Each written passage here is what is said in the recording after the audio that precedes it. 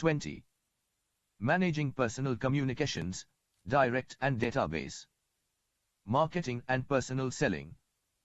Although mass and digital communications provide many benefits, there are times personal communications are needed to be relevant and close a sale, or perhaps even to elect a president. Many political pundits credit savvy database marketing as a crucial factor in the re-election of US President Barack Obama in 2012. 1. After database marketing proved a key to winning the presidential election in 2008, the Obama campaign team vowed to exploit it even more during his 2012 re-election campaign. Emerging the main Democratic voter files with information from pollsters, fundraisers, field workers, and customer databases, as well as social media and mobile contacts, they created one comprehensive database. Sophisticated data analytics helped raise $1 billion and fine-tune the use of TV ads, phone calls, direct mail, door-to-door campaigning, and social media, especially in critical swing states. Much of the $690 million raised online resulted from carefully targeted and tested emails. Every day, the campaign used small groups of supporters to test as many as 18 different versions of emails varying in subject line, amounts requested, and sender. The winning combination went to the broad base of tens of millions of supporters. Campaign analysts found that a casual tone, such as the word "hey," was often effective in subject lines and that supporters seemed to never tire of the emails. The campaign also broke new ground with a Facebook campaign in which people who downloaded an app were sent messages with pictures of their friends in swing states and asked to click a button to automatically urge those targeted voters to register to vote or get to the polls. As a result of all these efforts, 1.25 million more 18 to 24-year-old voters supported Obama in 2012 than 2008. Personalizing communications and saying and doing the right thing for the right person at the right time are critical for marketing effectiveness. In this chapter, we consider how companies personalize their marketing communications to have more impact. We begin by evaluating direct and database marketing, then move on to consider personal selling and the sales force. Direct marketing. Today, many marketers build long-term relationships with customers. They send birthday cards, information materials, or small premiums. Airlines, hotels, and other businesses adopt frequency reward programs and club programs. To direct marketing is the use of consumer direct, CD, channels to reach and deliver goods and services to customers without using marketing middlemen. Direct marketers can use a number of channels to reach individual prospects and customers: direct mail, catalog marketing, telemarketing, interactive TV, kiosks, websites, and mobile devices. They often seek a measurable response, typically a customer order, through direct order marketing. Direct marketing has been a fast-growing avenue, partly in response to the high and increasing costs of reaching business markets through a sales force. Sales produced through traditional direct marketing channels, catalogs, direct mail, and telemarketing, have been growing rapidly. Along with direct mail sales, which include sales to the consumer market, B2B, and fund raising by charitable institutions, direct marketing has been outpacing U.S. retail sales. It produced $2.05 trillion in sales in 2012, accounting for approximately 8.7% of GDP. 3. The benefits of direct marketing. Market demassification has resulted in an ever-increasing number of market niches. Consumers short of time and tired of traffic and parking headaches appreciate toll-free phone numbers, always-open websites, next-day delivery, and direct marketers' commitment to customer service. In addition, many chain stores have dropped slower-moving specialty items, creating an opportunity for direct marketers to promote these to interested buyers instead. Sellers benefit from demassification as well. Direct marketers can buy a list containing the names of almost any group: left-handed people, overweight people, or millionaires. They can customize and personalize messages and build a continuous relationship with each customer. New parents will receive periodic mailings describing new clothes, toys, and other goods as their child grows. Direct marketing can reach prospects at the moment they want a solicitation and therefore be noticed by more highly interested prospects. It lets marketers test alternate media and messages to find the most cost-effective approach. Direct marketing also makes the company's offer and strategy less visible to competitors.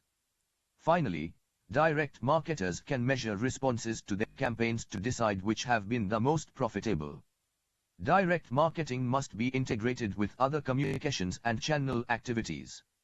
For Eddie Bauer, Land's End, and the Franklin Mint made fortunes building their brands in the direct marketing mail order and phone order business and then opened retail stores.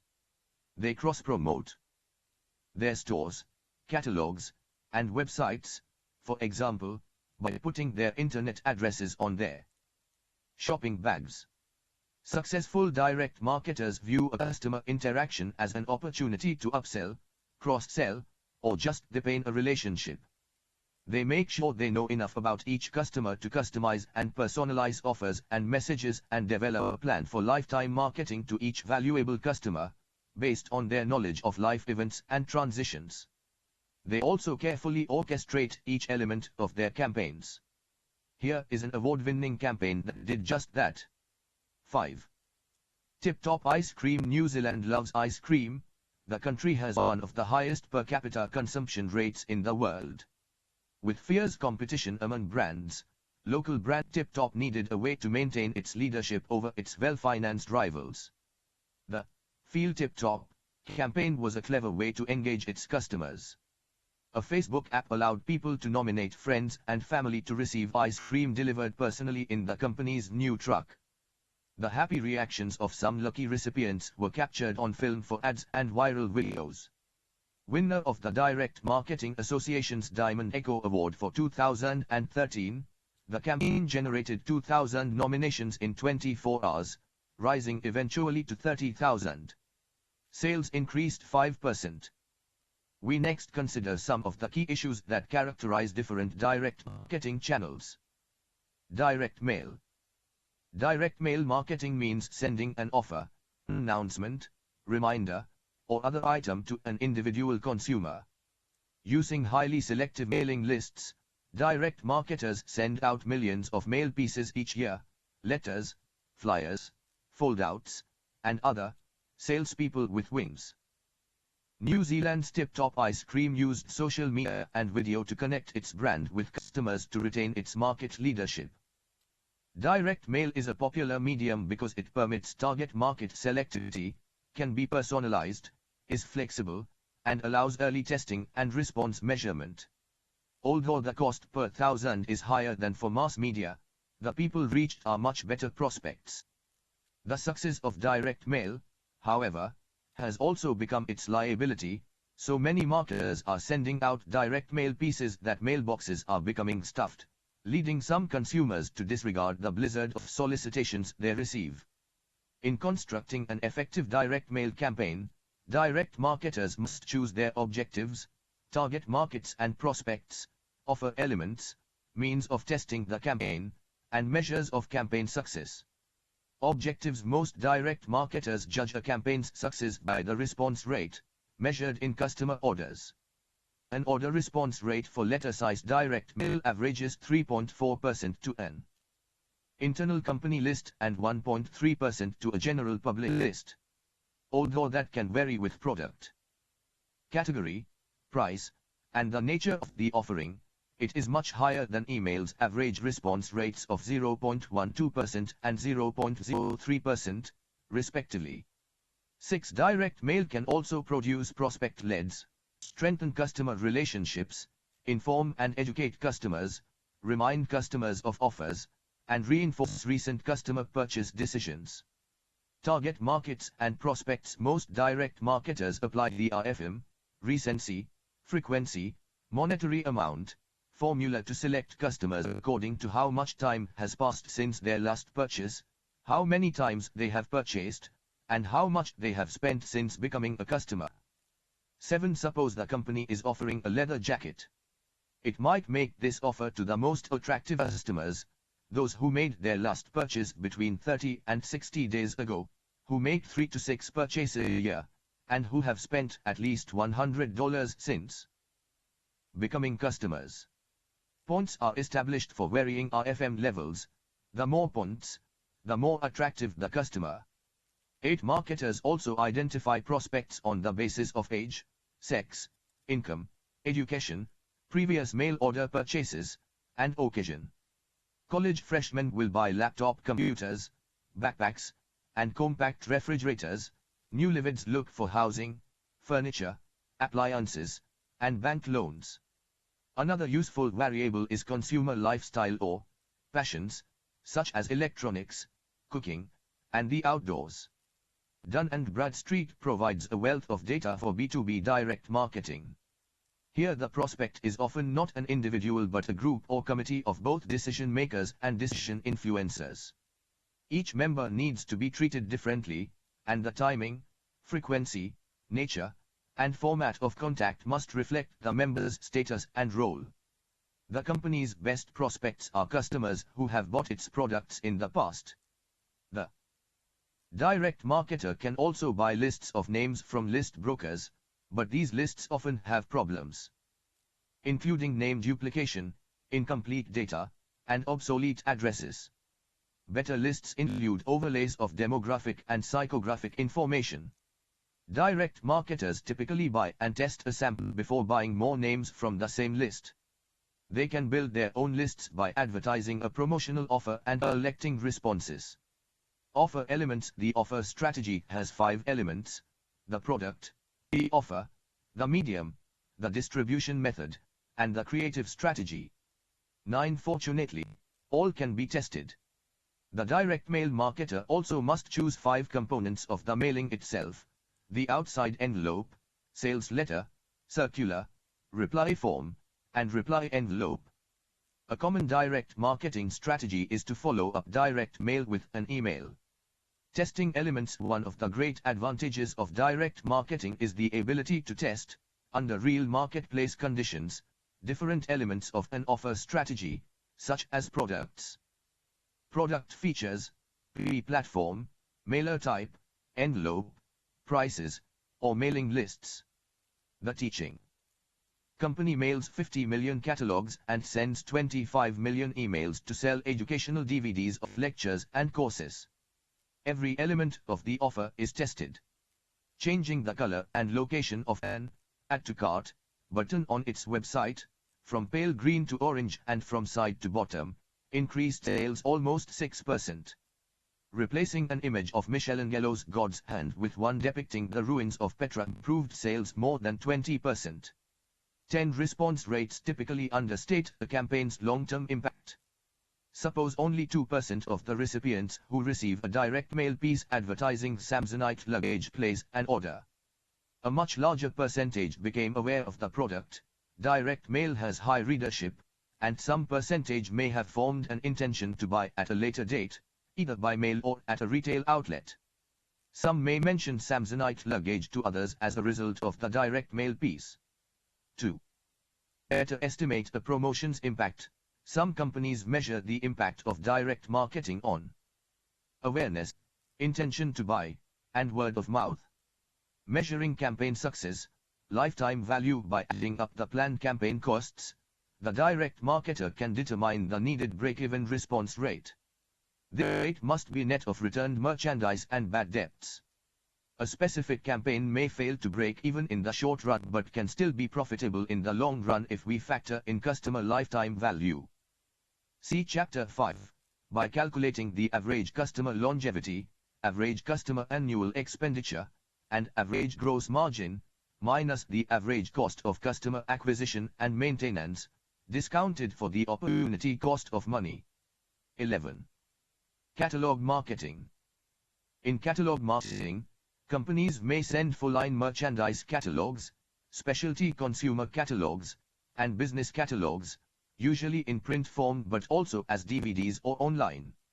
In 2010, 3 of the top B2C catalog sellers were Dell, $52 billion, Staples, $9.8 billion, and CDW, $8.8 billion.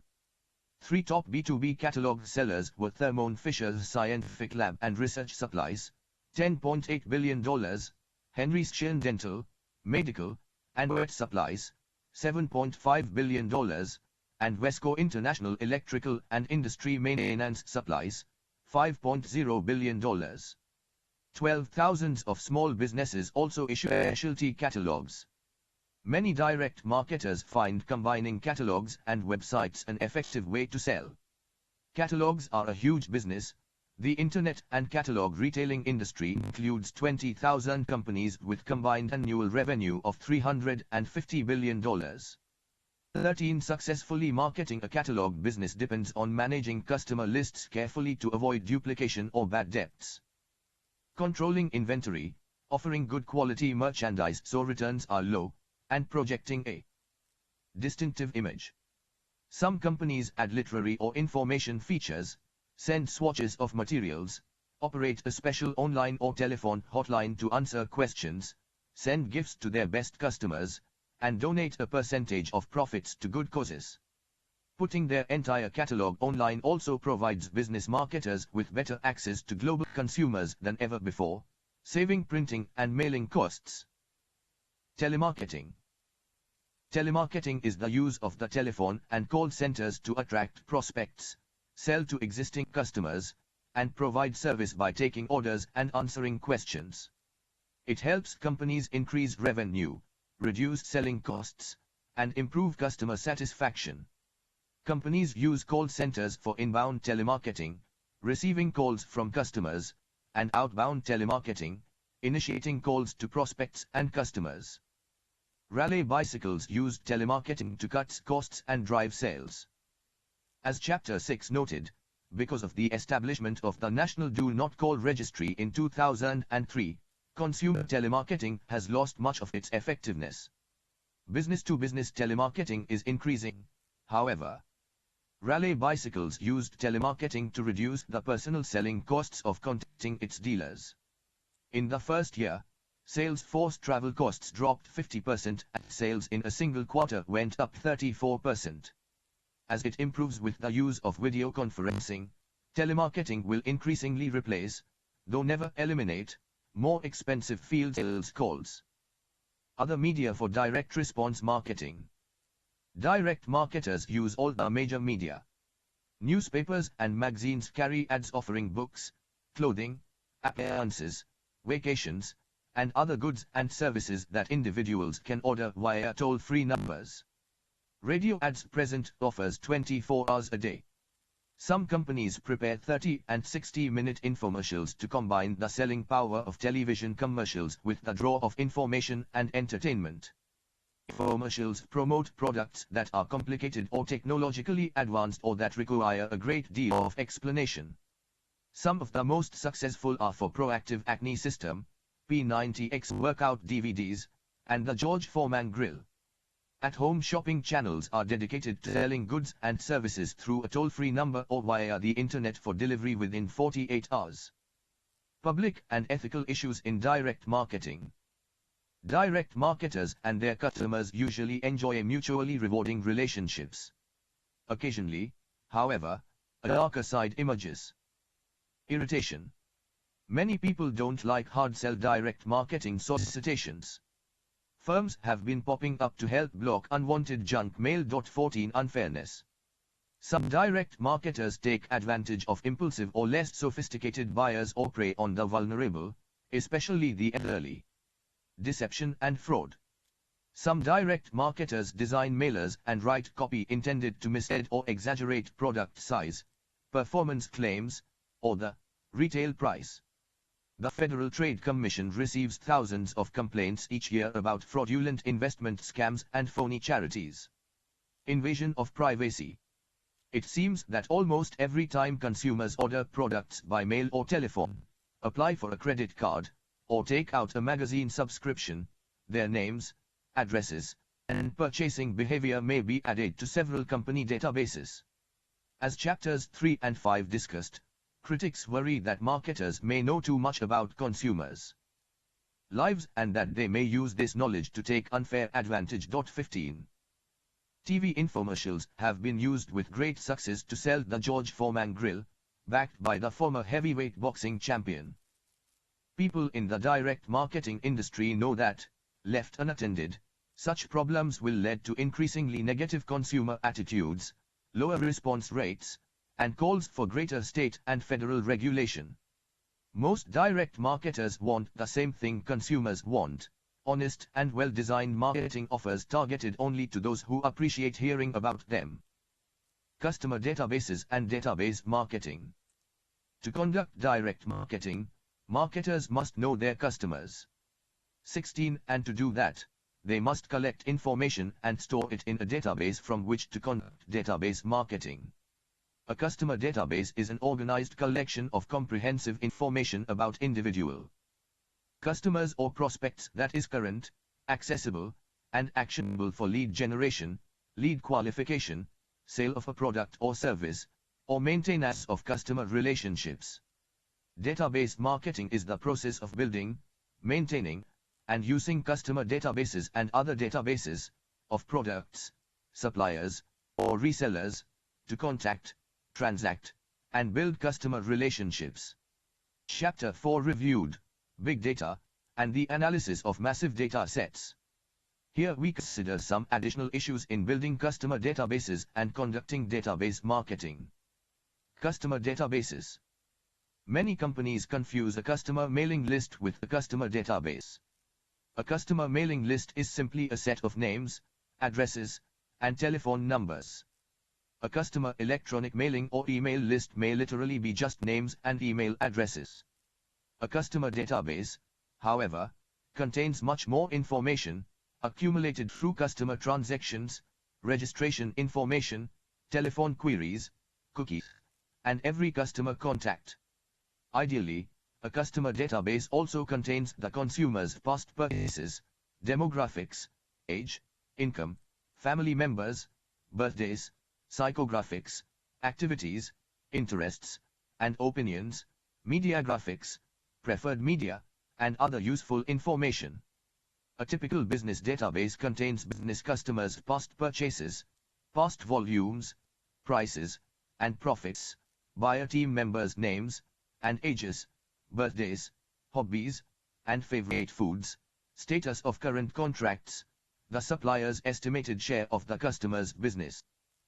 Competitive suppliers, assessment of competitive strengths and weaknesses in selling and servicing the account, and relevant customer buying practices, patterns, and policies.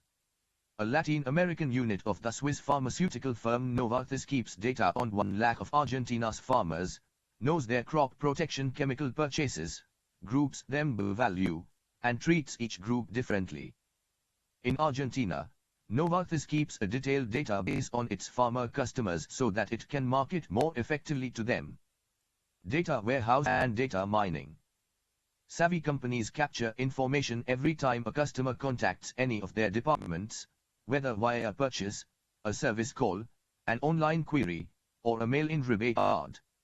17 banks and credit card companies, telephone companies, catalog marketers, and many other companies have a great deal of information about their customers, including transaction history and enhanced data on age, family size, income, and other demographics. These data are collected by the company's contact center and organized into a data warehouse where marketers can capture, query, and analyze them to draw inferences about an individual customer's needs and responses. Customer service reps inside the company can respond to customer inquiries based on a complete picture of the customer relationship, and customized marketing activities can be directed to individual customers. Some firms provide specialized help to support database marketing. 18. Dunnhumby. British research firm Dunnhumby has increased the profitability of retailers and other firms by gleaning insights from their loyalty program data and credit card transactions. The firm has helped British supermarket giant Tesco manage every aspect of its business, creating new shop formats, arranging store layouts, developing private label products, and tailoring coupons and special discounts to its loyalty card shoppers. Tesco decided against dropping a poor-selling type of bread after Dunnhumby's analysis revealed it was a destination product for a loyal cohort that would shop elsewhere if it disappeared. US clients of Dunnhumby have included Coca-Cola, Kroger, Macy's, and Home Depot. Based on data from 350 million people in 28 countries, Dunnhumby's insights have aided decisions about product range, availability, space planning, and new product innovations. For a major European catalog company, Dunnhumby found that not only did shoppers with different body types prefer different clothing styles, they also shopped at different times of the year. Slimmer consumers tended to buy early in a new season, whereas larger folks tended to take fewer risks and wait until later in the season to see which styles proved popular. Through data mining, marketing statisticians can extract from the mass of data useful information about individuals, trends, and segments.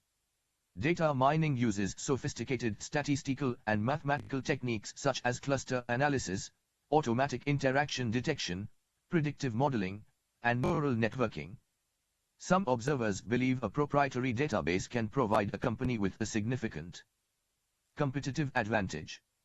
19 In general, companies can use their databases in 5 ways. Tesco uses insights gained from a massive customer database to help make all kinds of business and marketing decisions. 1. To identify prospects. Many companies generate sales leads by advertising their product or service and including a response feature, such as a link to a home page, a business reply card, or a toll-free phone number, and building a database from customer responses. The company sorts through the database to identify the best prospects, then contacts them by mail, email, or phone to try to convert them into customers. 2. To decide which customers should receive a particular offer, companies interested in selling, upselling, and cross-selling set up criteria describing the ideal target customer for a particular offer. Then they search their customer databases for those who most closely resemble the ideal. By noting response rates, a company can improve its targeting precision. Following a sale, it can set up an automatic sequence of activities. 1 week later email a thank you note. 5 weeks later email a new offer. 10 weeks later, if the customer has not responded, email an offer of a special discount. 3. To deepen customer loyalty, companies can build interest and enthusiasm by remembering customer preferences and sending appropriate gifts, discount coupons, and interesting reading material. 4. To reactivate customer purchases, automatic mailing programs, automatic marketing, can send out birthday or anniversary cards, holiday shopping reminders, or off-season promotions. The database can help the company make attractive or timely offers. 5. To avoid serious customer mistakes, a major bank confessed to a number of mistakes it had made by not using its customer database well.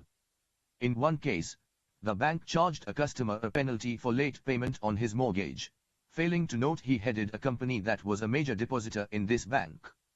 The customer quit the bank. In a second case, 2 different staff members of the bank phoned the same mortgage customer offering a home equity loan at different prices. Neither knew the other had made the call. In a third case, the bank gave a premium customer only standard service in another country. The downside of database marketing. Database marketing is most frequently used by business marketers and service providers that routinely collect masses of customer data, like hotels, banks, airlines, and insurance, credit card, and phone companies. Other types of companies that invest in database marketing are those that favor cross-selling and upselling, such as GE and Amazon.com, or whose customers have highly differentiated needs and are of highly differentiated value to the company. Although packaged goods retailers and consumer packaged goods companies use database marketing less frequently, many, such as Kraft, Quaker Oats, Ralston Purina, and Nabisco, are building databases for certain brands. Having covered the upside of database marketing, we also need to cover the downside. 5. Main problems can prevent a firm from effectively using database marketing. 1. Some situations are just not conducive to database marketing. Building a customer database may not be worthwhile when 1. A product is a once-in-a-lifetime purchase, a grand piano. 2. Customers show little loyalty to a brand. There is a lot of customer churn. 3. The unit sale is very small, a candy bar, so customer lifetime value is low. 4. The cost of gathering information is too high. And 5. There is no direct contact between the seller and ultimate buyer. 2. Building and maintaining a customer database require a large investment. Computer hardware, database software, analytical programs, communication links, and skilled staff can be costly. It's difficult to collect the right data, especially to capture all the occasion of company interaction with individual customers. Deloitte Consulting found 70% of firms experienced little or no improvement from implementing customer relationship management, CRM. Because the system was poorly designed, it became too expensive, users didn't make much use of it or report much benefit, and collaborators ignored it. Sometimes companies mistakenly concentrate customer contact processes without making corresponding changes in internal structures and systems. 20. 3. Employees may resist becoming customer-oriented and using the available information. Employees find it far easier to carry on traditional transaction marketing than to practice CRM. Effective database marketing requires managing and training employees as well as dealers and suppliers. For not all customers want a relationship with the company. Some may resent knowing the company has collected that much personal information about them. Online companies should explain their privacy policies and give consumers the right not to have their information stored. European countries do not look favorably on database marketing and are protective of consumers' private information. The European Union passed a law handicapping the growth of database marketing in its 28 member countries.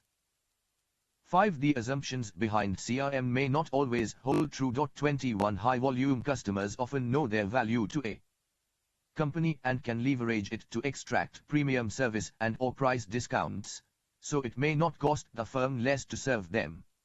Loyal customers may also be jealous of attention lavished on other customers. When eBay began to chase big corporate customers such as IBM, Disney, and Sears, some mom-and-pop businesses that helped build the brand felt abandoned. 22. Loyal customers also may not necessarily be the best ambassadors for the brand.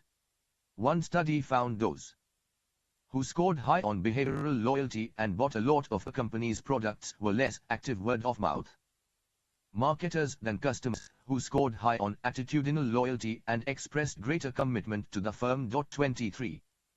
When it works, a data warehouse yields more than it costs, but the data must be in good condition, and the discovered relationships must be valid and acceptable to consumers. Designing the sales force. The original and oldest form of direct marketing is the field sales call. To locate prospects, develop them into customers, and grow the business, most industrial companies rely heavily on a professional sales force or hire manufacturers' representatives and agents. Many consumer companies such as Allstate, Amway, Avon, Mary Kay, Merrill Lynch, and Tupperware use a direct selling force. U.S. firms spend more than $1 trillion annually on sales forces and sales force materials, more than on any other promotional method. In 2012, more than 10% of the total workforce worked full-time in sales occupations, both non-profit and for-profit. 24 hospitals and museums, for example, use fundraisers to contact donors and solicit donations. In asserting that selling is the core function of every company, Boston Beer founder Jim Koch notes, "Without sales, there is no business to manage." 25. For many firms, sales force performance is critical. 26. Boston Beer founder Jim Koch is a firm believer that the selling function is essential to the success of its Samuel Adams brand. Sobe John Bello, founder of Sobe nutritionally enhanced teas and juices, has given much credit to his sales force for the brand's successful ascent. Bello claims that the superior quality and consistent sales effort from the 150 salespeople the company had at its peak was directed toward one simple goal: so be one in the street, because our salespeople were there more often and in greater numbers than the competition, and they were more motivated by far. Sobe's sales force operated at every level of the distribution chain.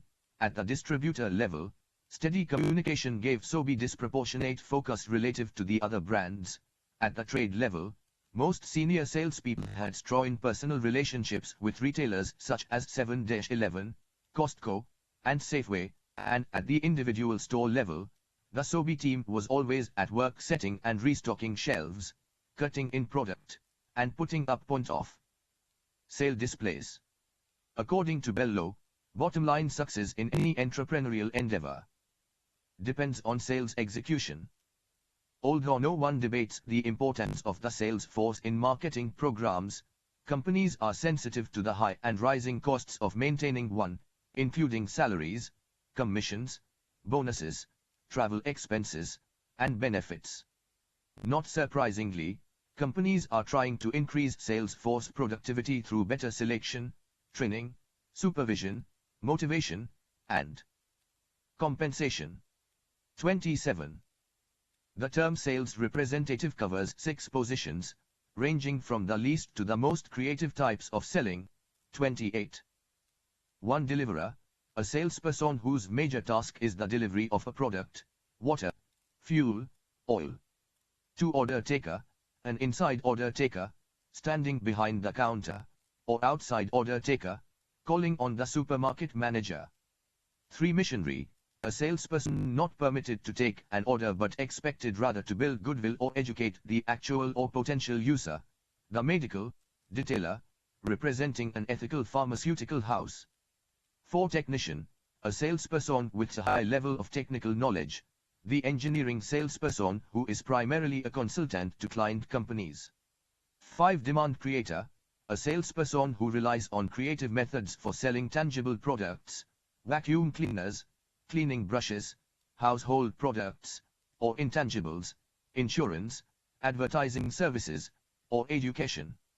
6 solution vendor, a salesperson whose expertise is solving a customer's problem, often with the system of the company's products and services, for example, computer and communications systems. Salespeople are the company's personal link to its customers.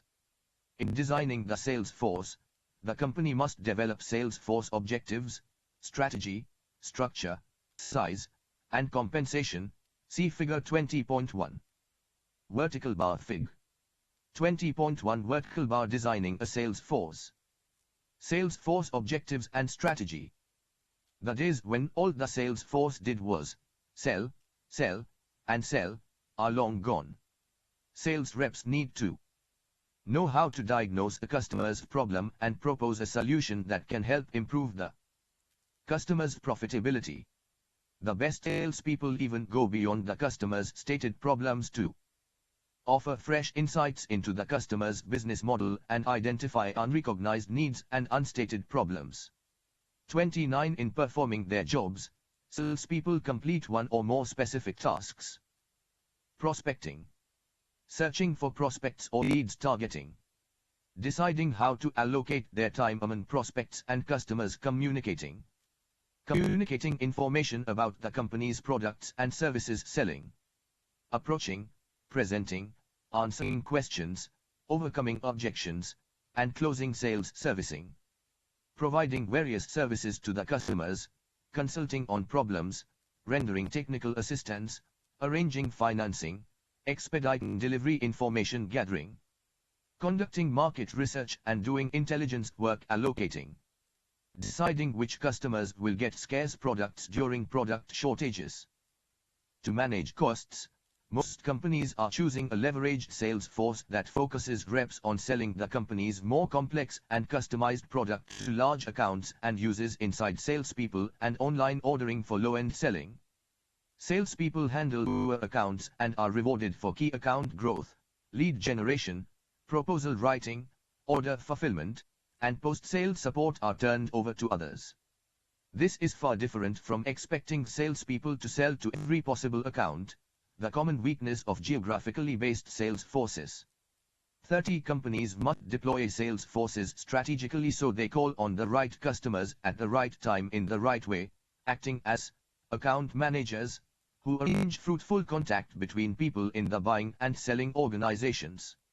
Selling increasingly calls for teamwork and the support of others, such as top management, especially when national accounts or major sales are at stake.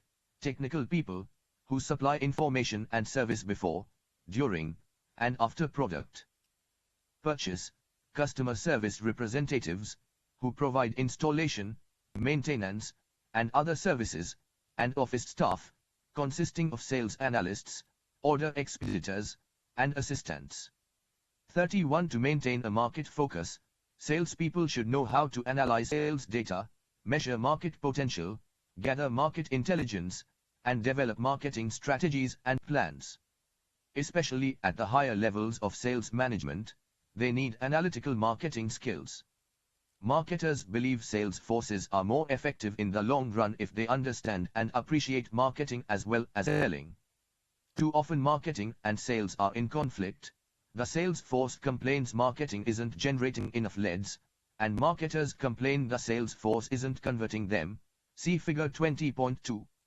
Improved collaboration and communication between these two can increase revenues and profits. 32. Jim Farley, CMO at Ford, notes that, "The coolest thing about my job at Ford is that I'm in charge of both marketing and sales," and maintains that it is a mistake to have separate people in charge. He sees the best salespeople at Ford as a cross between problem solvers, who help explain and customize all the sophisticated automobile electronics, and concierges, who help with all the steps in the complicated process of buying a car. 33. To improve mutual understanding, Honeywell moves marketers into sales and vice versa when appropriate, as well as getting them together for joint meetings throughout the year. 34. Once the company chooses its strategy, it can use a direct or a contractual sales force. A direct company sales force consists of full or part-time paid employees who work exclusively for the company. Inside salespeople conduct business from the office and receive visits from prospective buyers, and field salespeople travel and visit customers. A contractual sales force consists of manufacturers' reps, sales agents, and brokers who earn a commission based on sales. Vertical bar Fig. 20.2. Vertical bar: a hypothetical, dysfunctional, sales marketing exchange. Source: based on a talk by Scott Sanderud and Jeff Standish. Work together, win together, resolving misconceptions between sales and marketing. Talk given at Marketing Science Institute's Marketing, Sales, and Customers Conference, 7th December 2005.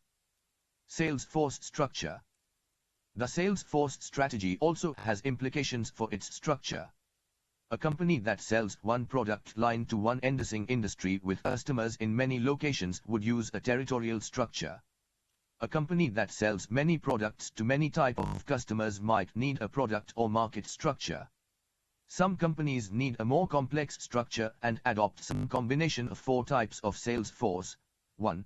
A strategic market sales force assigned to major accounts. See below. 2. A geographic sales force calling on customers in different territories. 3. A distributor sales force calling on and coaching distributors. And 4. An inside sales force marketing and taking orders online and via phone. Ford CMO Jim Farley believes that it is highly beneficial that he is in charge of both marketing and sales. Established companies need to revise their sales force structures as market and economic conditions change. SAS, seller of business intelligence software, reorganized its sales force into industry-specific groups to serve such customers as banks, brokerages, and insurers, and saw revenue soar by 14%. 35. Marketing Insight, Major Account Management, discusses a specialized form of sales force structure. Sales force size. Sales representatives are one of the company's most productive and expensive assets. Increasing their number increases both sales and costs. Once the company establishes the number of customers it wants to reach, it can use a workload approach to establish sales force size. This method has 5 steps. 1. Group customers into size classes according to annual sales volume. 2. Establish desirable call frequencies, number of calls on an account per year, for each customer class. 3. Multiply the number of accounts in each size class by the corresponding call frequency to arrive at the total workload for the country, in sales calls per year. 4. Determine the average number of calls a sales representative can make per year. 5. Divide the total annual calls required by the average annual calls made by a sales representative to arrive at the number of sales representatives needed. Marketing insight. Major account management marketers typically single out for attention major accounts, also called key accounts, national accounts, global accounts, or house accounts. These are important customers with multiple divisions in many locations that use uniform pricing and coordinated service for all divisions. A major account manager, MAM, usually reports to the national sales manager and supervises field reps calling on customer plants within their territories. The average company manages about 75 key accounts.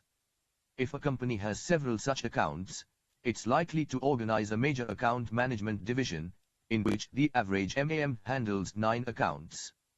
Large accounts are often handled by a strategic account management team with cross-functional members who integrate new product development, technical support, supply chain, marketing activities, and multiple communication channels to cover all aspects of the relationship.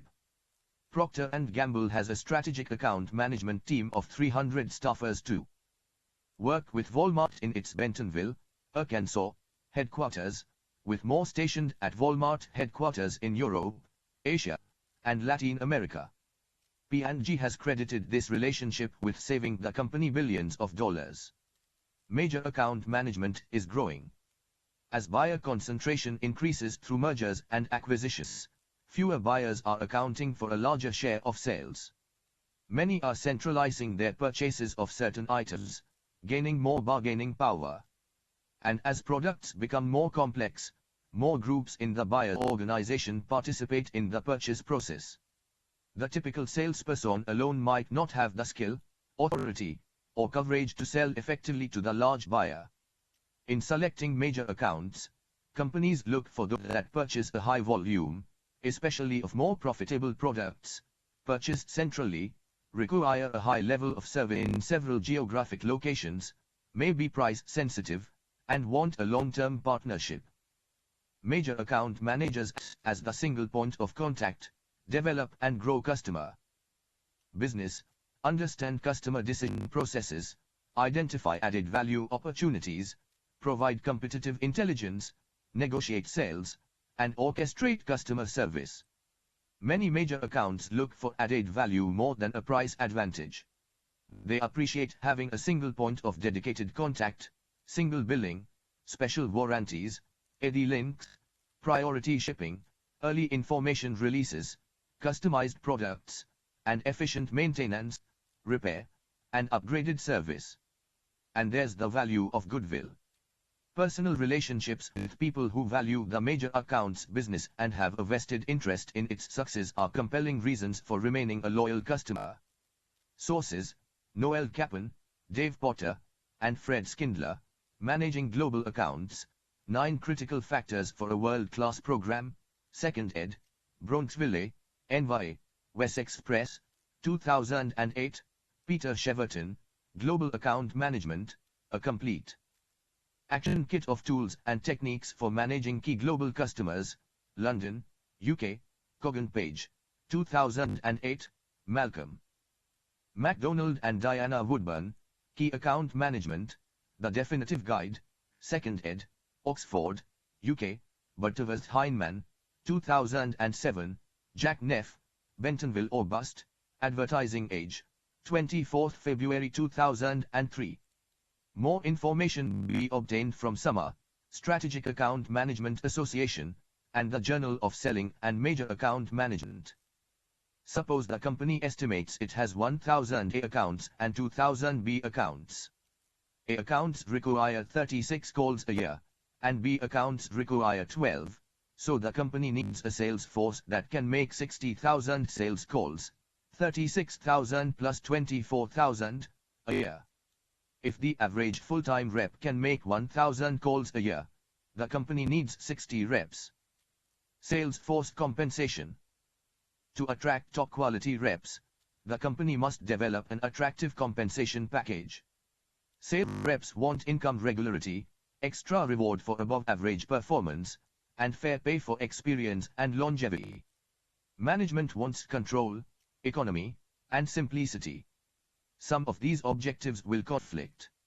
No wonder compensation plans vary tremendously among and even within industries. The company must quantify 4 components of sales force compensation. The fixed amount, a salary, satisfies the need for income stability. The variable amount, whether commissions, bonus, or profit sharing, serves to stimulate and reward effort. 36 expense allowances enable sales reps to meet the costs of travel and entertaining on the company's behalf. Benefits, such as paid vacations, sickness or accident benefits, pensions, and health and life insurance, provide security and job satisfaction. Fixed compensation is common in jobs with a high ratio of non-selling to selling duties and jobs where a selling task is technically complex and requires teamwork. Variable compensation works best where sales are cyclical or depend on individual initiative. Fixed and variable compensation give rise to 3 basic types of compensation plans: straight salary, straight commission, and combination salary and commission. One survey revealed that more than half of sales reps receive 40% or more of their compensation in variable pay. 37 straight salary plans provide a secure income, encourage reps to complete non-selling activities, and reduce incentive to overstock customers. For the firm, these plans deliver administrative simplicity and lower turnover. When semiconductor company Microchip dropped commissions for its sales force, sales actually increased. 38 straight commission plans attract higher performers, provide more motivation, require less supervision, and control selling costs. On the negative side, they emphasize getting sale over building the relationship. Combination plans feature the benefits of both plans while limiting their disadvantages. Plans that combine fixed and variable pay link the variable portion to a wide variety of strategic goals. One current trend emphasizes sales volume in favor of gross profitability, customer satisfaction, and customer retention. Other companies reward reps partly on sales team or even company-wide performance, motivating them to work together for the common good. Managing the sales force. Various policies and procedures guide the firm in recruiting, selecting, training, supervising, motivating, and evaluating sales representatives to manage its sales force. See Figure 20.3. Vertical bar Fig. 20.3 Vertical bar Managing the sales force. Recruiting and selecting representatives. At the heart of any successful sales force are appropriately selected representatives. One survey revealed that the top 25% of the sales force brought in more than 52% of the sales. It's a great waste to hire the wrong people. The average annual turnover rate of sales reps for all industries is almost 20%. Sales force turnover leads to lost sales, the expense of finding and training replacements, and often pressure on existing salespeople to pick up the slack. 39 studies have not always shown a strong relationship between sales performance on one hand and background and experience variables, current status, lifestyle, attitude, personality, and skills on the other. More effective predictors of high performance in sales are composite tests and assessment centers that simulate the working environment and assess applicants in an environment similar to the one in which they would work. 40. Although scores from formal tests are only one element in a set that includes personal characteristics, references, past employment history, and interviewer reactions, they have been weighted quite heavily by companies such as IBM, Prudential, and Procter & Gamble. Gillette claims tests have reduced turnover and scores have correlated well with the progress of new reps. Training and supervising sales representatives. Today's customers expect salespeople to have deep product knowledge, add ideas to improve operations, and be efficient and reliable. These demands have required companies to make a much greater investment in sales training. New reps may spend a few weeks to several months in training. The median training period is 28 weeks in industrial products companies, 12 in service companies, and 4 in consumer products companies. Training time varies with the complexity of the selling task and the type of recruit.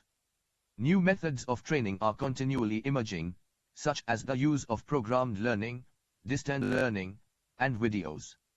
Some firms use role-playing and sensitivity or empathy training to help reps identify with customers' situations and motives. Reps paid mostly on commission generally receive less supervision. Those who are salaried and must cover definite accounts are likely to receive substantial supervision. With multi-level selling, which Avon, Sara Lee, Virgin, and others use, independent distributors are also in charge of their own sales force selling company products.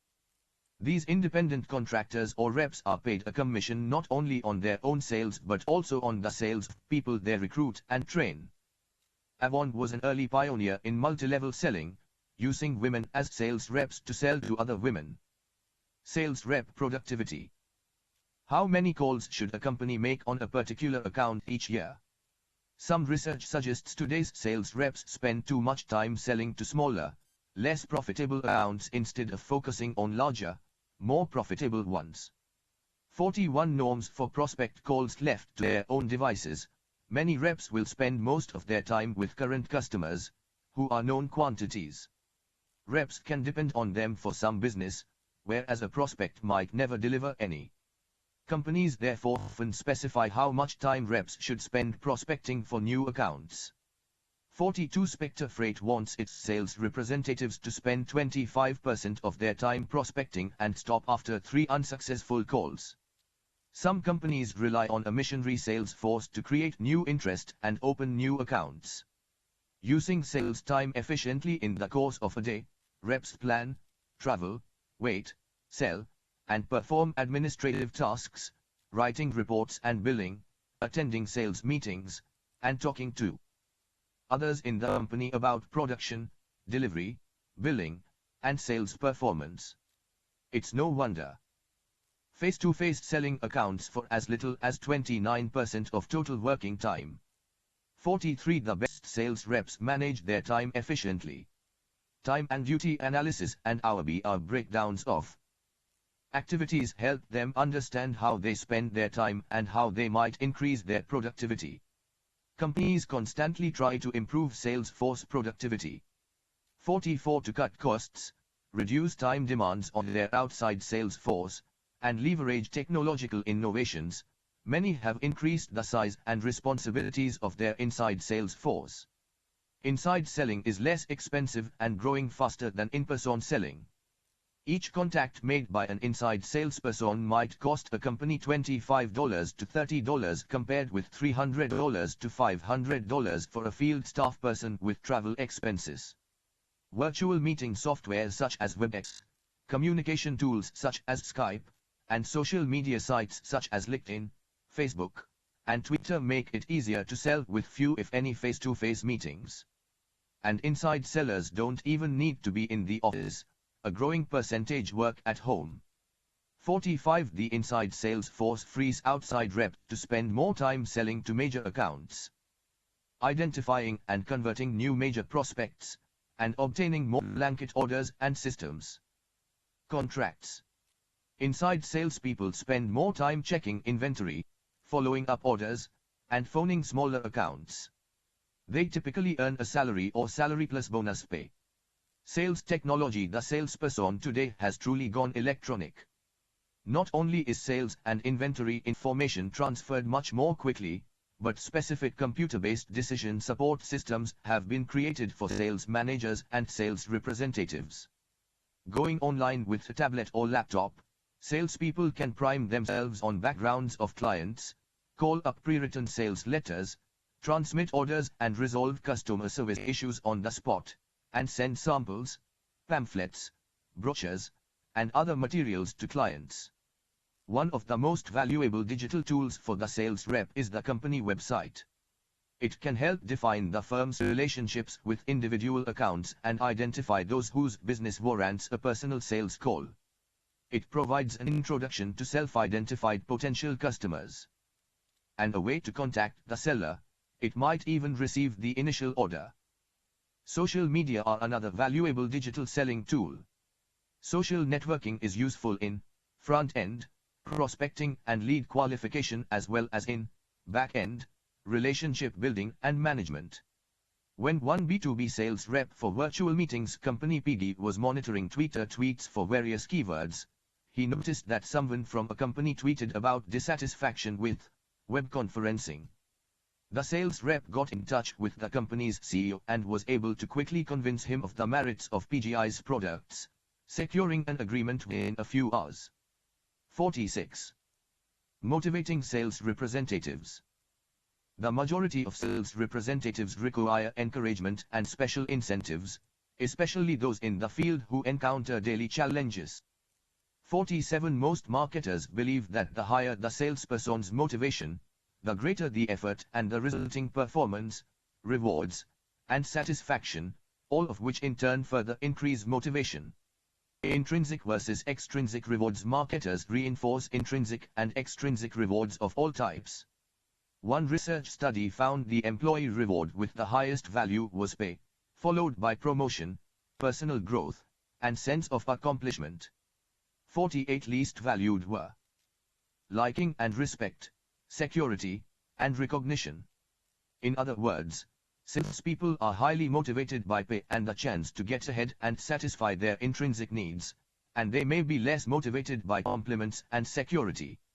Some firms use sales contests to increase sales effort.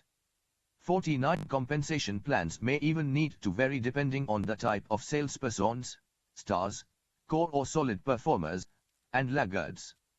50. Stars benefit from no ceiling or caps on commissions, overachievement commissions for exceeding quotas, and prize structures that allow multiple winners.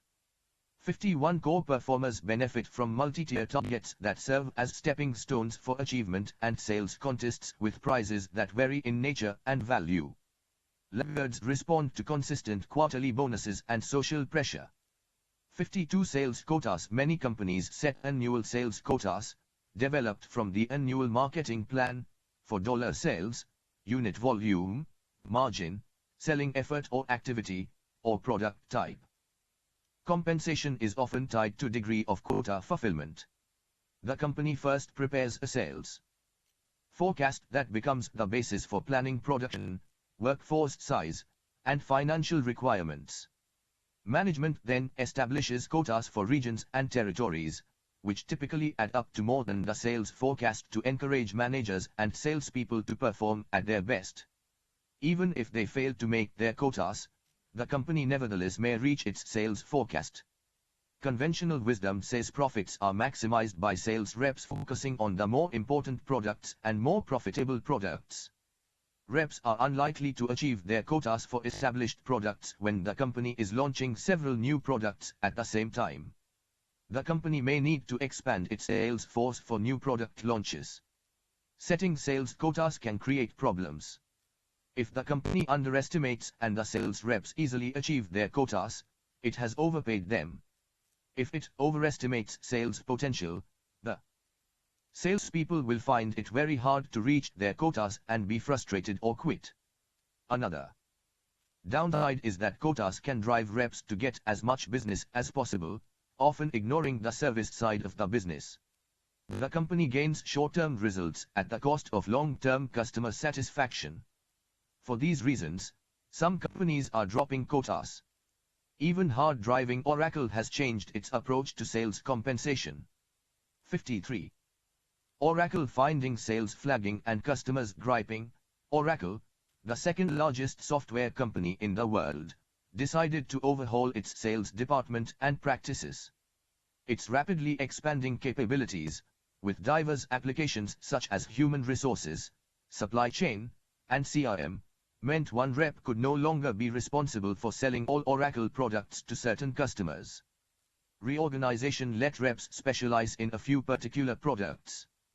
To tone down the sales force's reputation as overly aggressive, Oracle changed the commission structure from a range of 2% to 12% to a flat 4% to 6% and adopted guidelines on how to play nice with channels, independent software vendors, ISVs, resellers, integrators, and value-added resellers, was. 6 principles instructed sales staff to identify and work with partners in accounts and respect their positions and the value they add in order to address partner feedback that Oracle should be more predictable and reliable. Evaluating sales representatives. We have been describing the feed-forward aspects of sales supervision, how management communicates what the sales reps should be doing and motivates them to do it. But good feed-forward requires good feedback, which means getting regular information about reps to evaluate their performance. Sources of information. The most important source of information about reps is sales reports. Additional information comes through personal observation, salesperson self-reports, customer letters and complaints, customer surveys, and conversations with other reps. Sales reports are divided between activity plans and write-ups of activity results. The best example of a former is the salesperson's work plan, which reps submit a week or month in advance to describe intended calls and routing. This report forces sales reps to plan and schedule their activities and inform management of their whereabouts. It provides a basis for comparing their plans and accomplishments, or their ability to plan their work and work their plan. Many companies require representatives to develop an annual territory marketing plan in which they outline their program for developing new accounts and increasing business from existing accounts. Sales managers study these plans, make suggestions, and use them to develop sales quotas. Sales reps write up completed activities on call reports. They also submit expense reports, new business reports, lost business reports, and reports on local business and economic conditions. These reports provide raw data from which sales managers can extract key indicators of sales performance. 1. Average number of sales calls per salesperson per day. 2. Average sales call time per contact. 3. Average revenue per sales call. 4. Average cost per sales call. 5. Entertainment cost per sales call. 6. Percentage of orders per 100 sales calls. 7. Number of new customers per period. 8. Number of lost customers per period. And 9. Sales force cost as a percentage of total sales. Formal evaluation. The sales force's reports along with other observations supply the raw materials for evaluation. One type of evaluation compares current with past performance. An example is shown in Table 20.1. The sales manager can learn many things about Rep John Smith from this table.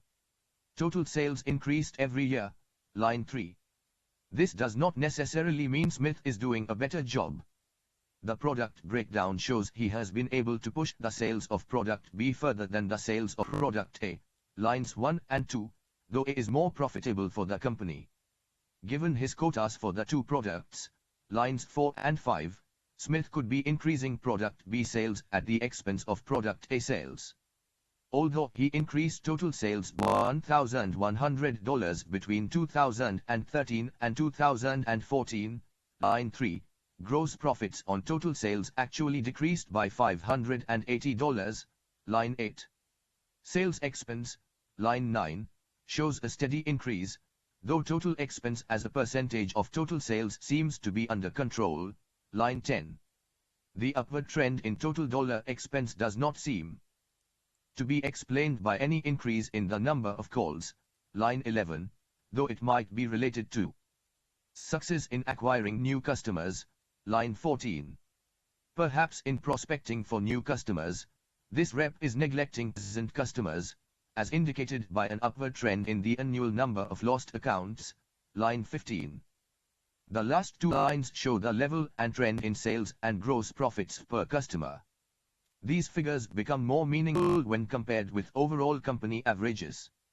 If Smith's average gross profit per customer is lower than the company's average, he could be concentrating on the wrong customers or not spending enough time with each customer. A review of annual number of calls, line 11, shows he might be making fewer annual calls than the average salesperson.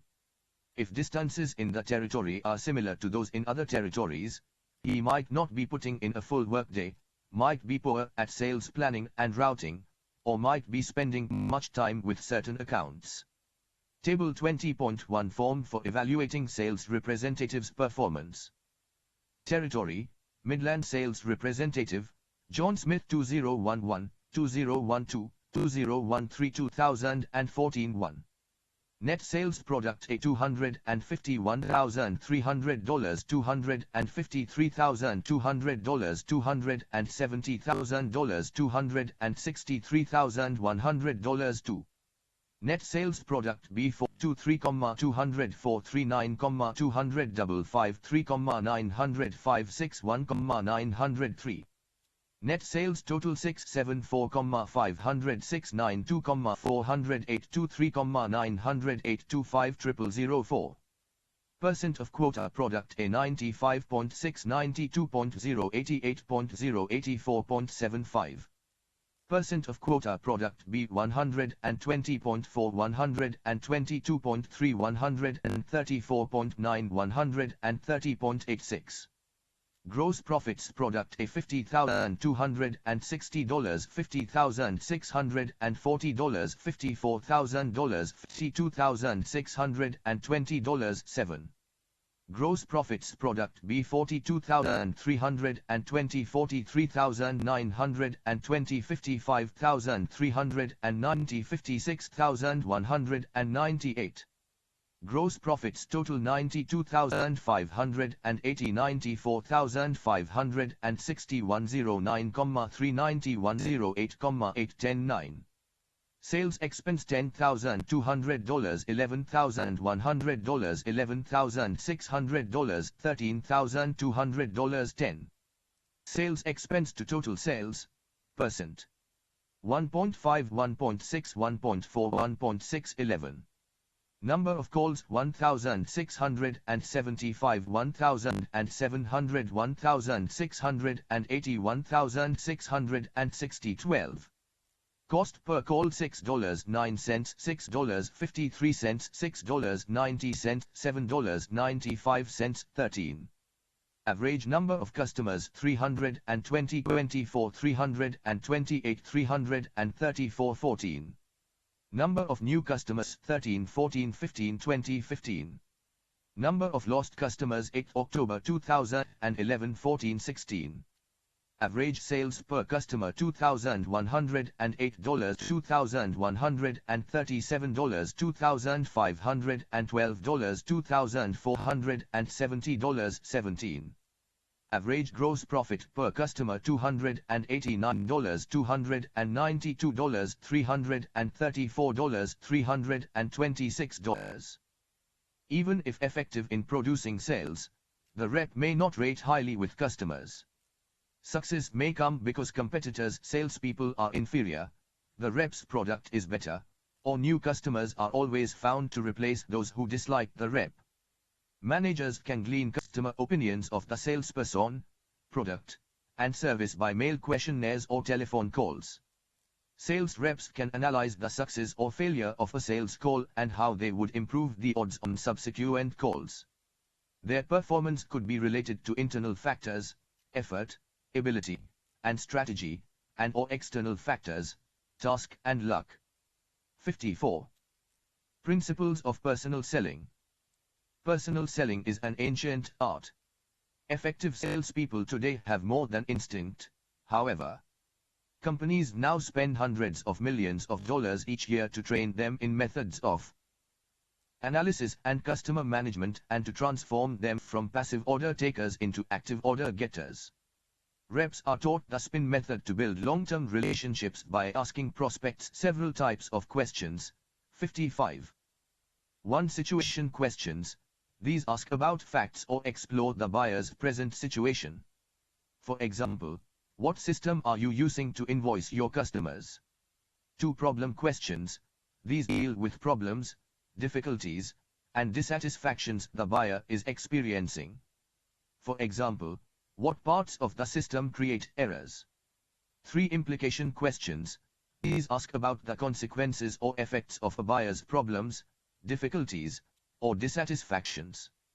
For example, how does this problem affect your people's productivity? 4 need payoff questions. These ask about the value or usefulness of a proposed solution. For example, how much would you save if our company could help you reduce errors by 80%? Most sales training programs agree on the major steps in any effective sales process. We show these steps in figure 20.4 and discuss their application to industrial selling next. 56 Note that application of these selling practices can vary in different parts of the world. Pfizer has to sell very differently in Latin America than in North America. 57. Pharma giant Pfizer sells its drug brands differently in different parts of the world. The 6 steps. Prospecting and qualifying. The first step in selling is to identify and qualify prospects. More companies are taking responsibility for finding and qualifying leads so salespeople can use their expensive time doing what they do best, selling. IBM qualifies leads according to the BUT acronym. Does the customer have the necessary budget, the authority to buy, a compelling need for the product or service, and a timeline for delivery that aligns with what is possible? Marketers these days are going beyond BUT and getting increasingly sophisticated in their pursuit of qualified leads. One software firm, Infa, uses 150 different signals, including dozens of online data feeds, to rate customer leads. Using inputs as diverse as prospects' hiring practices, job boards, and sample tweets from customers and employees, the company's software classifies prospects as worth a call or offer, or not. 58 Pre-approach. The salesperson needs to learn as much as possible about the prospect company, what it needs, who takes part in the purchase decision, and its buyers, personal characteristics and buying styles. How is the purchasing process conducted at the company? How is it structured? Many purchasing departments in larger companies have been elevated to strategic supply departments with more professional practices. Centralized purchasing may put a premium on having larger suppliers able to meet all the company's needs. At the same time, some companies are also decentralizing purchasing for smaller items such as coffee makers, office supplies, and other inexpensive necessities. The sales rep must thoroughly understand the purchasing process in terms of who, when, where, how, and why in order to set goal objectives, to qualify the prospect, gather information, or make an immediate sale. Another task is to choose the best contact approach, a personal visit, phone call, email, or letter. The right approach is crucial given that it has become harder for sales reps to get into the offices of purchasing agents, physicians, and other time-starved and internet-enabled potential customers. Finally, the salesperson should plan an overall sales strategy for the account. Vertical bar Fig. 20.4 Vertical bar Major steps in effective selling. Presentation and demonstration. The salesperson tells the product story to the buyer, using a features, advantages, benefits, and value (FABV) approach. Features describe physical characteristics of a market offering, such as chip processing speeds or memory capacity. Advantages describe why the features give the customer an edge. Benefits describe the economic, technical, service, and social pluses delivered. Value describes the offering's worth, often in monetary terms. Salespeople often spend too much time on product features, a product orientation, and not enough time stressing benefits and value, a customer orientation, especially when selling individualized or premium-priced products and in highly competitive markets. 59 The pitch to a prospective client must be highly relevant, engaging, and compelling. There is always another company waiting to take that business. 60 Overcoming objections. Customers typically pose objections. Psychological resistance. includes resistance to interference, preference for established supply sources or brands, apathy, reluctance to give up something, unpleasant associations created by the sales rep, predetermined ideas, dislike of making decisions, and a neurotic attitude toward money. Logical resistance might be objections to the price, delivery schedule, or product or company characteristics. To handle these objections, the salesperson maintains a positive approach, asks the buyer to clarify the objection, questions in such a way that the buyer answers his own objection, denies the validity of the objection, or turns it into a reason for buying.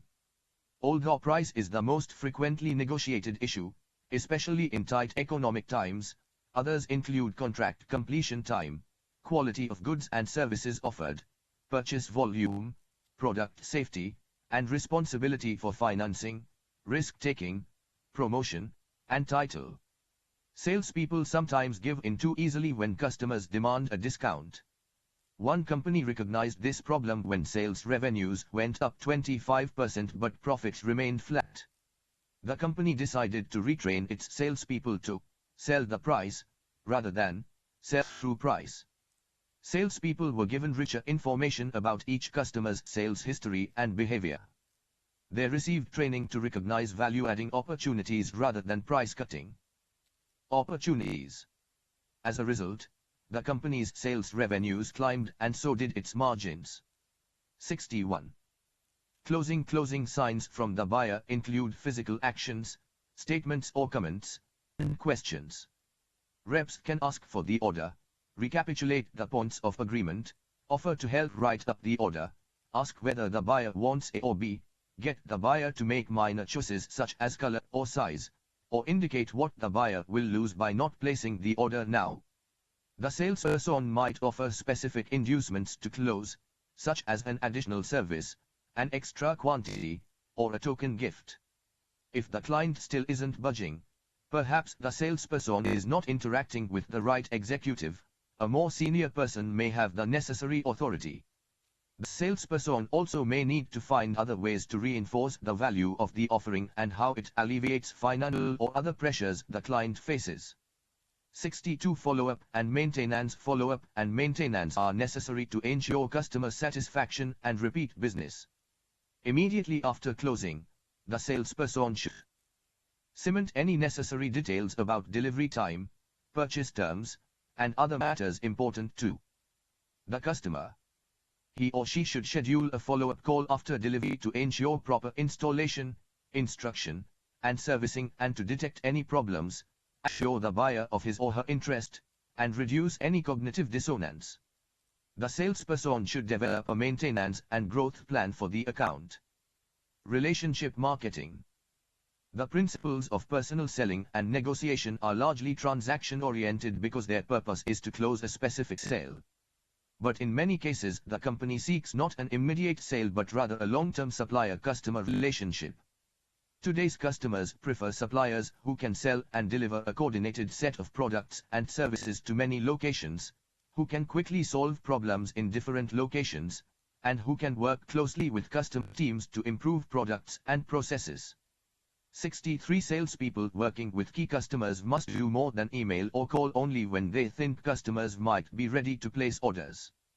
They should get in touch at other times and make useful suggestions about the business to create value. They should monitor key accounts, know customers' problems, and be ready to serve them in a number of ways, adapting and responding to different customer needs or situations.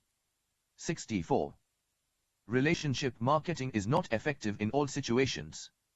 But when it is the right strategy and is properly implemented, the organization will focus as much on managing its customers as on managing its products.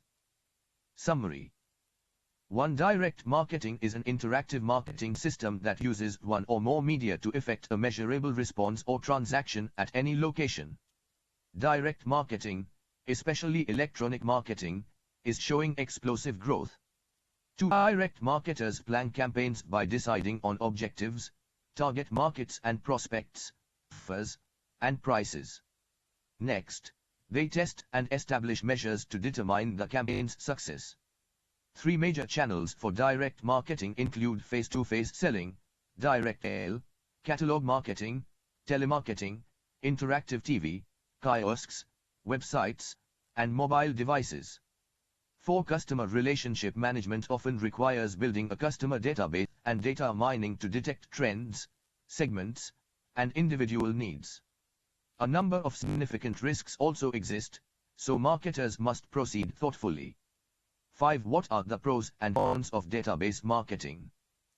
6. Salespeople serve as a company's link to its customers. The sales rep is the company to many of its customers, and it is the rep who brings back to the company much needed information about the customer. 7. Designing the sales force requires choosing objectives, strategy, structure, size, and compensation. Objectives may include prospecting, targeting, communicating, selling, servicing, information gathering, and allocating. Selecting strategy requires choosing the most effective mix of selling approaches. Structuring the sales force entails dividing territories by geography, product, or market, or some combination of these. To estimate how large the sales force needs to be, the firm estimates the total workload and how many sales hours, and hence salespeople, will be needed. Compensating reps requires identifying the types of salaries, commissions, bonuses, expense accounts, and benefits to give and how much weight customer satisfaction should have in determining total compensation. 8. There are 5 steps in managing the sales force.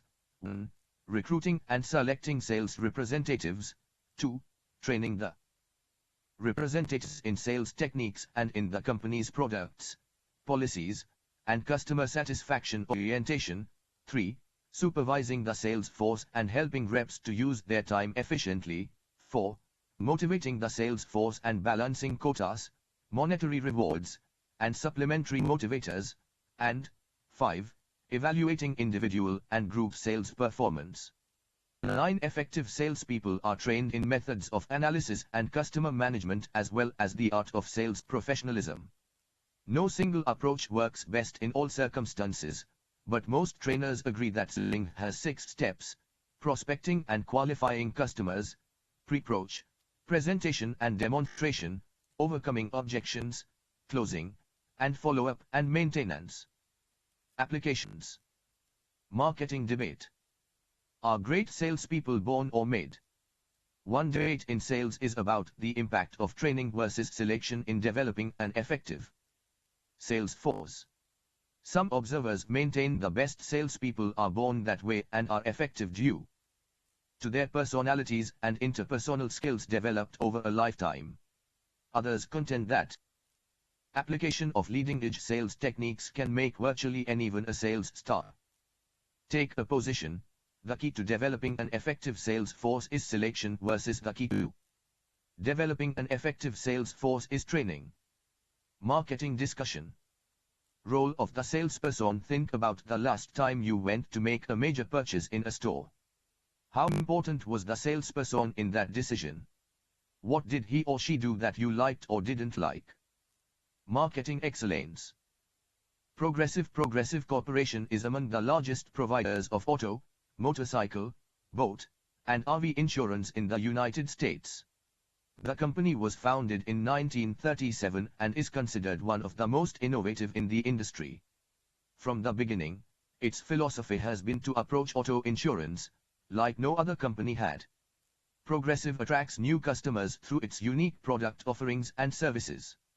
For example, it was the first insurance company to offer a drive-through claim service, a 24-hour claim service, and reduced rates for low-risk drivers. In 1994, it introduced comparison insurance shopping service, encouraging customers to call 800 Auto Pro, now 800 Progressive, and receive a progressive quote as well as comparison quotes from 3 other competitors. The company extended this service when it launched comparison rate shopping on the internet.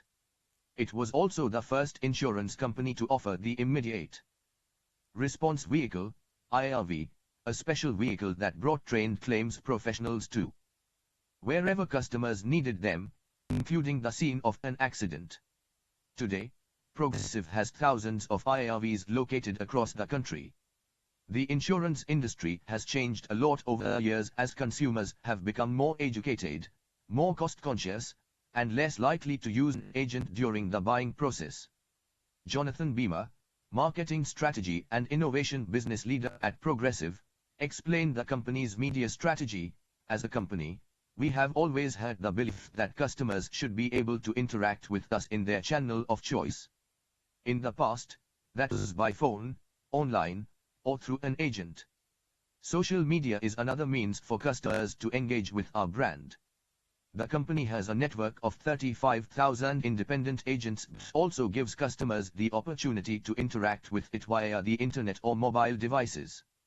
It offers consumers several options to manage their service claims as well. Policyholders can bring their damaged vehicle to a Progressive service center, or they can call Progressive for roadside assistance to take care of problems ranging from flat tires to locksmith needs. Consumers have responded positively to Progressive's marketing campaigns in recent years thanks to the company's iconic character Flo, a quirky, witty employee dressed in a white uniform and white apron bearing the company's logo. Flo commercials are often set in an imaginary insurance superstore and aimed at consumers who are considering getting a new insurance policy or changing insurers. The company has found that using a person to represent a brand helps consumers envision the intangible act of buying and selling insurance as a tangible one. Its ads also often feature a large white and blue insurance package, again reinforcing the idea that Progressive sells something concrete rather than abstract. In every commercial, Flo goes out of her way to help customers and their businesses. She works alongside plumbers, lugs shrubbery with landscapers, and finds stranded cars and drivers in pouring rain. Flo, her packages of insurance, and the Progressive Supercenters have all helped differentiate Progressive in a competitive industry. Flo is now one of the most recognized advertising icons, and as Chief Marketing Officer Jeff Charney explained, Flo has made us a household name. However, Progressive's marketing team is careful to keep her modern and relevant. She appears across all screens, including TV, the internet, mobile devices, smartphone apps, video games like Sims Social, and animated YouTube videos, and she even has her own Facebook page, along with millions of fans. The company's marketing has also won multiple awards, including Adweek, Brand Genius, Marketer of the Year Award, in 2011 and an Effie Award for Marketing Efficiency. Progressive has experienced impressive growth over the past 2 decades thanks to its innovative and affordable insurance solutions and direct marketing campaigns. Between 1996 and 2005, the company grew an average of 17% per year, from $3.4 billion to $14 billion. In 2013, it wrote 17.3 billion policies and earned $18.2 billion in revenue. Question. 1. What has Progressive done well over the years to attract new insurance customers? 2. Discuss Progressive's direct marketing campaign, which primarily revolves around the character Flo. Why does it resonate so well with consumers? 3. What else should Progressive be doing to ensure it stays top of mind in the competitive industry of insurance? Sources: Avian, How Progressive's CMO Jeff Charney Made Flo More Lovable Than Ducks and Geckos. Forbes, 3 May 2012. Giselle Abramovich, How Progressive Got Its Social Flow. CMO.com, 11 December 2013. Stuart Elliott, A Nomadic Insurance Pitchman, Luring New Consumers. New York Times, 30 November 2010. Gary Strauss, Progressive CEO calls Flo essential to its marketing plan. USA Today, 26 July 2012. E.J. Schultz, Progressive goes flawless in corporate image campaign. Ad Age, 23 September 2013. Boobs Best, integrated campaign, more than $200,000 Progressive commercial. Age, 8 October 2013. E.J. Schultz, Flo gets more company as Progressive roll out. The Box. Ad Age, 5th December 2012, Progressive.com, Progressive Insurance 2013 Annual Report. Marketing Excellence. Victoria's Secret. Victoria's Secret is the largest retailer of lingerie in the United States. Roy Raymond founded the company in 1977 because he thought retailers offered only racks of terry cloth robes and ugly floral print nylon nightgowns. In 1982, Raymond sold the company to Leslie Wexner, creator of Limited Stores Incorporated, for $1 million. At the time, Victoria's Secret had expanded to 4 stores and a catalog business. The company wasn't profitable, but Wexner recalled its attraction.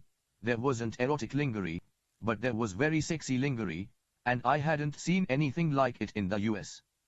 Although Wexner knew nothing about lingerie at the time, he saw an opportunity to look at the market in a new light. He explained, "Most of the women that I knew wore underwear most of the time, and most of the women that I knew I thought would rather wear lingerie most of the time, but there were no lingerie stores. I thought if we could develop price points and products that have a broader base of customer, it could be something big." The market during the 1970s and early 1980s in fact offered women very few options for lingerie shopping. At one end, women could buy Fruit of the Loom, Hans, or Jockey cotton underwear in 3-pair packages just as men did. Department stores offered little in terms of design and style. And lacy lingerie could be found only in stores like Fredericks of Hollywood, whose products were considered provocative, not for daily wear, and often embarrassing to shop for. Wexner took several steps to revamp Victoria's Secret. First, he realized the company should target female consumers who buy for themselves, rather than male customers who shop for their significant others. As a result, Victoria's Secret launched a range of new products in stylish colors, textiles, and patterns that made women feel sexy and glamorous in a tasteful manner. The company focused on consistency of fit, which helped create customer loyalty, and stores were reconfigured to appeal to female shoppers. Bra displays and fitting rooms were moved to the back, for instance, to provide customers with more privacy. Next, Wexner reinforced the brand image of style and sophistication by evoking a European look and feel throughout the stores and catalogs. Catalogs bore a fake London address. The company was really headquartered in Columbus, Ohio, while storefronts resembled 19th century England, complete with soft classical music and romantic style details throughout. Within 5 years, Victoria's Secret had expanded from a handful of stores to 346 and a growing catalog business. Victoria's Secret's catalog business is considered one of the most successful in the retail industry. When Wexner bought the company in 1982, each catalog cost a hefty $3 to produce and distribute. Its customer database grew significantly over the next 20 years and peaked at 400 million mailings in 1998. Today, Victoria's Secret spends approximately $220 million a year and mails 390 million catalogs worldwide. Its catalog business has been so successful because it accomplishes several things a retail store cannot. Most importantly, catalogs allow consumers to browse and shop for lingerie in the comfort and privacy of their homes. To accommodate them, Victoria's Secret takes telephone orders 24 hours a day. Before the internet, this was a critical key to the company's success. Catalogs also provide the opportunity to extend and test different product offerings, including bathing suits, sweaters, and dresses. Another milestone in Victoria's Secret's marketing strategy was its shift to include supermodel fashion shows and television commercials in the 1990s. In 1999, the company's steamy 30-second Super Bowl ad resulted in millions of visits to the company's website. Each year, millions more tune in to watch the world's top supermodels, including Victoria's Secret angels, strut down the runway in diamond-studded lingerie, high heels, and the company's signature angel wings. Erica Mastmeyer, an analyst at Robert W. Baird & Co., explained that the TV show is essentially an hour-long commercial. There are a lot of places to buy intimate apparel, but there's no other place that has such a strong brand connotation to it, and I think the fashion show is definitely a part of that. Victoria's Secret has accomplished what no company has. It took an intimate product and made it stylish, trendy, acceptable, and accessible through innovative and pitch-perfect direct marketing. The company recently expanded with the launch of Pink, a lingerie line targeted at 15 to 22-year-old women. The hope is that Pink consumers remain loyal to the Victoria's Secret brand as they grow older. Today, Victoria's Secret sells its products through alluring catalogs, through its website, and in more than 1,075 stores located primarily in shopping malls throughout the United States, Canada, and the United Kingdom. Annual sales topped $6 billion in 2013, and the company continues to grow the business, making lingerie trendy and stylish for women of all ages. Question 1. Why has Victoria's Secret been so successful? How does the company reach its target audience?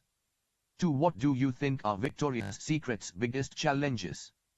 3. What's next for Victoria's Secret? How does the company grow?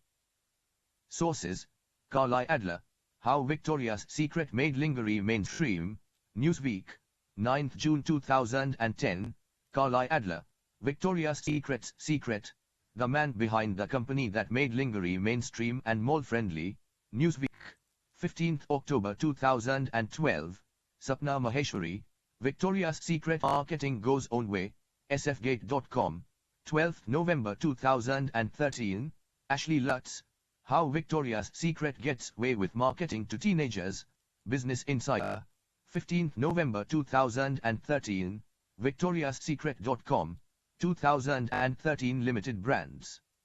Annual Report. LL Bean has expanded beyond its famed catalog to sell online and through its own stores. Source: L.L.Bean. In this chapter, we will address the following questions.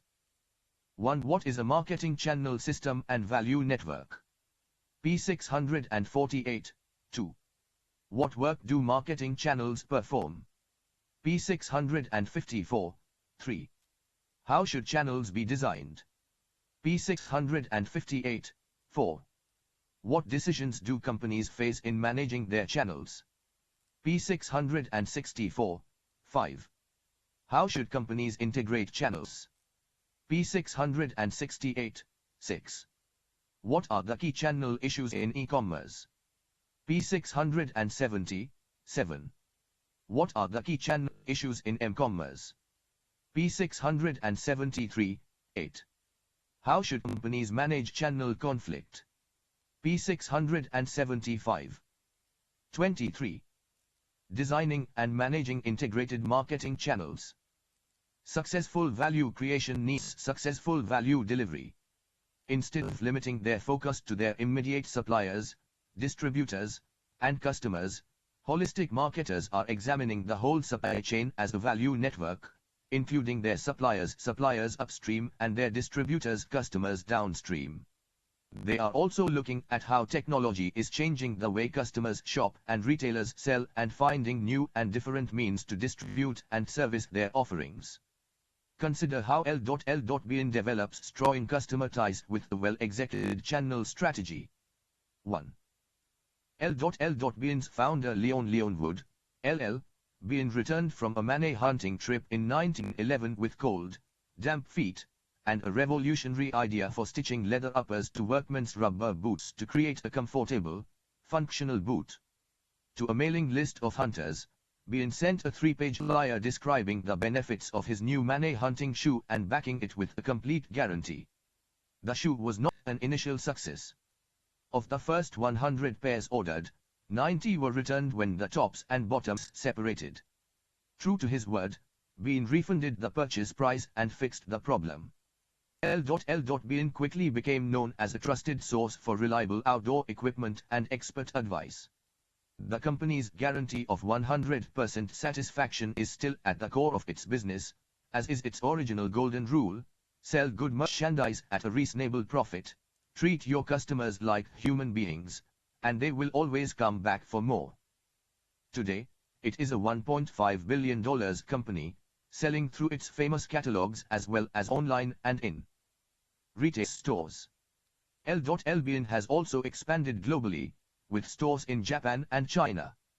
To better meet its US customers' needs, the company launched free shipping in 2011. Online it has opened up to customer ratings and reviews, given customers the opportunity to chat and email with customer service, and introduced a click-to-call system that triggers a customer service call within 2 minutes. Ranked number 1 in customer service by Bloomberg Businessweek, L.L.Bean monitors customer feedback closely. When one of its customer favorite products, Supima cotton fitted sheets, began to be criticized in online reviews, the company quickly pulled the product from its website to investigate. It turned out that a wrinkle-resistance treatment mistakenly added by a contractor was causing the cotton fabric to tear or shred. L.L.Bean immediately offered new sheets to the 6,300 customers who had purchased the defective set and destroyed the remaining faulty products.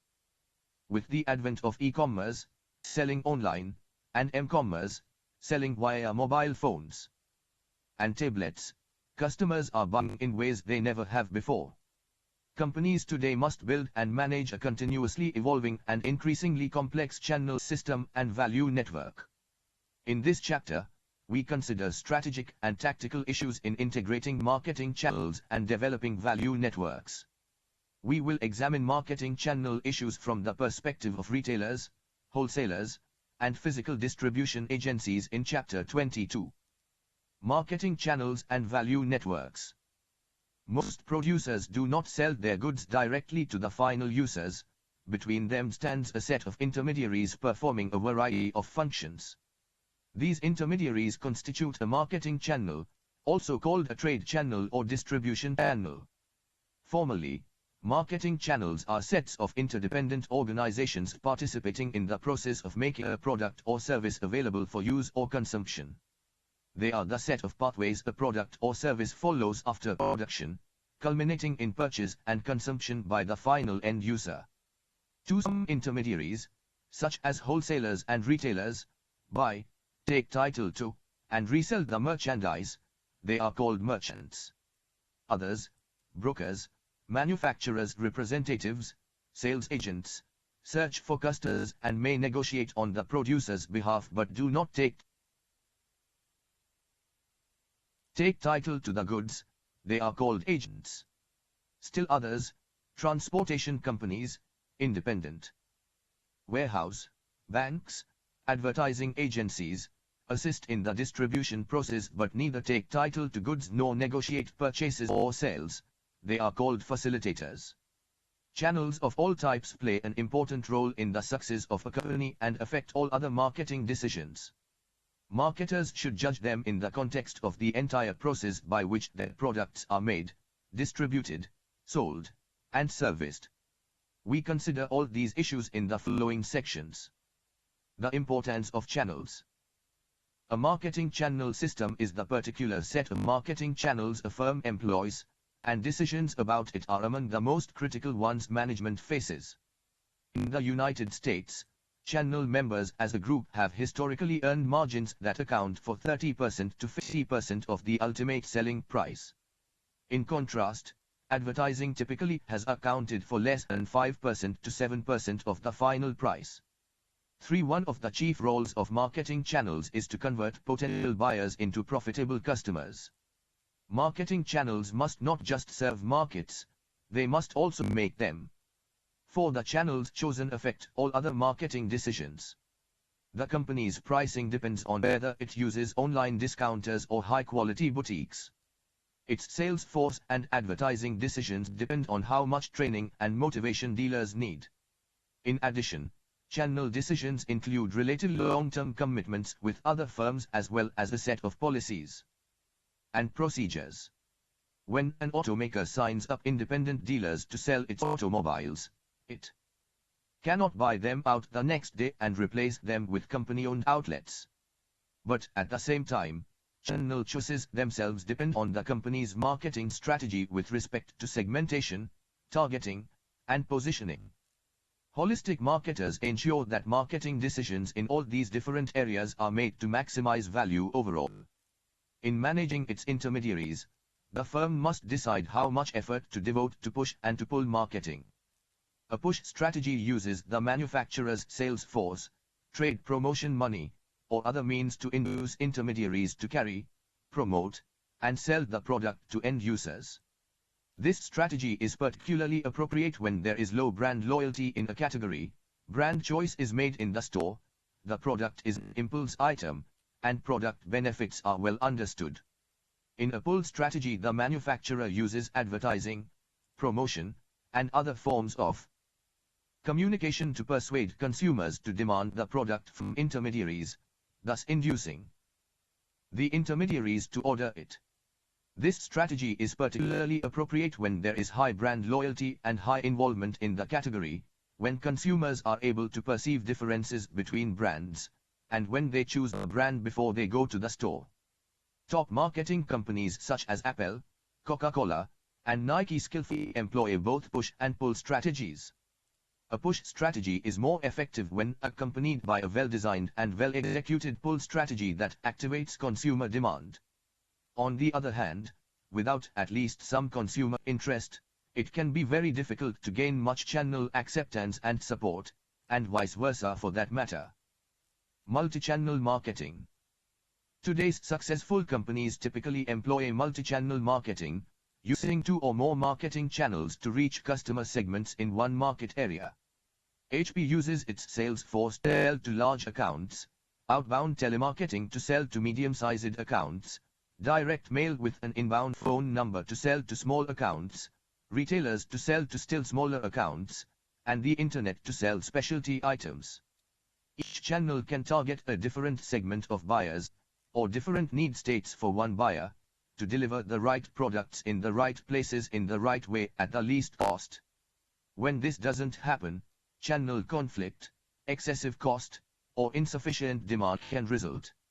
Launched in 1976, Dial-A Mattress successfully grew for 3 decades by selling mattresses directly over the phone and later online. A major expansion into 50 brick-and-mortar stores in major metro areas was a failure, however. Secondary locations, chosen because management considered prime locations too expensive, could not generate enough customer traffic. The company eventually declared bankruptcy. 5. On the other hand, when a major catalog and internet retailer invested significantly in brick-and-mortar stores, different results emerged. Customers near the store purchased through the catalog less frequently, but their online purchases were unchanged. As it turned out, customers who liked to spend time browsing were happy to either use the catalog or visit the store. Those channels were interchangeable. Customers who shopped online, on the other hand, were more transaction-focused and interested in efficiency, so they were less affected by the introduction of stores. Returns and exchanges at the stores were found to increase because of ease and accessibility, but extra purchases made by customers returning or exchanging at the store offset any revenue deficit. 6. Research has shown that multi-channel customers can be more valuable to marketers. 7. Nordstrom found that its multi-channel customers spend 4 times as much as those who only shop through one channel, though some academic research suggests that this effect is stronger for hedonic products, apparel and cosmetics, than for functional products, office and garden supplies. 8. Integrating multi-channel marketing systems. Most companies today have adopted multi-channel marketing. Disney sells its videos through multiple channels, movie rental merchants such as Netflix and Redbox, Disney stores, now owned and run by the Children's Place, retail stores such as Best Buy, online retailers such as Disney's own online stores and Amazon.com, and the Disney Club catalog and other catalog sellers. This variety affords Disney maximum market coverage and enables it to offer its videos at a number of price points. 9. Here are some of the channel options for leather goods maker Coach. 10. Coach markets a high-end line of luxury handbags, briefcases, luggage, and accessories. In its 2013 fiscal year 10-K, the company describes its multi-channel global distribution model as follows. Coach products are available in image-enhancing locations globally wherever our consumer chooses to shop, including retail stores and factory outlets, directly operated shop-in-shops, online, and department and specialty stores. This allows Coach to maintain a dynamic balance as results do not depend solely on the performance of a single channel or geographic area. The North America segment consists of direct-to-consumer and indirect channels and includes sales to consumers through 351 company-operated retail stores, including the internet, and sales to wholesale customers and distributors. Coach began as a U.S. wholesaler and still sells to 1,000 U.S. department store locations, such as Macy's, including Bloomingdale's, Dillard's, Nordstrom, Saks Fifth Avenue, and Lord & Taylor, often within a tightly controlled shop within a shop, as well as on some of those retailers' websites. This segment represented approximately 69% of the company's total net sales in fiscal 2013. The international segment sells to consumers online and through company-operated stores in Japan and mainland China, Hong Kong, Macau, Singapore, Taiwan, Malaysia, and Korea, and to wholesale customers and distributors. Coach also has store-in-store offerings in Japan and China inside major department stores. The international segment represented approximately 31% of total net sales in fiscal 2013. Finally, Coach has licensing relationships with Movedu, watches, Jimla, footwear, and merch on Ivia. These licensed products are sometimes sold in other channels such as jewelry stores, high-end shoe stores, and optical retailers as Coach continues to broaden its meaning from a bag brand to a whole lifestyle brand. Coach uses a broad range of channels to better sell its expanding product lines. Companies are increasingly employing digital distribution strategies, selling directly online to customers or through e-merchants who have their own websites. In doing so, these companies are seeking to achieve omnichannel marketing, in which multiple channels work seamlessly together and match each target customer's preferred ways of doing business, delivering the right product information and customer service regardless of whether customers are online, in the store, or on the phone. An integrated marketing channel system is one in which the strategies and tactics of selling through one channel reflect the strategies and tactics of selling through one or more other channels. Adding more channels gives companies three important benefits. The first is increased market coverage. Not only are more customers able to shop for the company's products in more places, as noted above, but those who buy in more than one channel are often more profitable than single-channel customers.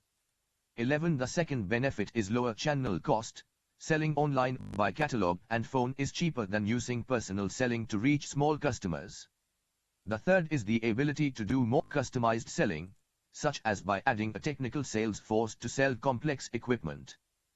There is a trade-off, however.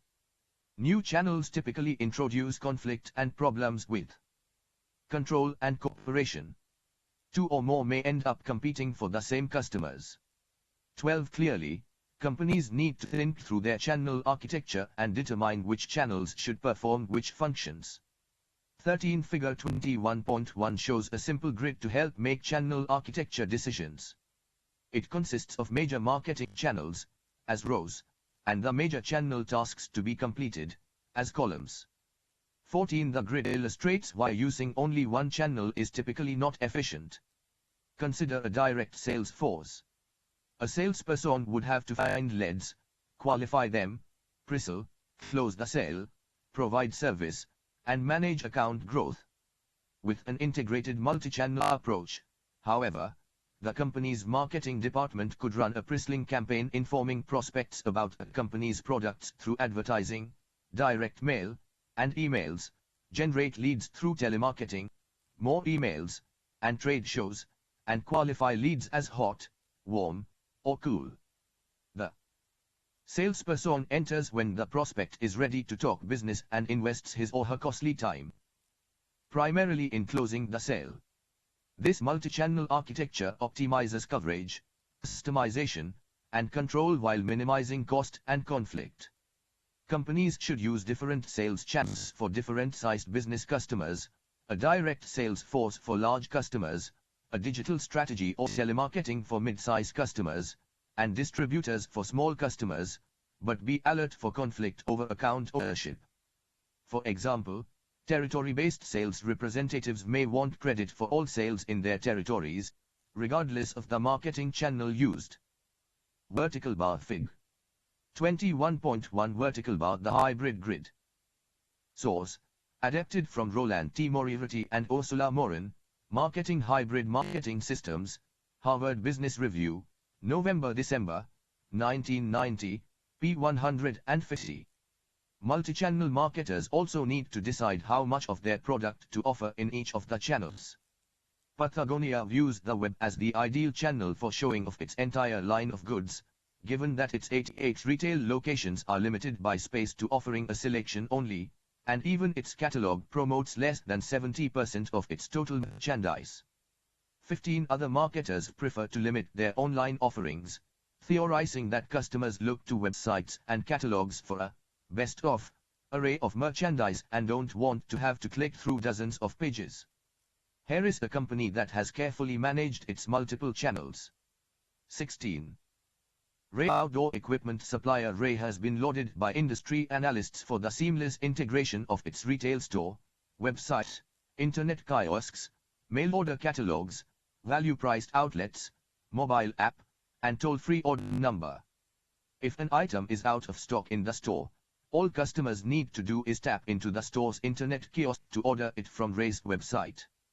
Less internet-savvy customers can have clerks place the order for them at the checkout counters. And Ray not only generates store-to-internet traffic, it also sends online shoppers into its stores. If a customer browses Ray's site and stops to read an Ray, learn and share article on backpacking, the site might highlight an in-store promotion on hiking boots. To create a more common experience across channels, the specific icons and information used in ratings and reviews on Raycom also appear on in-store product displays. Like many retailers, Ray has found that dual-channel shoppers spend significantly more than single-channel shoppers, and three-channel shoppers spend even more. For example, 1 of every 3 people who buy something online will spend an additional $90 in the store when they come pick that purchase up. Value networks. A supply chain view of a firm sees markets as destination points and amounts to a linear view of the flow of ingredients and components through the production process to their ultimate sale to customers. The company should first think of the target market, however, and then design the supply chain backward from that point. This strategy has been called demand chain planning. 17. Outdoor equipment supplier Ray is known for its seamless blending of online and offline channels. A broader view sees the company at the center of a value network, a system of partnerships and alliances that a firm creates to source, augment, and deliver its offerings. A value network includes a firm's suppliers and its suppliers and its immediate customers and their end customers. It also incorporates valued relationships with others such as university researchers and government approval agencies. A company needs to orchestrate the work of these parties to deliver superior value to the target market. Oracle relies on 15 million developers, the largest developer community in the world. 18 Apple Developer, where folks create iPhone apps for the Apple operating system, has 275,000 registered iOS members. Developers keep 70% of any revenue their products generate, Apple gets 30%. After releasing more than 850,000 apps that were downloaded 45 billion times in the first 5 years, Apple has paid out almost $9 billion. 19. Demand chain planning yields several insights. 21st, the company can estimate whether more money is made upstream or downstream, in case it can integrate backward or forward. Second, the company is more aware of disturbances anywhere in the supply chain that might change costs, prices, or supplies. Third, companies can go online with their business partners to speed communications, transactions, and payments, reduce costs, and increase accuracy. Ford not only manages numerous supply chains but also sponsors many B2B websites and exchanges. Managing a value network means making increasing investments in information technology, IT, and software. Firms have introduced supply chain management, SCM, software and invited such software firms as SAP and Oracle to design comprehensive enterprise resource planning, ERP, systems to manage cash flow, manufacturing, human resources, purchasing, and other major functions within a unified framework. They hope to break up departmental silos, in which each department acts only in its own self-interest, and carry out core business processes more seamlessly. Most, however, are still a long way from truly comprehensive ERP systems. Marketers, for their part, have traditionally focused on the side of the value network that hooks toward the customer, adopting customer relationship management, CRM, software and practices. In the future, they will increasingly participate in and influence their company's upstream activities and become network managers, not just product and customer managers. The digital channels revolution. The digital revolution is profoundly transforming distribution strategies. With customers, both individuals and businesses, becoming more comfortable buying online and the use of smartphones exploding, traditional brick-and-mortar channel strategies are being modified or even replaced. Online retail sales, or e-commerce, have been growing at a double-digit rate. Apparel and accessories, consumer electronics, and computer hardware are the three fastest growing categories. Skeptics initially felt apparel wouldn't sell well online, but easy returns, try-on tools, and customer reviews have helped counter the inability to try clothes on in the store. As brick-and-mortar retailers promote their online ventures and other companies bypass retail activity by selling online, they all are embracing new practices and policies. As in all marketing, customers hold the key. Customers want the advantages both of digital, vast product selection, abundant product information, helpful customer reviews and tips, and of physical stores. Highly personalized service, detailed physical examination of products, and overall event and experience. They expect seamless channel integration so they can, 21. Enjoy helpful customer support in a store, online, or on the phone. Check online for product availability at local stores before making a trip. Find out in-store whether a product that is unavailable can be purchased and shipped from another store to home. Order a product online and pick it up at a convenient retail location. Return a product purchased online to a nearby store of the retailer. Receive discounts and promotional offers based on total online and offline purchases. Retailers and manufacturers are responding. Consider some of the changes being made by retail giant Walmart. 22. Walmart. With a huge investment in brick-and-mortar stores, many entrenched executives, and long-established policies, Walmart was slow to embrace online and mobile technology and had online operations accounting for less than 2% of its global sales. Then the company decided to make its digital strategy a priority, giving customers anytime, anywhere access to Walmart by combining mobile, online, and physical stores. After acquiring social media startup Cosumix, known for its strong expertise in search and analytics, it established its at Walmart Labs Group in Silicon Valley, leading to company innovations such as smartphone payment technology, mobile shopping applications, and Twitter-influenced product selection stores. Walmart found that many of its core customer group who made $30,000 to $60,000 a year were shopping from its website in large numbers and often on smartphones rather than computers. Always a wizard with logistics, Walmart adopted a ship from store practice that uses its more than 4,000 U.S. stores as warehouse to fulfill online orders quickly. The company is also exploring same-day shipping. It improved the search engine on its website, increasing its browsers to buyers conversion by as much as 15%, launched its Shopicat gift recommendation app, which uses social media to suggest gifts, introduced its Scan and Go app so customers can automatically apply coupons when checking out, and added an in-aisle mobile scanning system to speed checkout. A top priority for Walmart is its smartphone app. Users of the app spend more and frequent the store twice as often as non-users. When near a store, the app flips into store mode to help locate items on a shopping list and make additional recommendations, provide a digital version of the latest circulars, and highlight new products available in the store.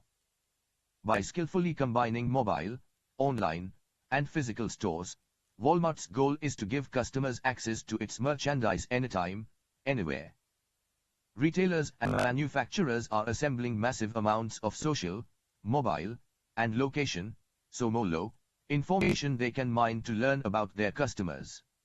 They are using software that closely monitors what's selling where and at what price in order to adjust their offerings and prices. 23 The goal for many marketers is to develop a customized, next best offer, NBO, that takes into account customers' attitudes and behavior, purchase, product or service, and shopping channel, in store or online, and the marketer's goal with respect to those consumers, whether it is to increase sales, say, or build loyalty.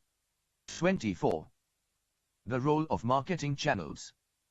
Why does a producer delegate some of the selling jobs to intermediaries, relinquishing control over how and to whom its products are sold? Through their contacts, experience, specialization, and scale of operation, intermediaries make goods widely available and accessible to target markets, offering more effectiveness and efficiency than the selling firm could achieve on its own. 25.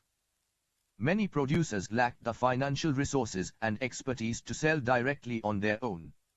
The William Wrigley J. Company would not find it practical to establish small retail gum shops throughout the world or to sell gum online or by mail order. It is easier to work through the extensive network of privately owned distribution organizations. Even Ford would be hard-pressed to replace all the tasks done by its almost 8,500 dealer outlets worldwide. 26. Channel functions and flows. A marketing channel performs the work of moving goods from producers to consumers. It overcomes the time, place, and possession gaps that separate goods and services from those who need or want them. Members of the marketing channel perform a number of key functions, see Table 21.1. Some of these functions, storage and movement, title, and communications, constitute a forward flow of activity from the company to the customer. Others, ordering and payment, constitute a backward flow from customers to the company. Still others, information, negotiation, finance, and risk-taking, occur in both directions. 5 flows are illustrated in Figure 21.2 for the marketing of forklift trucks. If these flows were superimposed in one diagram, we would see the tremendous complexity of even simple marketing channels. A manufacturer selling a physical product and services might require 3 channels: a sales channel, a delivery channel, and a service channel. To sell its Bowflex fitness equipment, the Nautilus Group historically has emphasized direct marketing via television infomercials and ads, inbound-outbound call centers, response mailings, and the internet as sales channels, UPS ground service as the delivery channel, and local repair people as the service channel. Reflecting shifting consumer buying habits, Nautilus now also sells Bowflex through regional and national retailers such as Sears and Dick's Sporting Goods, as well as through online merchants such as Amazon.com. Table 21.1 Channel Member Functions. Gather information about potential and current customers, competitors, and other actors and forces in the marketing environment. Develop and disseminate persuasive communications to stimulate purchasing. Negotiate and reach agreements on price and other terms so that transfer of ownership or possession can be effected. Place orders with manufacturers. Acquire the funds to finance inventories at different levels in the marketing channel. Assume risks connected with carrying out channel work. Provide for the successive storage and movement of physical products. Provide for buyers' payment of their bills through banks and other financial institutions. oversee actual transfer of ownership from one organization or person to another. The question for marketers is not whether various channel functions need to be performed, must be, but, rather, who is to perform them. All channel functions have three characteristics in common: they use up scarce resources, they can often be performed better through specialization, and they can be shifted among channel members. Shifting some functions to intermediaries lowers the producer's costs and prices, but the intermediary must add a charge to cover its work. If the intermediaries are more efficient than the manufacturer, prices to consumers should be lower. If consumers perform some functions themselves, they should enjoy even lower prices. Changes in channel institutions thus largely reflect the discovery of more efficient ways to combine or separate the economic functions that provide assortments of goods to target customers. Vertical bar Fig. 21.2 Vertical bar 5 Marketing flows in the marketing channel for forklift trucks. Vertical bar Fig. 21.3 Vertical bar Consumer and industrial marketing channels. Channel levels. The producer and the final customer are part of every channel. We will use the number of intermediary levels to designate the length of a channel. Figure 21.3a illustrates several consumer goods marketing channels of different lengths. A zero-level channel, also called a direct marketing channel, consists of a manufacturer selling directly to the final customer. The major examples are mail order, online selling, TV selling, telemarketing, door-to-door sales, home parties, and manufacturer-owned stores. Traditionally, Franklin Mint sold collectibles through mail order, Red Envelope sold gifts online, Time Life sold music and video collections through TV commercials or longer, infomercials. Non-profits and political organizations and candidates used the telephone to raise funds. Avon sales representatives sold cosmetics door-to-door. Tupperware sold its containers via in-home parties. And AOL sold computers and other consumer electronics through its own stores. Many of these firms now sell directly to customers online and via catalogs. Even traditional consumer product firms are considering adding direct-to-consumer e-commerce sites to their channel mix. Kimberly-Clark launched an online e-nex shop in the United Kingdom. 27 A one-level channel contains one selling intermediary, such as a retailer. A two-level channel contains two intermediaries, typically a wholesaler and a retailer, and a three-level channel contains three. In the meatpacking industry, wholesalers sell to jobbers, essentially small-scale wholesalers, who sell to small retailers. In Japan, food distribution may include as many as 6 levels. Obtaining information about end users and exercising control become more difficult for the producer as the number of channel levels increases. Figure 21.3b shows channels commonly used in B2B marketing. An industrial goods manufacturer can use its sales force to sell directly to industrial customers, or it can sell to industrial distributors who sell to industrial customers, or it can sell through manufacturers' representatives or its own sales branches directly to industrial customers or indirectly to industrial customers through industrial distributors. 0, 1, and 2-level marketing channels are quite common. Channels normally describe a forward movement of products from source to user, but reverse flow channels are also important. 1. To reuse products or containers, such as refillable chemical carrying drums. 2. To refurbish product for resale, such as circuit boards or computers. 3. To recycle products. And 4. To dispose of products and packaging. Reverse flow intermediaries include manufacturers' redemption centers, community groups, trash collection specialists, recycling centers, trash recycling brokers, and central processing warehousing. Service sector channels. Many of the most successful new banks, insurance and travel companies, and stock brokerages have emerged with strictly or largely online operations, such as Ally Banking, Assurance Insurance, Expedia Travel, and E*Trade Investments.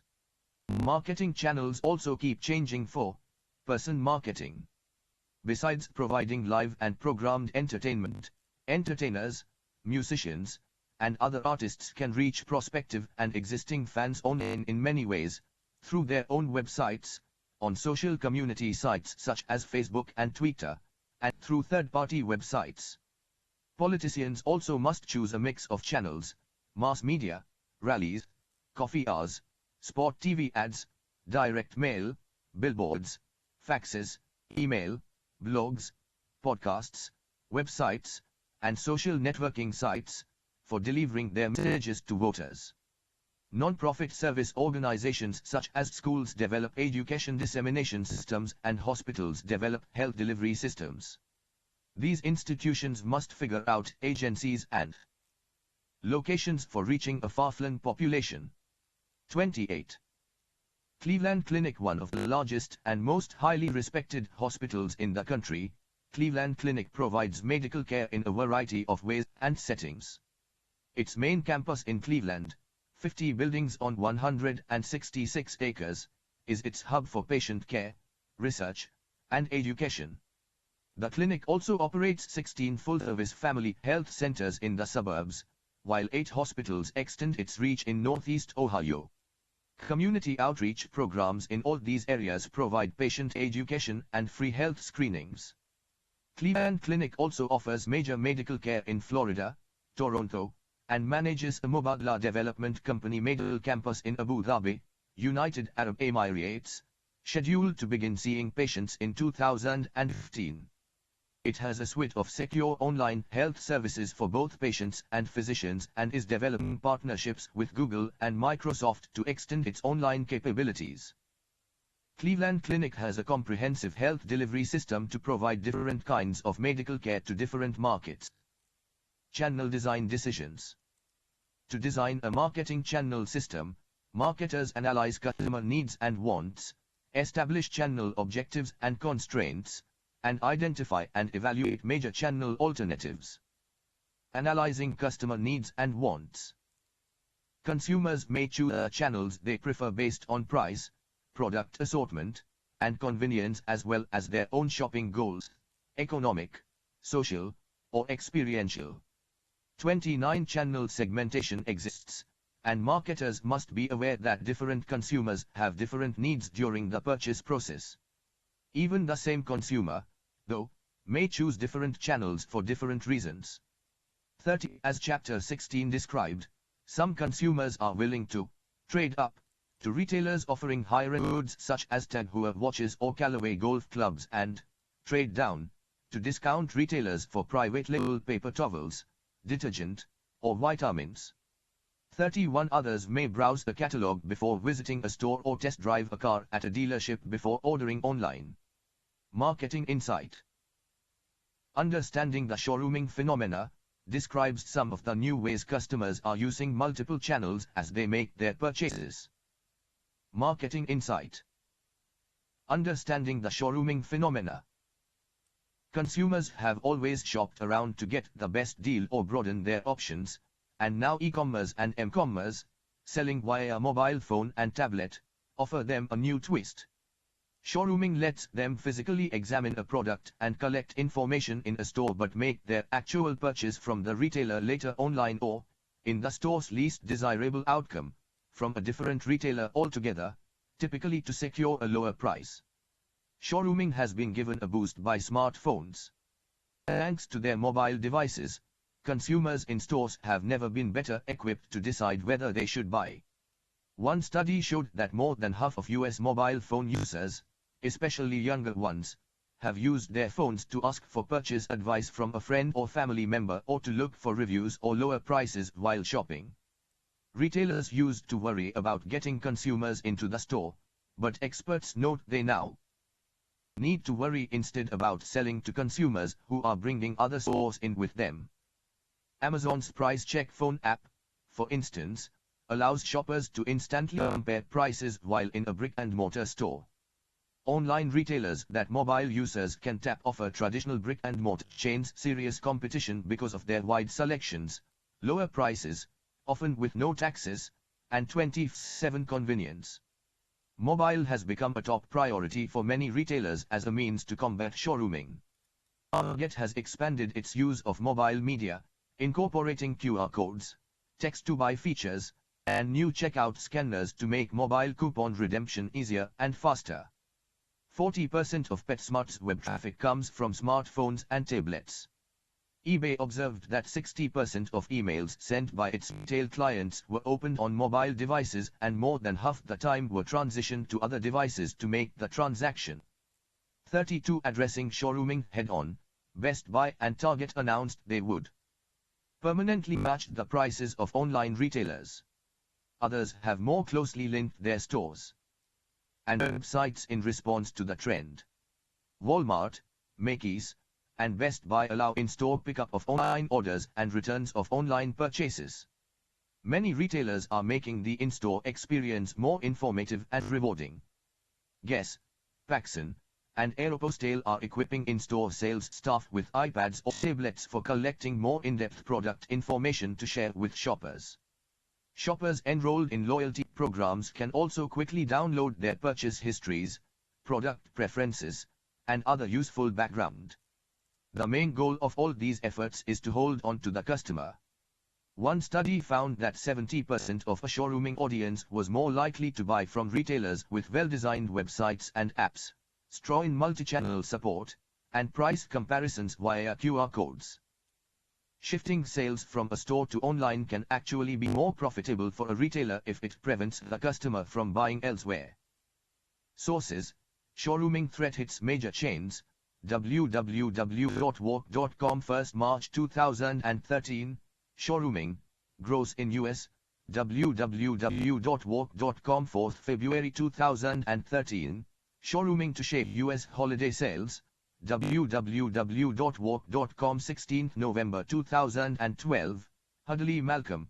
Smartphones to play bigger role in shopping. USA Today. 15th November 2012. Maribel Lopez. Can omnichannel retail combat showrooming? Forbes. 22nd October 2012. Australian School of Business. Stop customers treating your business as a showroom.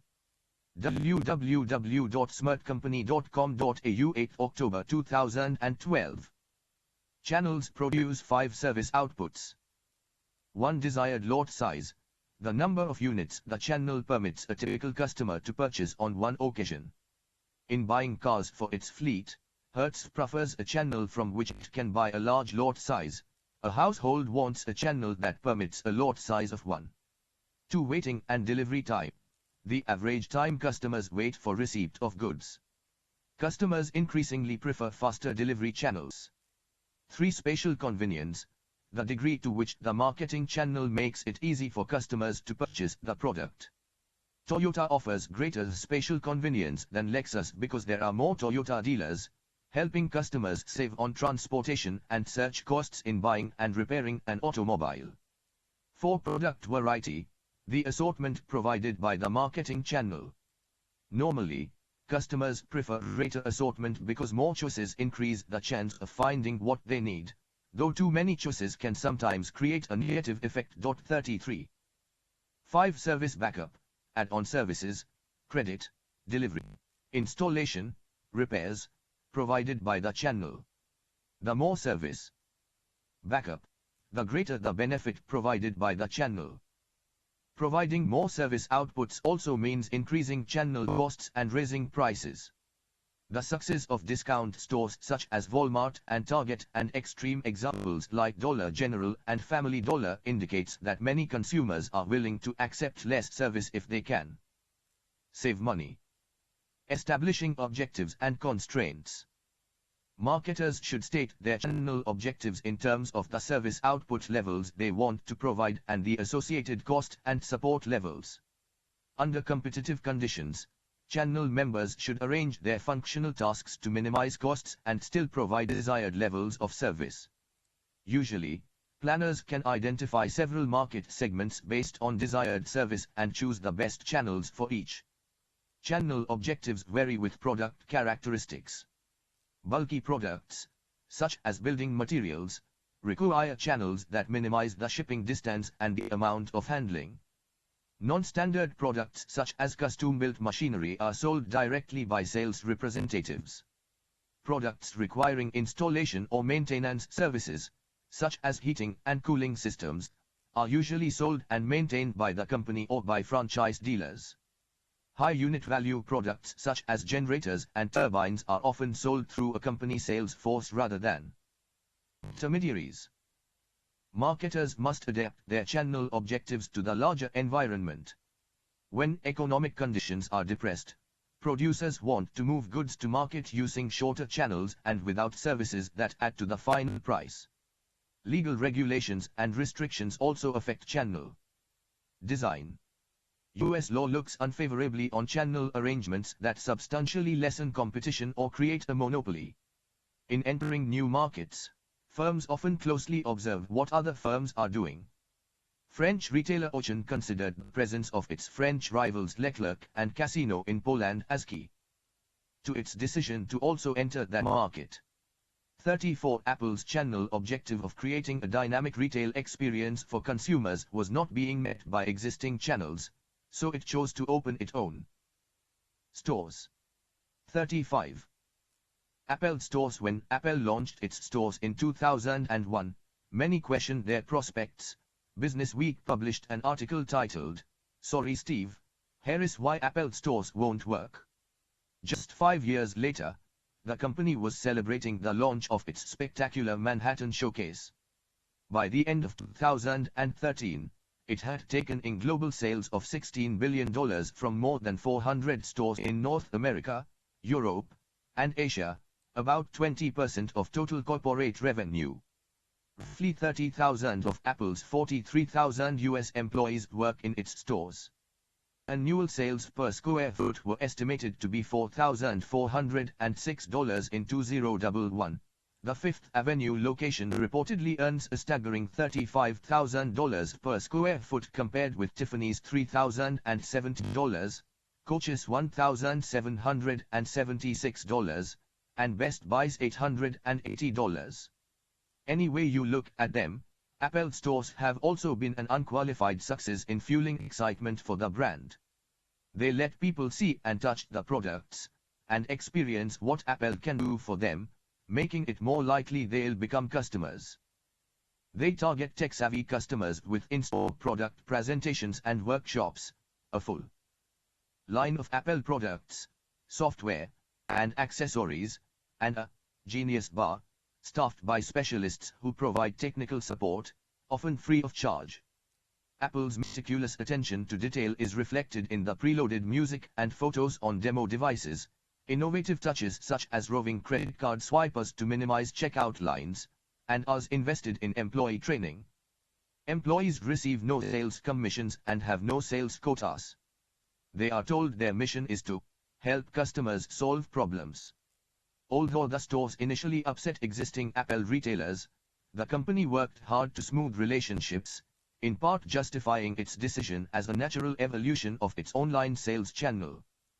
Although some predicted it would fail, Apple stores have become an unqualified success both financially and as a brand builder.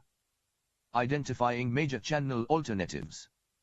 Each channel, from sales forces to agents, distributors, dealers, direct mail, telemarketing, and the internet, has unique strengths and weaknesses. Sales forces can handle complex products and transactions, but they are expensive. The internet is inexpensive but may not be as effective for complex products. Distributors can create sales, but the company loses direct contact with customers. Several clients can share the cost of manufacturers' reps, but the selling effort is less intense than company reps provide. Channel alternatives differ in 3 ways: the types of intermediaries, the number needed, and the terms and responsibilities of each.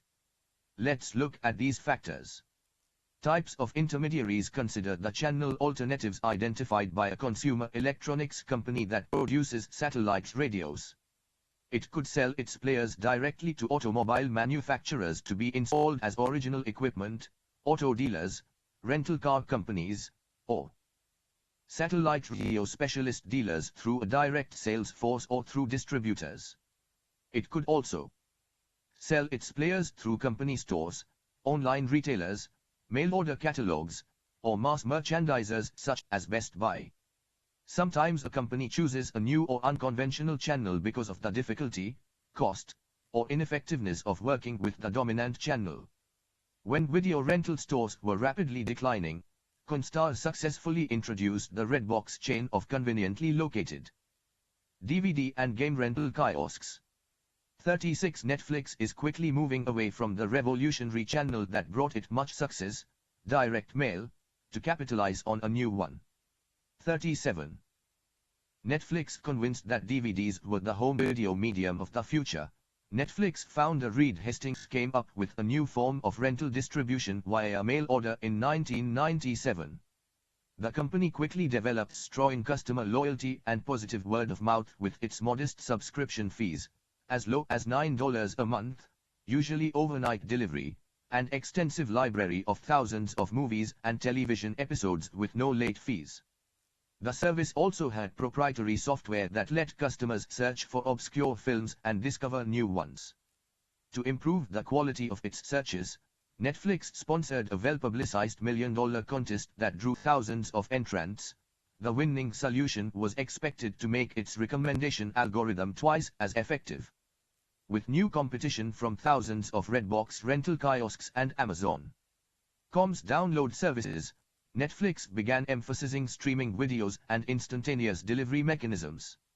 After an initial misstep, the firm split the two businesses and charges roughly $8 a month each for physical DVDs and for a streaming download plan. It is now the single largest source of download traffic in North America, making up more than a third of the total, but it still anticipates growth in DVD rentals from more than 40 million subscribers. Netflix's success has also captured Hollywood's attention. The company's online communities of customers who read and post reviews and feedback can be an important source of fans for films. Netflix is also creating its own award-winning television programming and has moved into international markets in Canada, Europe, and Latin America. Number of intermediaries. 3 strategies based on the number of intermediaries are exclusive, selective, and intensive distribution. Exclusive distribution severely limits the number of intermediaries. It's appropriate when the producer wants to ensure more knowledgeable and dedicated efforts by the resellers, and it often requires a closer partnership with them. Exclusive distribution is used for new automobiles, some major appliances, and some women's apparel brands. Exclusive distribution often includes exclusive dealing arrangements, especially in markets increasingly driven by price. When the legendary Italian designer label Gucci found its image severely tarnished by overexposure from licensing and discount stores, it decided to end contracts with third-party suppliers, control its distribution, and open its own stores to bring back some of the luster. 38. Selective distribution relies on only some of the intermediaries willing to carry a particular product. Whether established or new, the company does not need to worry about having too many outlets. It can gain adequate market coverage with more control and less cost than intensive distribution. Stihel is a good example of successful selective distribution. 39. Stihel manufactures handheld outdoor power equipment. All its products are branded under one name, and it does not make private labels for other companies. Best known for its chainsaws, the company has expanded into string trimmers, blowers, hedge trimmers, and cut-off machines. It sells exclusively to 6 independent U.S. distributors and 6 company-owned marketing and distribution centers, which sell to a nationwide network of more than 8,000 independent retail dealers offering service. Stihel also exports to 80 countries and is one of the few outdoor power equipment companies not selling through mass merchants, catalogs, or the internet. It even ran an ad campaign called Why? That touted the strength and support of its independent dealers with headlines such as, "Why is the world's #1 selling brand of chainsaw not sold at Lowe's or the Home Depot?" and "What makes this hand blower too powerful to be sold at Lowe's or the Home Depot?" Stihel has successfully adopted a selective distribution strategy that bypasses mass merchants, catalogs, and the internet. Intensive distribution places the goods or services in as many outlets as possible. This strategy serves well for snack foods, soft drinks, newspapers, candies, and gum products. Consumers buy frequently or in a variety of locations. Convenience stores such as 7-Eleven and Circle K and gas station outlets like ExxonMobil's on the run survive by providing simple location and time convenience. Manufacturers are constantly tempted to move from exclusive or selective distribution to more intensive distribution to increase coverage and sales. This strategy may help in the short term, but if not done properly, it can hurt long-term performance by encouraging retailers to compete aggressively. Price wars can then erode profitability, dampening retailer interest and harming brand equity. Some firms do not want to be sold everywhere. After Sears acquired discount chain Qamar, Nike pulled all its products from Sears to make sure Qamar could not carry the brand. 40 Terms and responsibilities of channel members. Each channel member must be treated respectfully and be given the opportunity to be profitable. The main elements in the trade relations mix are price policies, conditions of sale, territorial rights, and specific services to be performed by each party. Price policy calls for the producer to establish a price list and schedule of discounts and allowances that intermediaries see as equitable and sufficient. Conditions of sale refers to payment terms and producer guarantees. Most producers grant cash discounts to distributors for early payment. They might also offer a guarantee against defective merchandise or price declines, creating an incentive to buy larger quantities. Distributors' territorial rights define the distributor's territories and the terms under which the producer will enfranchise other distributors. Distributors normally expect to receive full credit for all sales in their territory, whether or not they did the selling. Mutual services and responsibilities must be carefully spelled out, especially in franchised and exclusive agency channels. McDonald's provides franchisees with a building, promotion support, a record-keeping system, training, and general administrative and technical assistance. In turn, franchisees are expected to satisfy company standards for the physical facilities, cooperate with new promotional programs, furnish requested information, and buy supplies from specified vendors, as well as pay monthly franchisee fees. Evaluating major channel alternatives. Each channel alternative needs to be evaluated against economic, control, and adaptive criteria. Economic criteria: every channel member will produce a different level of sales and costs. Figure 21.4 shows how 6 different sales channels stack up in terms of the value added per sale and the cost per transaction.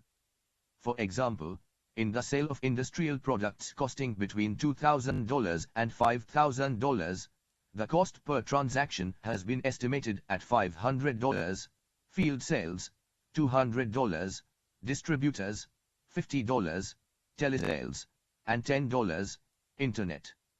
A Booz Allen Hamilton study showed that at one time the average transaction at a full-service branch cost a bank $4.07, a phone transaction 54 cents, and an ATM transaction 27 cents, but a typical online transaction cost only 1 cent.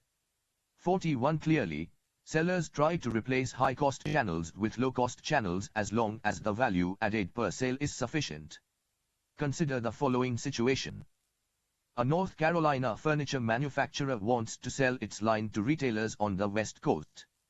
One alternative is to hire 10 new sales representatives to operate out of a sales office in San Francisco and receive a base salary plus commissions. The other alternative is to use a San Francisco manufacturer's sales agency that has extensive contacts with retailers. Its 30 sales representatives would receive a commission based on their sales. Vertical bar Fig. 21.4 Vertical bar: the value adds versus costs of different channels. Source: Oxford Associates, adapted from Dr. Roland T. Moriarty. Cubex Corp.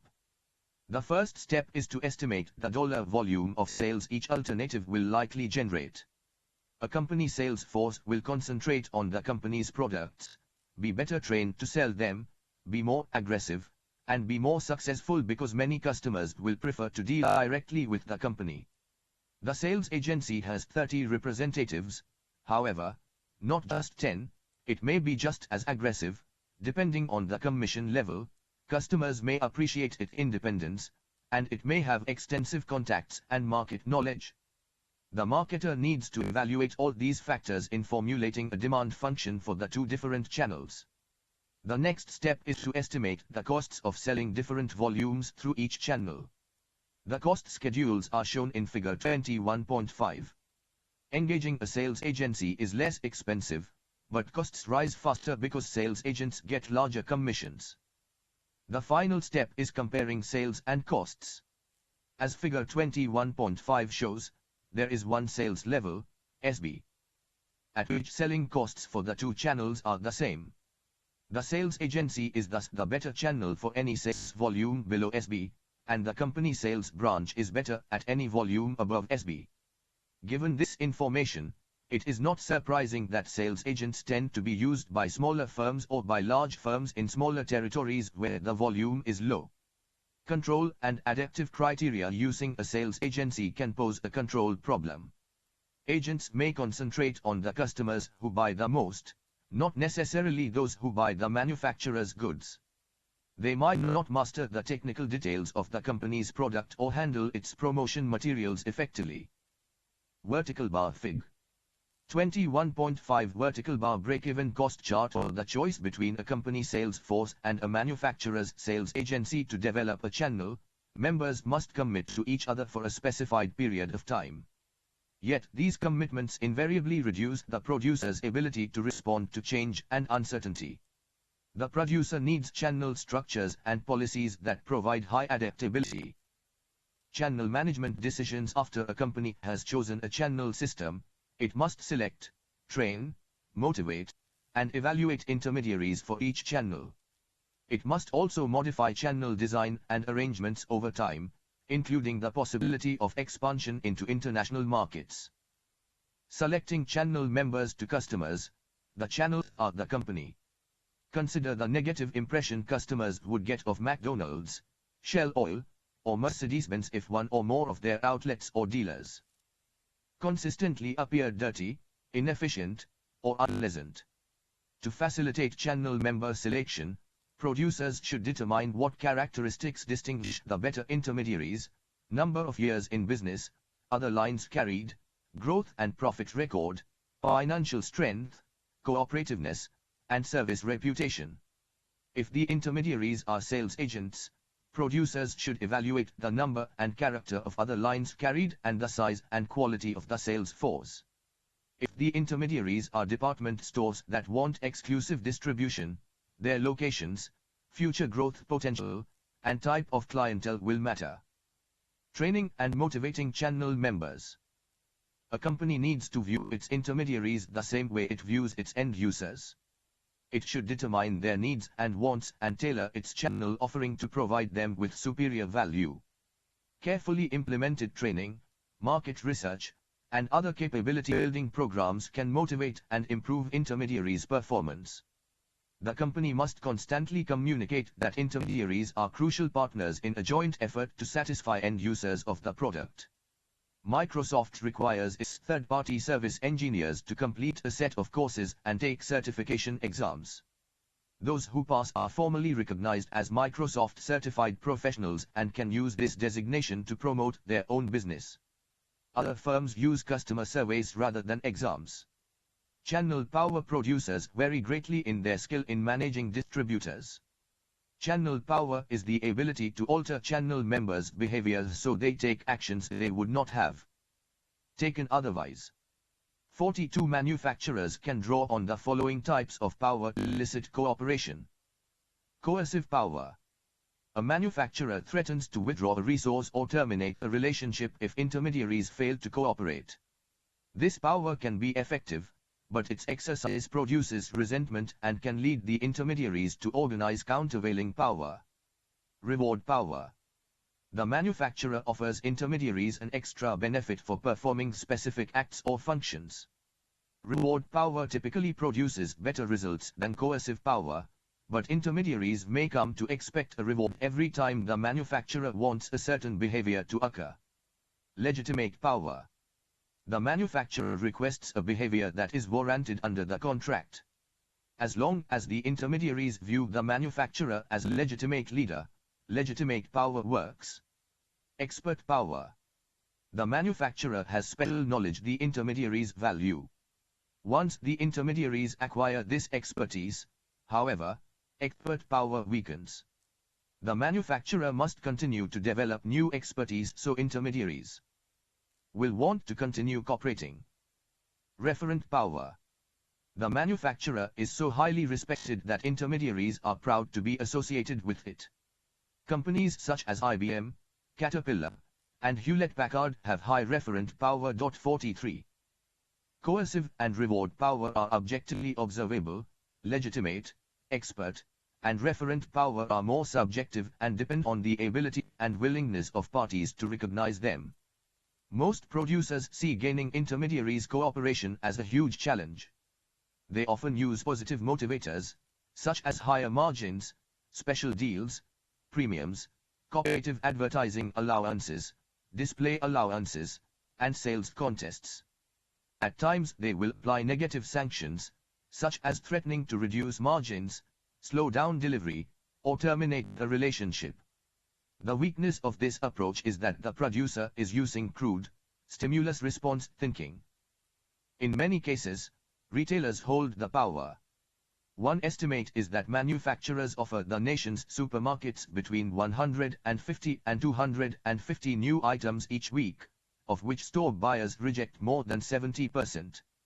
Manufacturers need to know the acceptance criteria buyers, buying committees, and store managers use.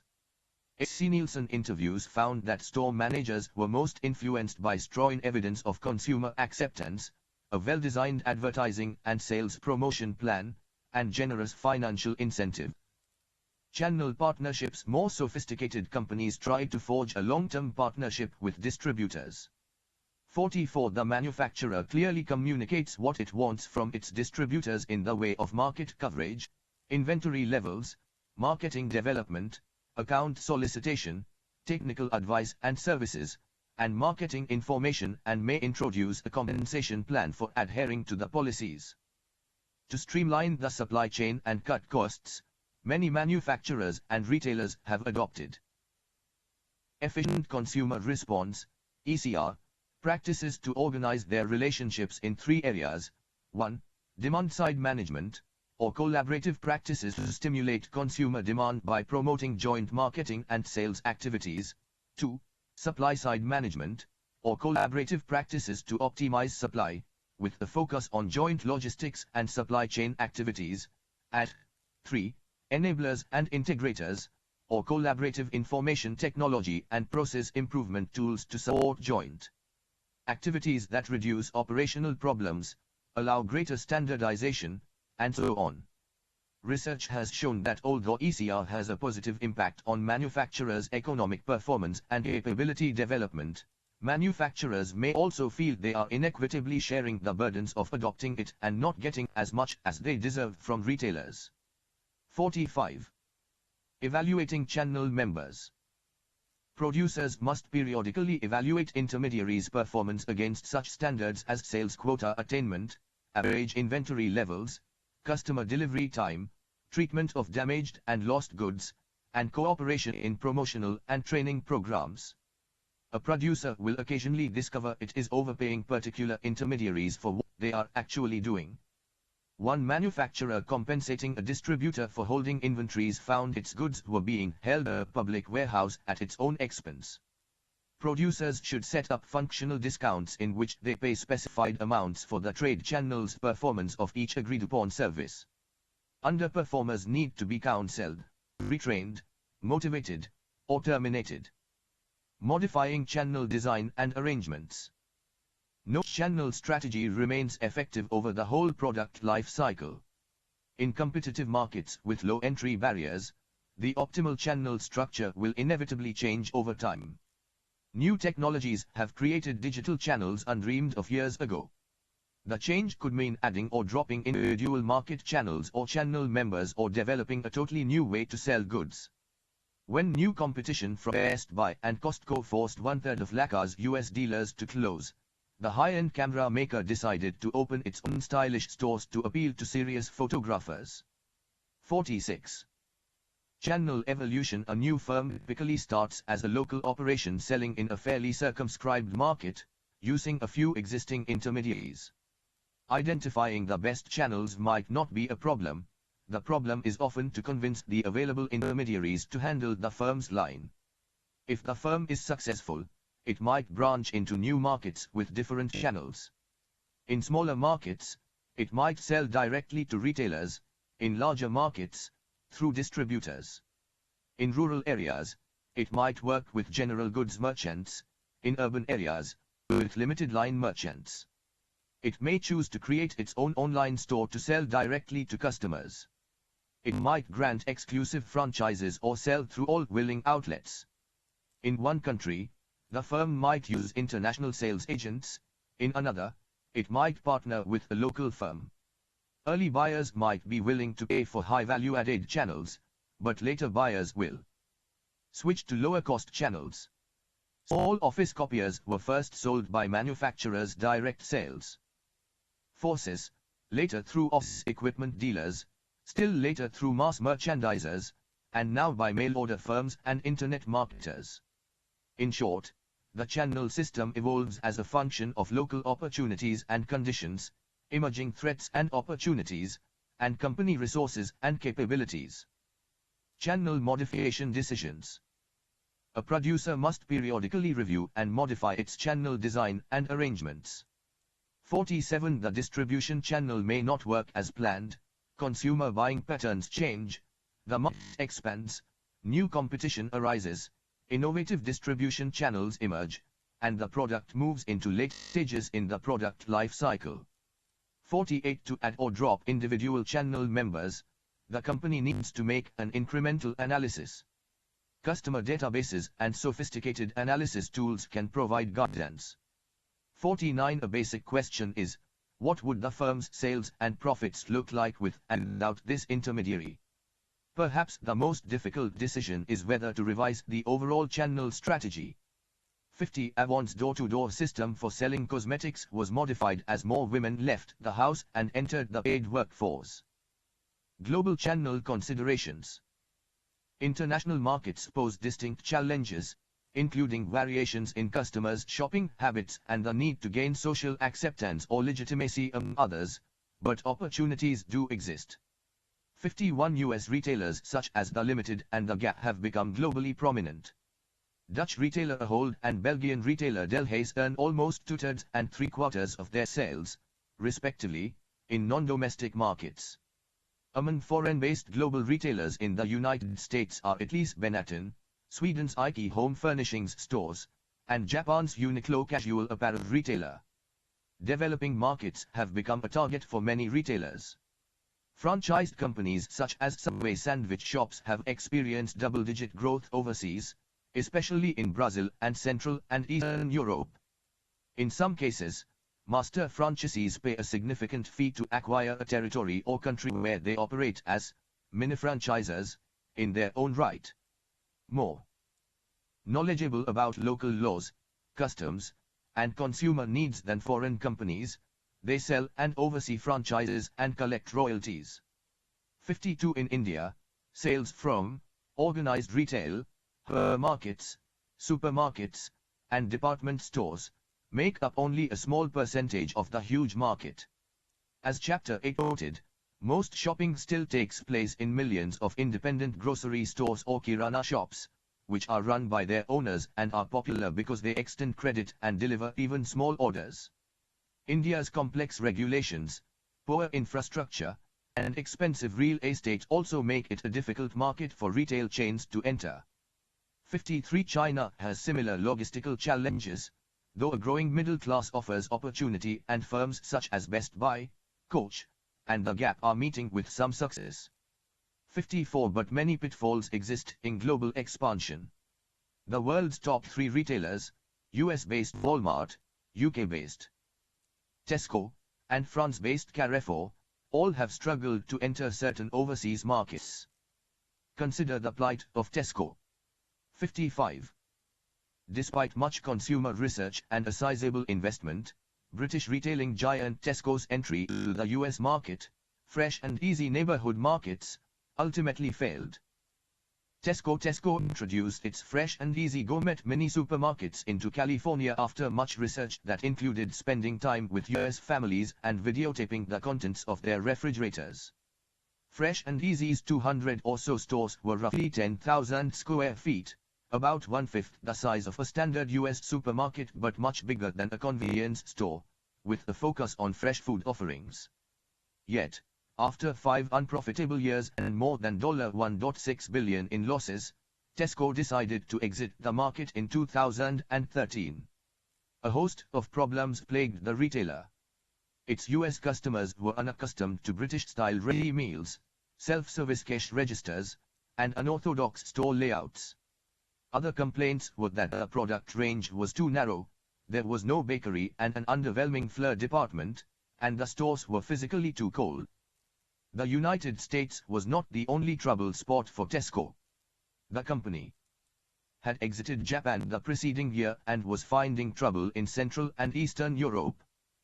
While it focused on geographical expansion, its core supermarket business in the United Kingdom was neglected. Stores weren't properly staffed, fresh food was not properly maintained, and new private label products were not introduced. The attempt to add non-grocery items like clothing and electronics proved difficult in a recession, and entry into new areas like banking and telephony was a distraction. After enduring 6 consecutive quarters of same-store sales declines in its home market, Tesco announced a $1.7 billion program to refresh its UK stores and a pullback of its global ambitions.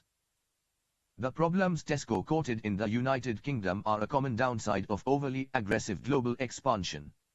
Selling everything from food to televisions, Carrefour, the world's second biggest retailer, has also encountered stiff competition at home, from smaller supermarkets for groceries and from specialist retailers such as IKEA for other goods.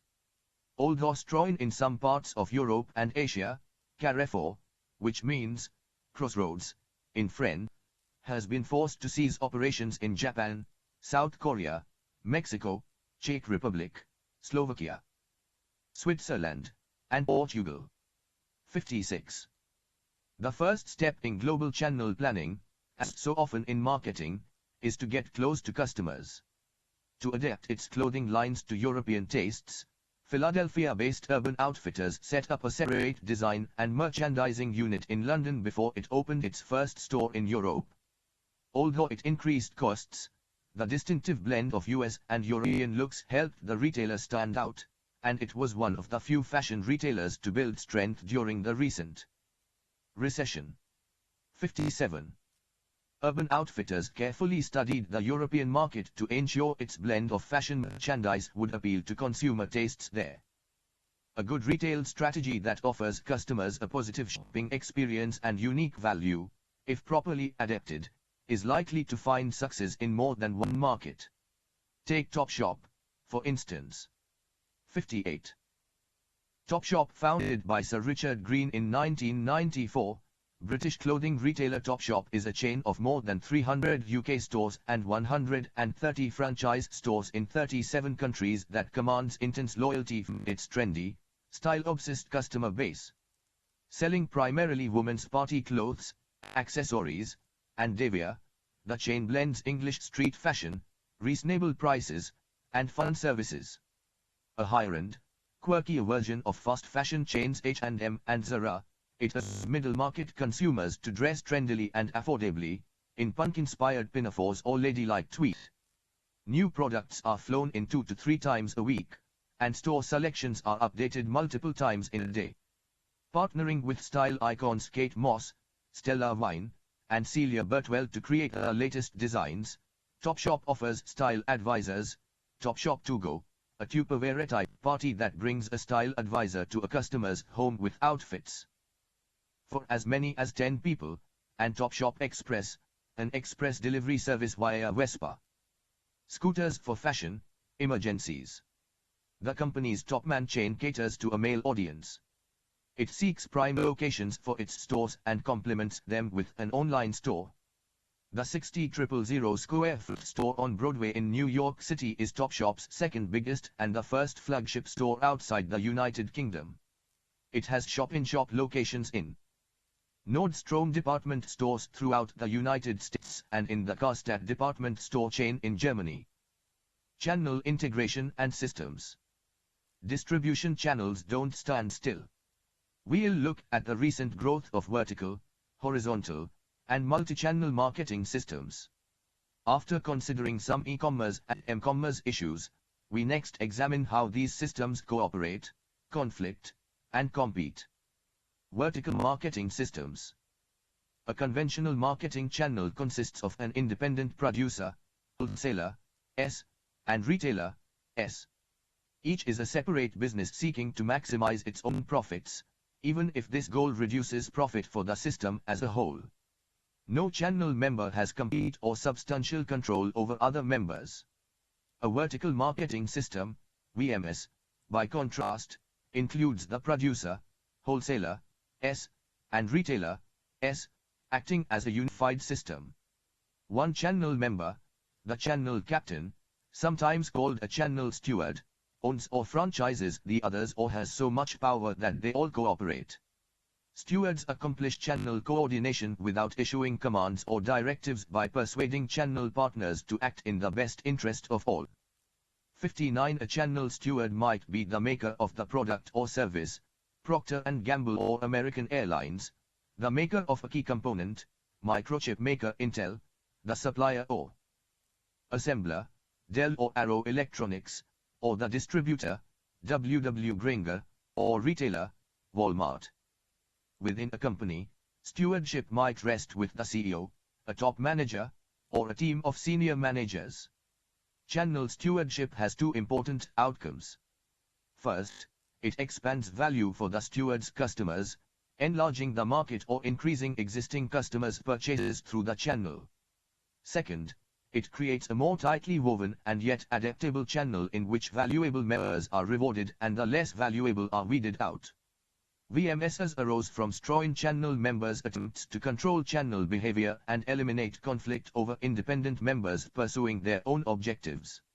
These systems achieve economies through size, bargaining power, and elimination of duplicated services. Business buyers of complex products and systems value the extensive exchange of information they can offer.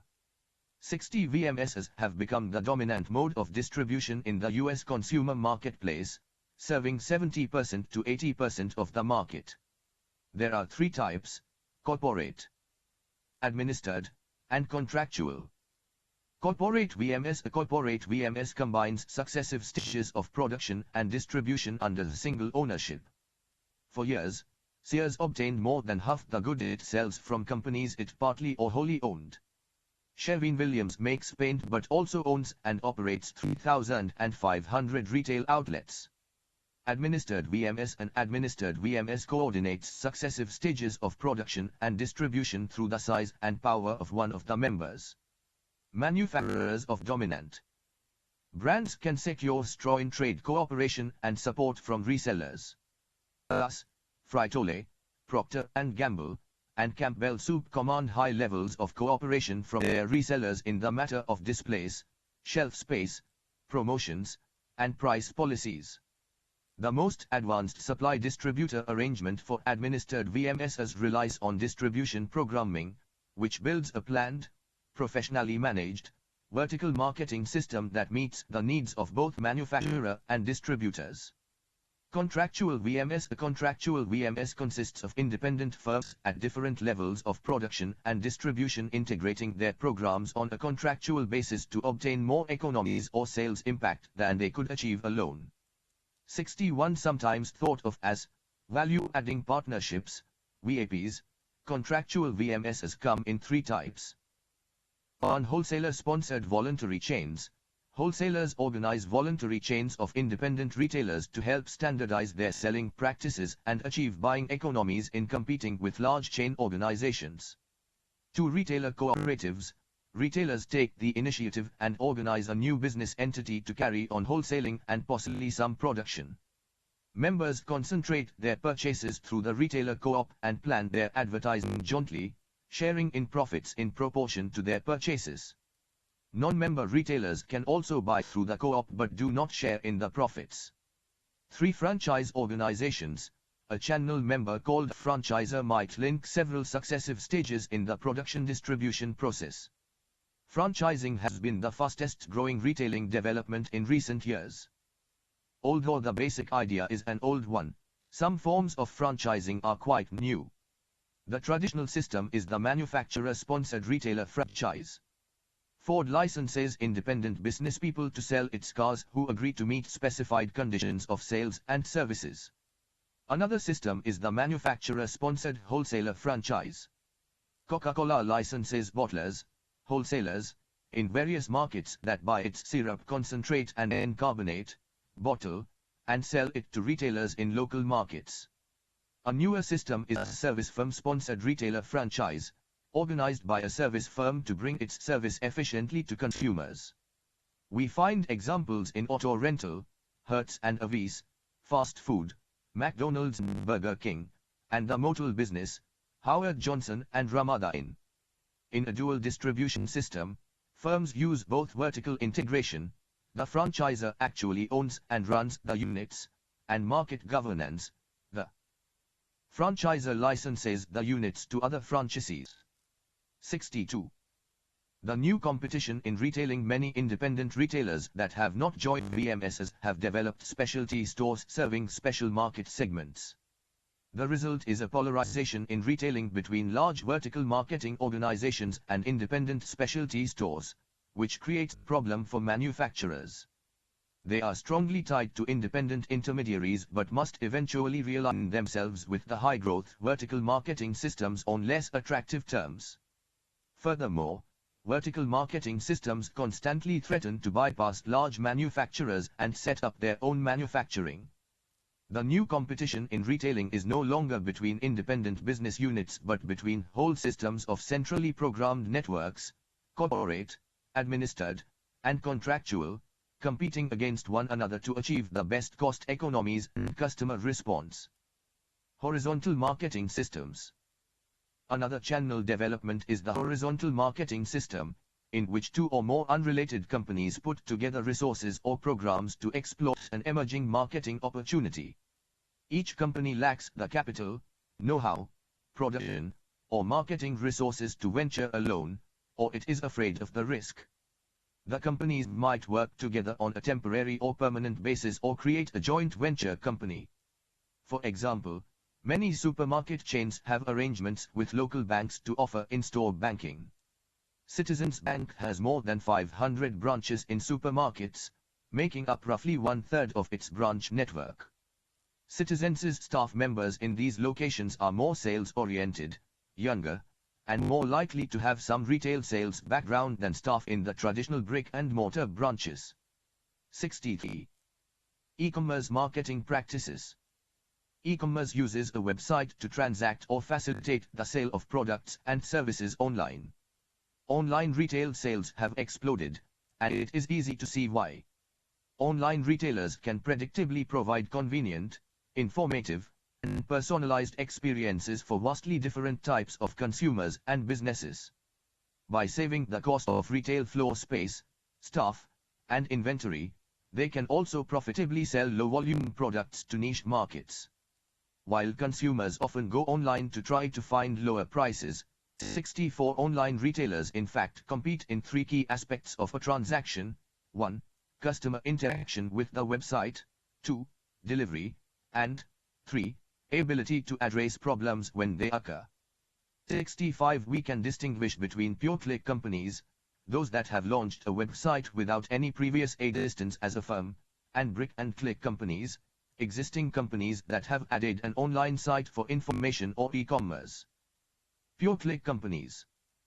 There are several kinds of pure-click companies: search engines, internet service providers, ISPs, commerce sites, transaction sites, content sites, and enabler sites. Commerce sites sell all types of products and services, notably books, music, toys, insurance, stocks, clothes, financial services, and so on. They use various strategies to compete, AutoNation is a leading intermediary of car buying and related services. Hotels.com is the information leader in hotel reservations. Buy.com leads on price. E-commerce success factors. Companies must set up and operate their e-commerce websites carefully. Customer service is critical. Online shoppers may select an item for purchase but fail to complete the transaction. Was only 2% to 3% of visits to online retailers lead to sales, compared with 5% of visits to department stores.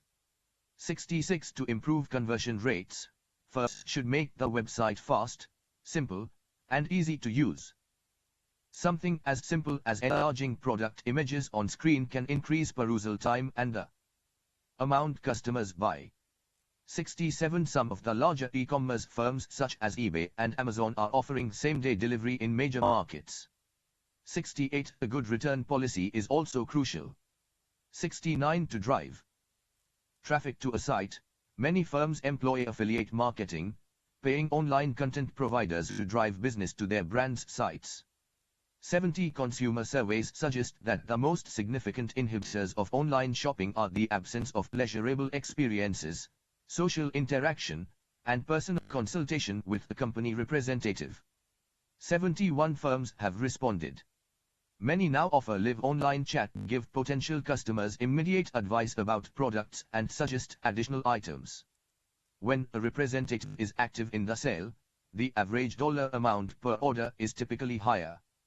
B2B marketers also need to put a human face on their e-commerce presence, and some are taking advantage of technologies such as virtual environments, blogs, online videos, and click-to-chat. To increase customer satisfaction and the entertainment and information value of online shopping experiences, some firms are employing avatars, animated characters that act as company representatives, personal shopping assistants, website guides, or conversation partners. Avatars can enhance the effectiveness of an online sales channel, especially if they are seen as expert or attractive. 72 Ensuring security and privacy online remains important. Customers must find the website trustworthy, even if it represents an already highly credible offline firm. Investments, website design and security can help reassure customers sensitive to online risk. 73 B2B e-commerce. Although business to consumer, B2C, websites have attracted much attention in the media, even more activity is being conducted on business to business, B2B, sites, which are changing the supplier-customer relationship in profound ways. In the past, buyers exerted a lot of effort to gather information about worldwide suppliers. B2B sites make markets more efficient, giving buyers easy access to a great deal of information from 1. Supplier websites, 2. Intermediaries, third parties that add value by aggregating information about alternatives, 3. Market makers, third parties that link buyers and sellers, and 4. Customer communities, where buyers can swap stories about suppliers' products and services. 74 Firms are using B2B auction sites, spot exchanges, online product catalogs, barter sites, and other online resources to obtain better prices. Ironically, the largest of the B2B market makers is Alibaba, homegrown in China, where businesses have faced decades of communist hostility to private enterprise. 75. Alibaba, the brainchild of Jack Ma, Alibaba began in 1999 and has grown through the years to become the world's largest online marketplace, allowing people and businesses to buy and sell any type of product, from Fuji apples to Boeing 737s. Its numbers are staggering.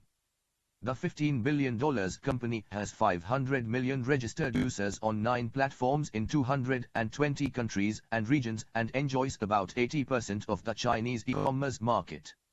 On Singles Day on November 11, 2012, a local twist on Valentine's Day and China's biggest online shopping day, Taobao, a consumer-to-consumer marketplace, and Tmall, a business-to-consumer marketplace, Alibaba's 2 main platforms, topped $5.75 billion in sales from 400 million unique visitors in 24 hours. More than 10 million of the 16 million parcels delivered in China each day originate from Taobao and Tmall, so logistics providers are crucial. There are no UPS or FedEx counterparts. A cross between Amazon.com, eBay, Rackspace, and PayPal, Alibaba makes money primarily from commissions and from advertising by buyers and sellers exchanging goods. To establish customer trust, the company set up TrustPass, in which users pay Alibaba a fee to hire a third party that verifies them. Users must have 5 people vouch for them and provide a list of all their certificates, business licenses. Anyone who has done business with the user is encouraged to comment, in the same way buyers comment on sellers in Amazon.com's or eBay's marketplace. The company is valued at more than $120 billion, making Yahoo's 24% stake in it a very wise investment. The effect of these B2B mechanisms is to make prices more transparent. For undifferentiated products, price pressure will increase. For highly differentiated products, buyers will gain a better picture of the item's true value. Suppliers of superior products will be able to offset price transparency with value transparency. Suppliers of undifferentiated products will need to drive down their costs in order to compete. Brick-and-click companies. Although many brick-and-mortar companies once hesitated to open an e-commerce channel for fear of conflict with their channel partners, most have added the internet after seeing how much business was generated online. 76 Even Procter & Gamble, which used traditional physical channels of distribution exclusively for years, is selling some brands such as Tide, Pampers, and Olay online via experienc.I store, in part to be able to examine consumer shopping habits more closely. 77 One study showed that more than a third of internet users have made purchases directly from brand websites. 78 Managing the online and offline channels has thus become a priority for many firms. 79 There are at least 3 strategies for trying to gain acceptance from intermediaries. 1. Offer different brands or products online and offline. 2. Offer offline partners higher commissions to cushion the negative impact on sales. 3. Take orders on the website but have retailers deliver and collect payment. Harley-Davidson decided to tread carefully before going online. 80. Harley-Davidson Given that Harley-Davidson sells more than $1 billion worth of parts and accessories and general merchandise to its loyal followers, generating roughly 1/4 of its annual revenue, an online venture to reach even more customers was an obvious next step. The company needed to be careful, however, to avoid the wrath of its 850 dealers who benefit from high margins on their sales. Its solution was to prompt customers to select a participating Harley dealer from which to purchase, ensuring that the dealer remains the focal point of the customer experience. Dealers, in turn, agreed to a number of standards, such as checking for orders twice a day and shipping promptly. In-store pickup is also an option, and some products are available only in-store. Harley-Davidson made sure to not anger its loyal dealer network when it expanded online distribution for its parts and accessories and general merchandise. E-commerce marketing practices. Mobile channels and media can keep consumers as connected and interacting with the brand as they choose. By mid-2013, more than half of all online US buyers had made a purchase on a mobile device, and e-commerce accounted for more than 11% of all e-commerce. 81 tablets are expected to overtake smartphones for mobile shopping, and one estimate says tablets will make up more than 70% of mobile retail sales by 2017. 82 In some parts of the world, e-commerce is very well established. Asian consumers use their mobile phones as their main computers and benefit from a well-developed mobile infrastructure. Mobile ads are well accepted by consumers and relatively inexpensive for firms. In South Korea, Tesco created virtual subway stores for commuters traveling on Seoul's underground transportation system. Interactive, lifelike store aisles with a wide range of product and brand images were superimposed on walls. Consumers could order products for home delivery by simply snapping photos with their phones. 83. Millions of Japanese teenagers carry Docomo phones available from NTT, Nippon Telephone and Telegraph, the country's largest mobile service provider with an ultra-high-speed LTE network. They can also use their phones to order goods. Each month, subscribers receive a bill from NTT listing the monthly subscriber fee, usage fee, and cost of all m-commerce transactions. 84. In the United States, mobile marketing is becoming more prevalent and taking all forms. It is easy to understand how entertainment, travel, sporting events, and other time-sensitive categories can benefit from mobile phone apps, but the impact of m-commerce extends far beyond these. Consumers and companies are adapting. 85. Look at Dunkin' Donuts. 86. Dunkin' Donuts, an early mobile marketer, Dunkin' Donuts has refined its DD Perks program as part of its corporate goal to lead in digital mobility in the QSR, quick-serve restaurant, industry. The DD program was integrated into the company's unified point of sales and mobile app to reward loyal customers and encourage them to visit more often and spend more on each visit. The mobile app received 3.5 million downloads in the first year alone.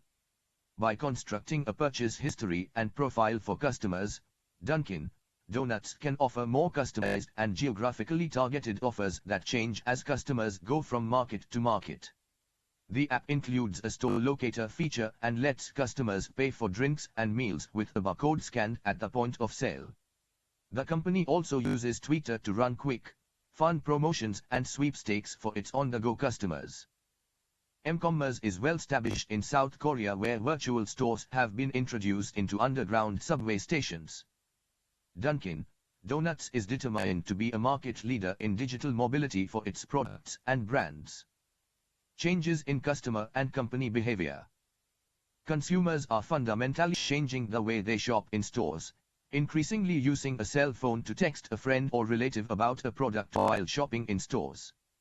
50% of all Google searches are done on mobile phones.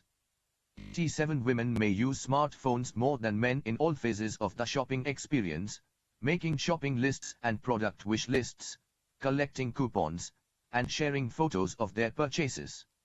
88. Companies are trying to give their customers more control over their shopping experiences by bringing web technologies into the store, especially via mobile apps. Consider these two examples. Although Nordstrom expected its app to be used remotely, many customers launched it while shopping in a store rather than approaching a salesperson. As one executive noted, a lot of customers like to touch and feel and try on the merchandise, but they also want the information they get online. Nordstrom has added Wi-Fi to almost all its stores, in part so its app will work fast. 89 American Express launched its Link Like Love social commerce program, which sends card members coupon-less personalized offers from merchants based on their Facebook likes and Facebook Places checkings that are automatically redeemed through card use. Via a partnership with Foursquare, card members could also automatically receive and redeem promotional offers from merchants based on their Foursquare activity. 90. M-commerce marketing practices.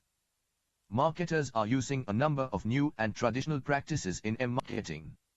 Advertising and promotion. Understanding how consumers want to use their smartphones is critical to understanding the role of advertising. Given the small screen and fleeting attention paid, fulfilling advertising's traditional role of informing and persuading is more challenging for e-commerce marketers. On the plus side, consumers are more engaged and attentive with their smartphones than when they are online. 91 Nevertheless, a number of m-commerce companies are eliminating ads to allow consumers to make purchases with as few clicks as possible. 92 Promotions are a different story. Consumers often use their smartphones to find deals or capitalize on them. The redemption rate for mobile coupons, 10%, far exceeds that of paper coupons, 1%. 93 For retailers, research has shown that mobile promotions can get consumers to travel greater distances within a store and make more unplanned purchases. 94. Geofencing. The idea of geofencing is to target customers with a mobile promotion when they are within a defined geographical space, typically near or in a store. The local-based service requires just an app and GPS coordinates, but consumers have to opt in. Consider these applications. 95. Neiman Marcus is piloting geofencing in its stores so its salespeople know when their more valuable customers are on the premises and can look at their purchase history to provide more personalized service. Outdoor supplier North Face uses geofences around parks and ski resorts in addition to its stores. Cosmetics brand retailer Kaihuns uses geofencing around its freestanding stores and kiosks within other stores. It advertises the alerts at its cash register and on social media pages and emails list, and it offers customers a free lip balm for enrolling. Thousands have done so, but the company limits its texts to 3 per month to avoid being intrusive. Outdoor supplier North Face targets customers with mobile promotions at parks and ski resorts as well as near its stores. Privacy. The fact that a company can pinpoint a customer's or employee's location with GPS technology raises privacy issues. Like so many new technologies, such location-based services have potential for good and harm and will ultimately warrant public scrutiny and regulation.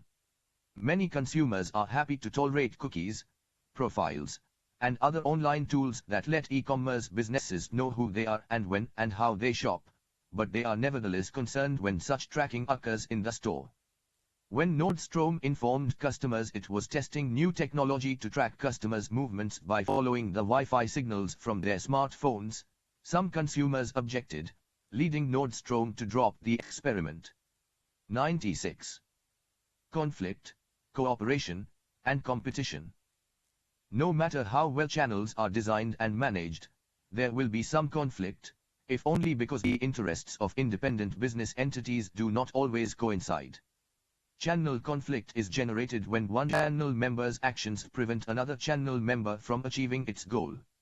Software giant Oracle Corp., plagued by conflict between its high-powered sales force and its vendor partners, has tried a number of solutions, including rolling out new, all-partner territories, where all deals except for specific strategic accounts go through select Oracle partners and allowing partners to secure bigger $1 billion plus accounts. 97.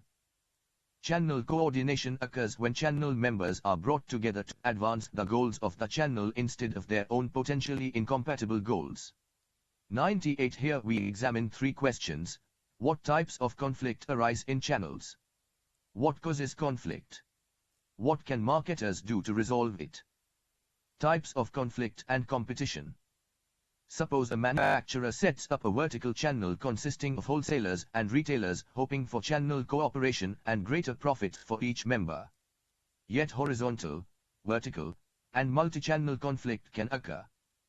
Horizontal channel conflict occurs between channel members at the same level. Some pizza franchisees complained about others cheating on ingredients, providing poor service, and hurting the overall brand image. Vertical channel conflict occurs between different levels of the channel. When Estée Lauder set up a website to sell its Clinique and Bobbi Brown brands, the department store Dayton Hudson reduced the space it gave the company's products. 99 Greater retailer consolidation. The 10 largest U.S. retailers account for more than 80% of the average manufacturer's business, has led to increased price pressure and influence from retailers. 100 Walmart, for example, is the principal buyer for many manufacturers, including Disney, Procter & Gamble, and Revlon, and is able to command reduced prices or quantity discounts from these and other suppliers. 101 Multi-channel conflict exists when the manufacturer has established 2 or more channels that sell to the same market. 102 It's likely to be especially intense when the members of one channel get a lower price, based on larger volume purchases, or work with a lower margin. When Goodyear began selling its popular tire brands through Sears, Walmart, and Discount Tire, it angered its independent dealers and eventually placated them by offering exclusive tire models not sold in other retail outlets. Causes of channel conflict. Some causes of channel conflict are easy to resolve, others are not. Conflict may arise from goal incompatibility. The manufacturer may want to achieve rapid market penetration through a low-price policy. Dealers, in contrast, may prefer to work with high margins and pursue short-run profitability. Unclear roles and rights. HP may sell laptops to large accounts through its own sales force, but its licensed dealers may also be trying to sell to large accounts. Territory boundaries and credit for sales often produce conflict. Differences in perception. The manufacturer may be optimistic about the short-term economic outlook and want dealers to carry higher inventory, while the dealers may be pessimistic. In the beverage category, it is not uncommon for disputes to arise between manufacturers and their distributors about the optimal advertising strategy. Intermediaries' dependence on the manufacturer. The fortunes of exclusive dealers, such as auto dealers, are profoundly affected by the manufacturer's product and pricing decisions. This situation creates a high potential for conflict. Managing channel conflict. Some channel conflict can be constructive and lead to better adaptation to a changing environment, but too much is dysfunctional. 103. The challenge is not to eliminate all conflict, which is impossible, but to manage it better. Verbal reprimands, fines, withheld bonuses, and other remedies can punish a firm in violation and deter others. 104. Table 21.2 lists some mechanisms for effective conflict management that we discuss next.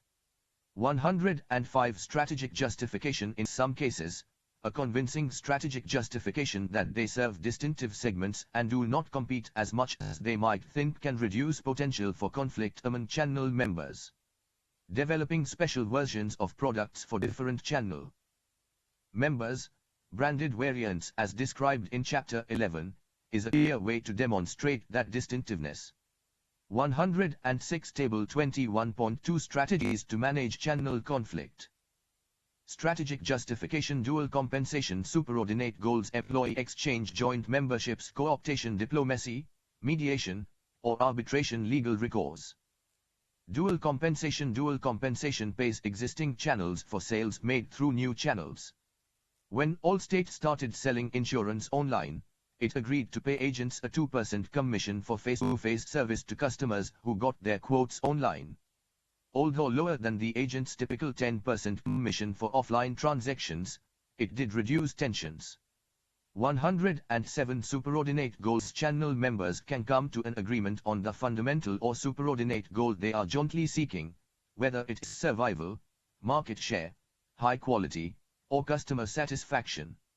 They usually do this best when the channel faces an outside threat, such as a more efficient competing channel, an adverse piece of legislation, or a shift in consumer desires. Employee exchange. A useful step is to exchange persons between two or more channel levels. GM's executives might agree to work for a short time in some dealerships, and some dealership owners might work in GM's dealer policy department. Thus participants can grow to appreciate each other's point of view. Joint memberships. Similarly, marketers can encourage joint memberships in trade associations. Good cooperation between the Grocery Manufacturers of America and the Food Marketing Institute, which represents most of the food chains, led to the development of the Universal Product Code, UPC. The associations can consider issues between food manufacturers and retailers and resolve them in an orderly way. Sometimes channel conflicts have to be settled by legal recourse, as with Coca-Cola and its dispute with Walmart over Powerade. Co-optation. Co-optation is an effort by one organization to win the support of the leaders of another by including them in advisory councils, boards of directors, and the like. If the organization treats invited leaders seriously and listens to their opinions, co-optation can reduce conflict, but the initiator may need to compromise its policies and plans to win outsiders' support. Diplomacy, mediation, and arbitration. When conflict is chronic or acute, the parties may need to resort to stronger means. Diplomacy takes place when each side sends a person or group to meet with its counterpart to resolve the conflict. Mediation relies on a neutral third party skilled in conciliating the two parties' interests. In arbitration, Two parties agree to present their arguments to one or more arbitrators and accept their decision. Legal recourse: if nothing else proves effective, a channel partner may choose to file a lawsuit. 108. When Coca-Cola decided to distribute Powerade thirst quencher directly to Walmart's regional warehouse, 60 bottlers complained the practice would undermine their core direct store distribution (DSD) duties and filed suit. A settlement allowed for the mutual exploration of new service and distribution systems to supplement the DSD system. 109. Dilution and cannibalization. Marketers must be careful not to dilute their brands through inappropriate channels, particularly luxury brands whose images often rest on exclusivity and personalized service. Calvin Klein and Tommy Hilfiger both took a hit when they sold too many of their products in discount channels. Given the lengths to which they go to pamper customers in their stores, with women, glasses of champagne, and extravagant surroundings, luxury brands have had to work hard to provide a high-quality digital experience. They aren't forgetting their stores, though, and are increasingly blending the two. Gutsy partnered with Samsung Electronics to create an immersive in-store experience for its timepieces and jewelry that combines physical and mobile commerce. Stores feature transparent displays that show images on the screen without obscuring the products behind them, and a digital shop-in-shop section where customers can use tablet computers to browse. 110. To reach affluent customers who work long hours and have little time to shop, many high-end fashion brands such as Dior, Louis Vuitton, and Fendi have unveiled e-commerce sites for researching items before visiting a store, and a means to combat fakes sold online. Legal and ethical issues in channel relations. Companies are generally free to develop whatever channel arrangements suit them. The law seeks to prevent only exclusionary tactics that might keep competitors from using a channel. Here we briefly consider the legality of certain practices, including exclusive dealing, exclusive territories, tying agreements, and dealers' rights. We saw earlier that in exclusive distribution, only certain outlets are allowed to carry a seller's products, and that requiring these dealers not to handle competitors' products is called exclusive dealing. Both channel partners benefit from exclusive arrangements. The seller obtains more loyal and dependable outlets, and the dealer gets a steady supply of special products and stronger seller support. Exclusive arrangements are legal as long as they do not substantially lessen competition or tend to create a monopoly, and as long as both parties enter into them voluntarily. Exclusive dealing often includes exclusive territorial agreements. The producer may agree not to sell to other dealers in a given area, or the buyer may agree to sell only in its own territory. The first practice increases dealer enthusiasm and commitment. It is also perfectly legal. A seller has no legal obligation to sell through more outlets than it wishes. The second practice, whereby the producer tries to keep a dealer from selling outside its territory, had become a major legal issue. Producers of a straw-in brand sometimes sell it to dealers only if they will take some or all of the rest of the line. This practice is called full-line forcing. Such tying agreements are not necessarily illegal, but they do violate US law if they tend to lessen competition substantially. Producers are free to select their dealers, but their right to terminate them is somewhat restricted. In general, sellers can drop dealers, for cause, but not if, for example, a dealer refuses to cooperate in a doubtful legal arrangement, such as exclusive dealing or tying agreements. Summary.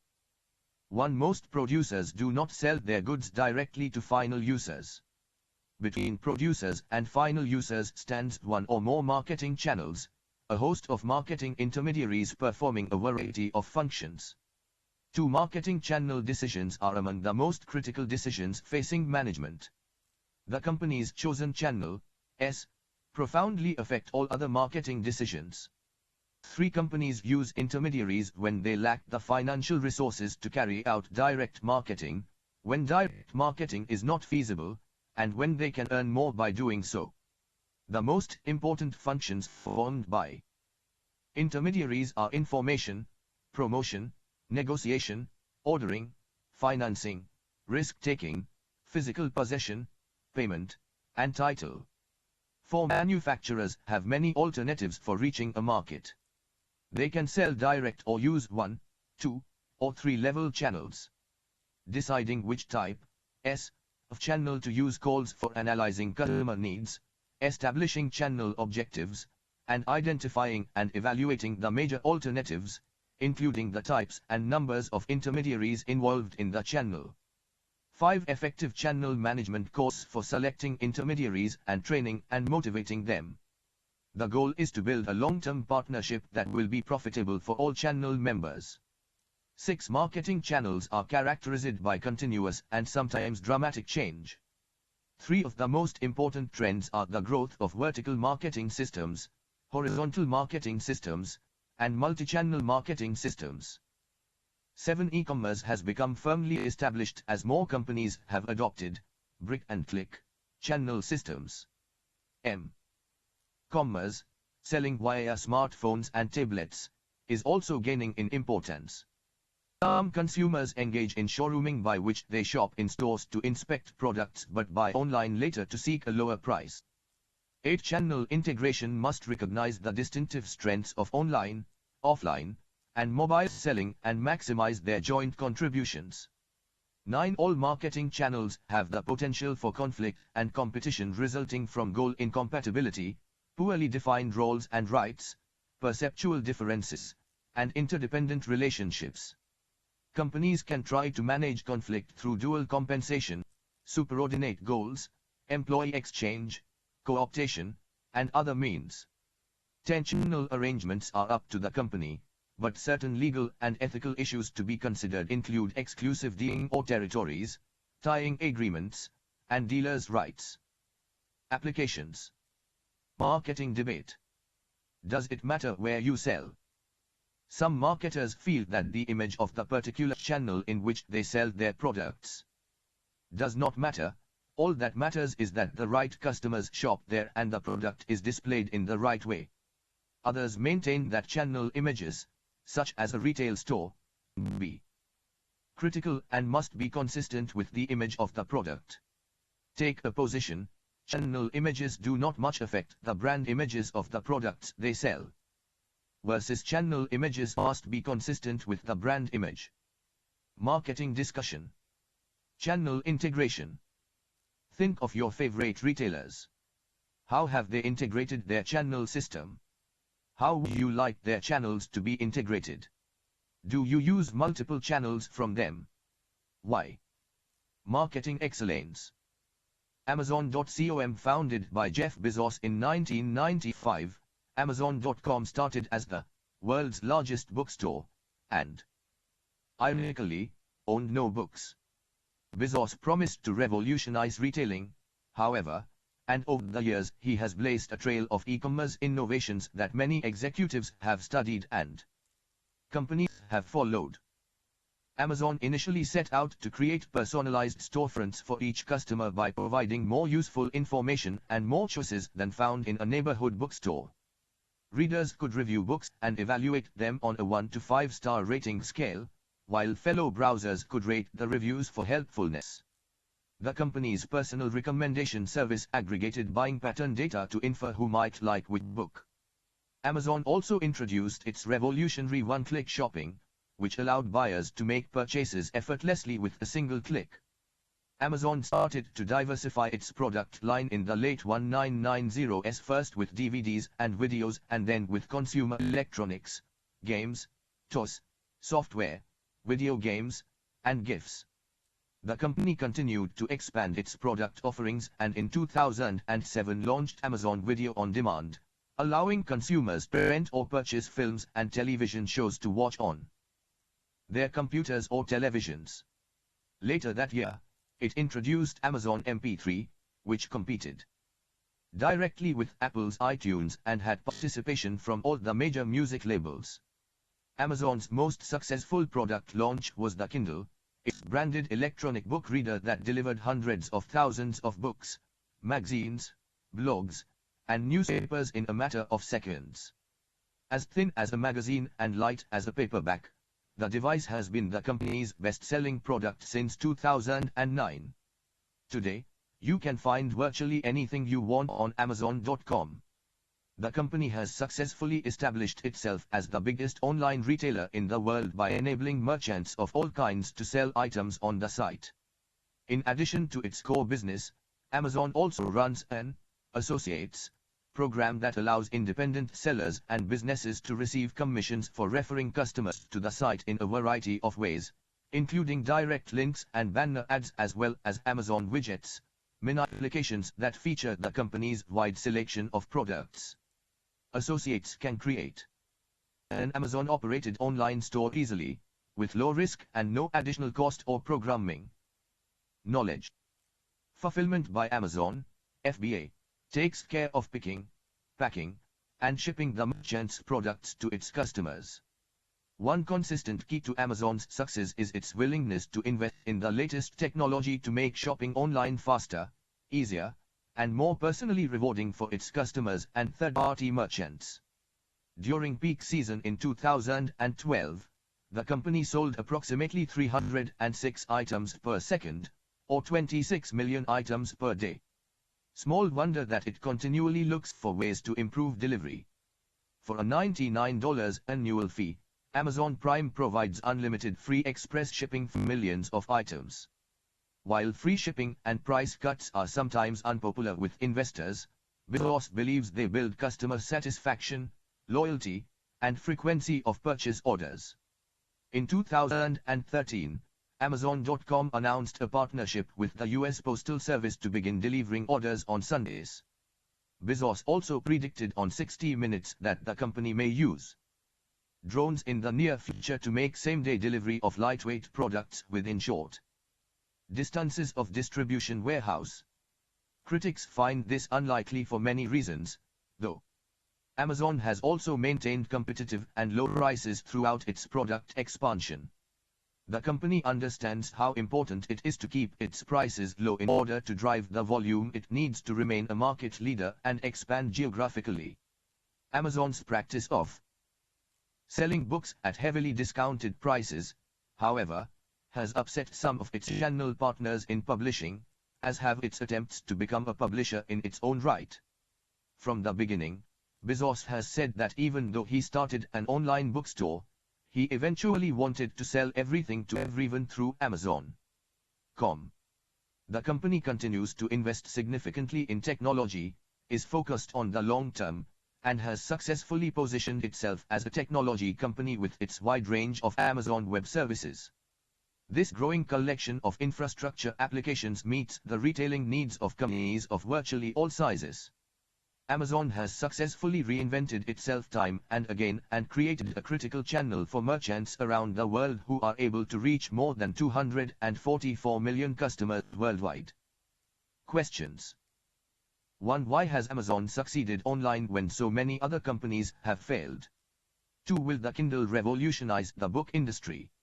Why or why not? 3. What's next for Amazon? Where else can it grow? Sources. Click to download. Economist, 19th August 2006, pp. 57-58, Robert D. Hoff, Jeff Bezos Risky Bet, Business Week, 13th November 2006, Eric Sconfield, The Great Giveaway, Business 2.0, April 2005, pp. 80-86, Elizabeth West, Who's Next, Qamar, Potentials, February 2004, pp.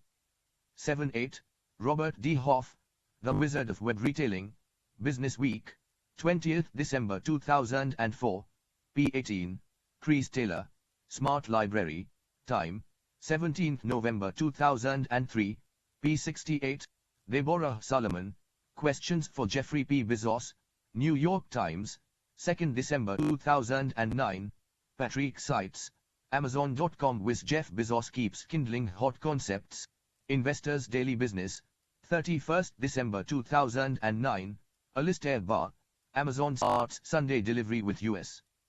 Postal Service, USA Today, 25th November 2013, Adam Lashinsky, Amazon's Jeff Bezos, The Ultimate Disruptor, Fortune, 16th November 2012, Michael Wolff, Here is why Amazon drone package delivery may never happen.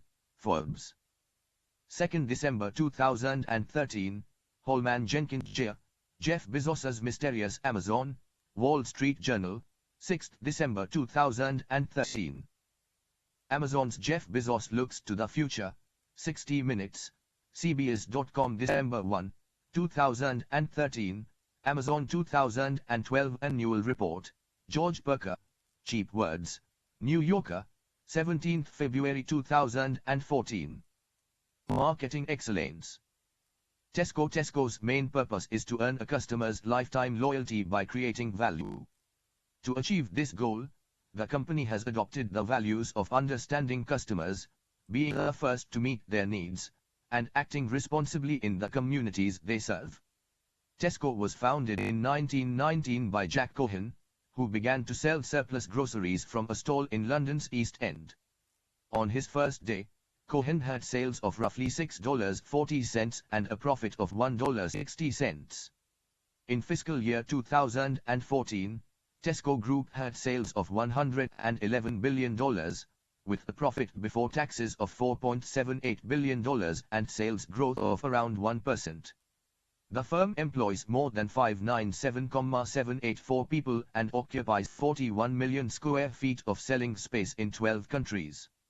Tesco's success comes from years of building customer loyalty through merchandising and pricing strategy. Over the years, the company has expanded its range of products and services from simple grocery items to almost everything, including PCs and peripherals. Cameras, phones, home electrical appliances, televisions, heavy equipment, furniture, kitchen appliances, and home furnishings, so customers can buy everything under one roof. Tesco also offers services that include petrol stations, opticians, and pharmacies. Tesco started expanding overseas in 1995, starting with Hungary, and now has a presence in China, the Czech Republic, Hungary, India, Japan, Malaysia, Poland, Ireland, Slovakia, Thailand, and Turkey. In the United States, it operates under the name Fresh and Easy Neighborhood Market. In trying to understand its customers based on their total spending, Tesco found that the top 100 customers were worth the same as the bottom 4,000. The bottom 25% of customers represented only 2% of sales, whereas the top 5% accounted for 20%. This showed the firm that all customers are not equal. As a result, it started to measure its more valuable customers by frequency of purchase and value of expenditure.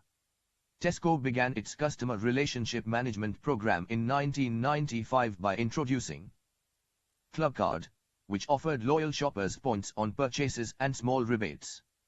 Stores captured valuable information with every swipe of the card and built a powerful customer database that could show what products customers were and were not buying, and where they were spending their time in the store, measured by what they spent their money on.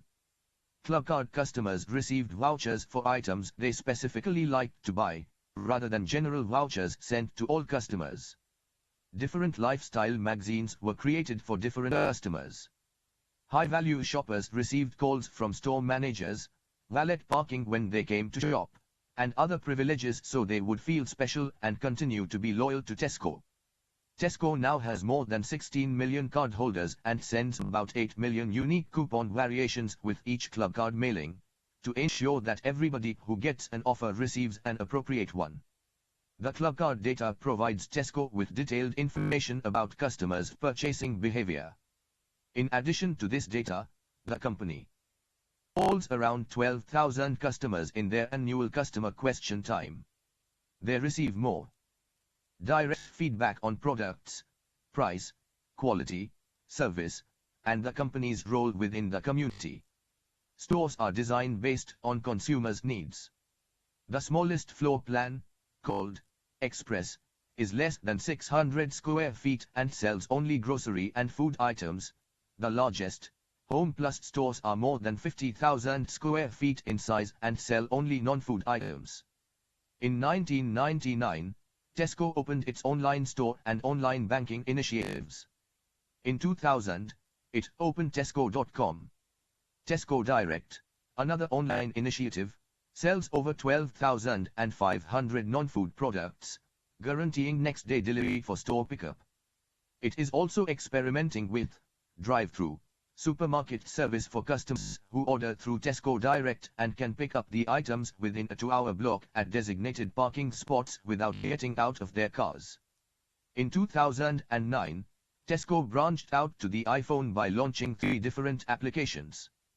The first allowed customers to scan their club cards using the iPhone's camera, so they didn't have to carry the card on a shopping trip.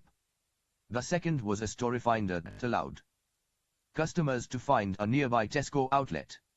The third, a wine application, allowed customers to take a photograph of a wine they liked, so that they could read product information and place an order using the phone. In 2010, Tesco created a new mobile website to facilitate easy shopping for non-food and household items using smartphones. This followed the launch of a grocery application that allowed barcode scanning by the iPhone. Using the mobile website, customers can now conveniently search and buy everything, from televisions to tables to toys. This initiative is part of a commitment to make Tesco available to everyone, anywhere, at any time, whether through the catalogue, in-store, online, or by phone. Tesco also concentrates on providing efficient service. Under its one in front plan, for instance, if there is more than one customer at a single checkout counter, another counter will be opened. A number of self-service checkouts are also available in all stores. With improved CRM and service, Tesco has become a leading supermarket in the United Kingdom and is now expanding to other parts of the world. Questions. 1. As Tesco expands overseas, can it succeed by using the same strategies it has used in the United Kingdom? Why or why not? What factors should it take into account while formulating strategies in global markets? 2. What are the ways in which Tesco connects with its customers to provide more value for them? Sources: Tesco, the brand experience is everything. Branding Asia, www.brandingasia.com/cases tesco.htm, Tesco, www.tesco.com. With an unconventional marketing strategy blending fashion, value, customer experience, and social responsibility, Warby Parker has made a splash in the state eyewear category. Source: courtesy of Warby Parker. Photographer: Colin Hughes.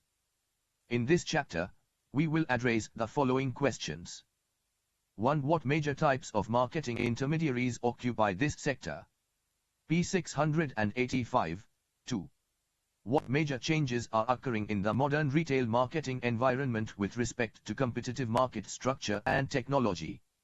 P690. 3. What marketing decisions do marketing intermediaries make? P692. 4.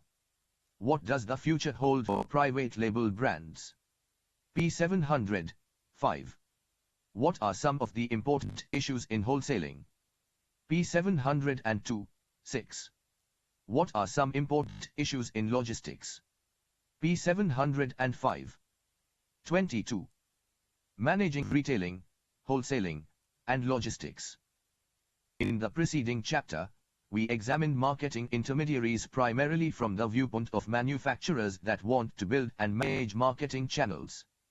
In this chapter, we view these intermediaries, retailers, wholesalers, and logistical organizations, as requiring and forging their own marketing strategies in a rapidly changing world.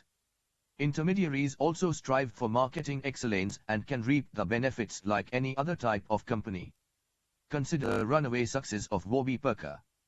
1. Started by 4 Wharton MBA graduates while they were still in school, lifestyle brand Warby Parker is challenging eyewear mammoth Luxottica with a marketing strategy that cleverly combines fashion, value, customer experience, and social responsibility. The company designs its own glasses with a hip if nerdy chic and a fashion ethic that promises, "We will not develop anything that you will be embarrassed to wear in 20 years." With material for frames from a family-owned Italian company, assembly in China, and no middleman, It promises quality comparable to that of well-known designers at a fraction of the cost. speaker.I glasses start at $95, with free shipping, free exchanges, and free returns.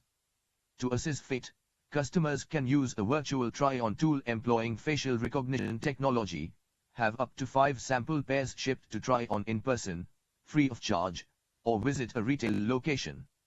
Promoting eyewear with a purpose, speaker works with a non-profit partner to distribute 1 pair for every pair sold. To expand reach and engagement beyond its stylish and easy-to-use website, the company has launched shops within shops in selected cities, a flagship store in the Soho area of New York City, and several retail locations across the country. Word of mouth is critical for the brand. 50% of website traffic comes from recommendations by friends and family. The retail market can be unforgiving. While innovative retailers such as Zappos, Sweden's H&M, Spain's Zara and Mango, and Britain's Topshop have thrived in recent years, others such as former US stalwarts JCPenney, Kohl's, and Qamar have struggled. The more successful use strategic planning, state-of-the-art technology, advanced information systems, and sophisticated marketing tools. They segment their markets, improve their market targeting and positioning, and connect with their customers through memorable experiences, relevant and timely information, and of course the right products and services. In this chapter, we consider marketing excellence in retailing, wholesaling, and logistics. Retailing. Retailing includes all the activities in selling goods or services directly to final consumers for personal, non-business use. A retailer or retail store is any business enterprise whose sales volume comes primarily from retailing. Any organization selling to final consumers, whether it is a manufacturer, wholesaler, or retailer, is doing retailing. It doesn't matter how the goods or services are sold, in person, by mail, by telephone, by vending machine, or online, or where, in a store, on the street, or in the consumer's home. Retailing is a fast-moving, challenging industry. Consider the plight of Sears. 2. Sears is a classic US company. It was one of the first to sell goods through a mail-order catalog, and for more than 100 years, it was one of the strongest department store brands, associated with high-quality merchandise and responsive customer service. However, in the early 2000s the company began facing financial difficulties, and to keep its earnings stable, it started aggressively selling assets and cutting costs. Customers began complaining about inattentive sales associates, disorganized sales racks, and stores in disrepair. Sears was spending only $2 to $3 per square foot in annual maintenance and repair of its stores, less than the $6 to $8 per square foot spent by competitors Target and Walmart. They weren't keeping their promise. Consumers are pretty sophisticated, and they walked into these stores and it was the same old place, without the freshness, the excitement or the interactivity of the experience.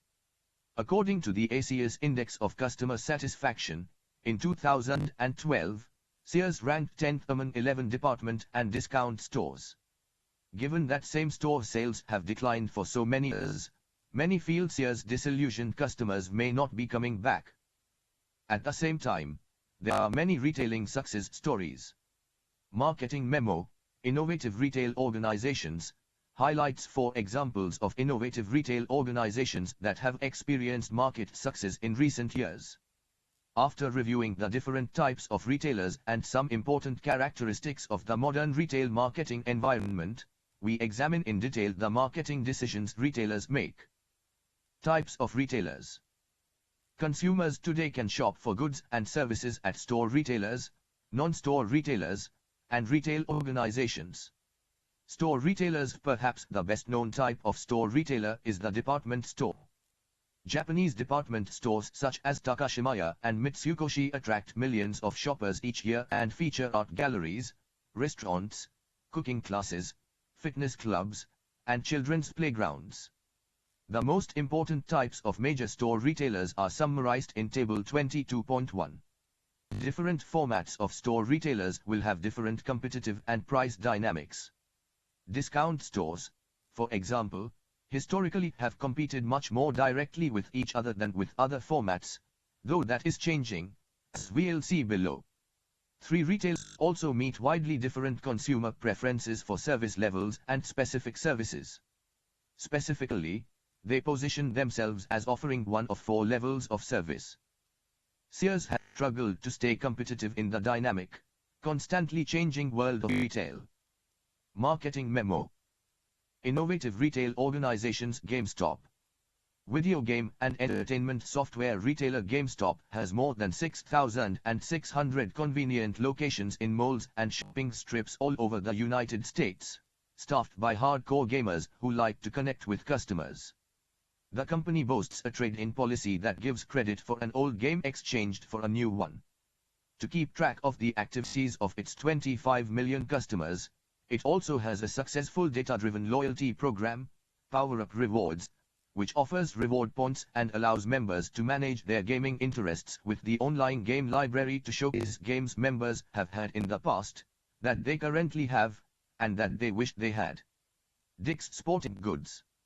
Dick's Sporting Goods has grown from a single bait and tackle store in Binghamton, New York, into the largest US-based full-line sporting goods retailer, with approximately 574 stores in 44 states. Part of its success springs from the interactive features of its stores. Customers can test golf clubs in indoor ranges, sample shoes on its footwear, track, and shoot bows in its archery range. With an advertising tagline of, "Every season starts at Dick's," the retailer is also emphasizing the fundamental goal of sports achievement and improvement to establish a stronger emotional connection with customers. Lumber Liquidators. Lumber Liquidators is the largest hardwood flooring specialty retailer in the United States, with more than 345 locations. The company buys excess wood directly from lumber mills at a discount and stocks almost 350 kinds of flooring, about the same as Lowe's and Home Depot. It sells at lower prices because it keeps operating costs down by cutting out the middlemen and locating stores in inexpensive locations. Lumber Liquidators also knows a lot about its customers, such as the fact that shoppers who request product samples have a 30% likelihood of buying within a month and that most tend to renovate one room at a time, not the entire home at once. Net-a-Porter. London-based Net-a-Porter is an online luxury clothing and accessories retailer, whose website combines the style of a fashion magazine with the thrill of a chic boutique. Seen by its loyal customers as an authoritative fashion voice, the company publishes its interactive magazine weekly and stocks more than 300 international brands, including Jimmy Choo, Alexander McQueen, Stella McCartney, Givenchy, and Marc Jacobs, as well as many up-and-comers. It ships to 170 countries and offers same-day delivery in London and Manhattan. The average order is $250. A new site, Mr. Porter, targets men. Sources: GameStop, Steve Peterson, GameStop sees targeted marketing on the rise, www.thealisdaily.com September 26, 2013, Janine Poggi, GameStop revamps business to ensure success in a digital future, Advertising Age, April 9, 2012, Chris Daniels, GameStop CMO sees CRM as key, Direct Marketing News, October 2011, Devin Leonard, GameStop racks up the points, Fortune, 9 June 2008, pp. 10922, Dick's Sporting Goods, Brand Genius, Lauren Hobart, Chief Marketing Officer, Dick's Sporting Goods, Adweek, 23 September 2013, Matt Townsend, Dick's Channels. Rudy, New Branding Strategy, www.bloomberg.com 1 March 2012, Dick's Sporting Goods details growth strategy to reach $10 billion in sales and 10.5% operating margin by the end of fiscal 2017, PR Newswire, 3rd August 2013, Lumber Liquidators, Mark Hestmeyer, Lumber Liquidators planning to spruce up retail image. www.coaster.com 30th January 2013, Merlin Much, Lumber Liquidators new CEO helps drive sales surge. Investors Business Daily, 17th May 2012, Helen Costa, Hardwood Hero. Forbes, 30th November 2009, pp. 60-62, Net-a-Porter, David Moth, How Net-a-Porter plans to build on its mobile success in 2013, www.econsultancy.com 18th March 2013, Christina Bintley, Finding an Audience for Eddie Runway Styles, Wall Street Journal, 28th March 2012, Paul Sonne, Recommended by Net-a-Porter, Wall Street Journal, 2nd April 2010, John Brody, The Amazon of Fashion, Fortune, 14th September 2009, pp. 86-95. 1. Self-service. Self-service is the cornerstone of all discount operations. Many customers are willing to carry out their own locate, compare, select process to save money. 2. Self-selection. Customers find their own goods, though they can ask for assistance. 3. Limited service. These retailers carry more shopping goods and services such as credit and merchandise return privileges. Customers need more information and assistance. 4. Full service. Salespeople are ready to assist in every phase of the locate, compare, select process. Customers who like to be waited on prefer this type of store. The high staffing cost and many services, along with the higher proportion of specialty goods and slower moving items, result in high cost retailing. Non-store retailing. Although the overwhelming bulk of goods and services is sold through stores, non-store retailing has been growing much faster than store retailing, especially given e-commerce and m-commerce as Chapter 17 outlined. Non-store retailing falls into 4 major categories: direct marketing, which includes telemarketing and online selling, direct selling, automatic vending, and buying services. Table 22.1 Major types of store retailers. Specialty store, narrow product line. The Limited, The Body Shop.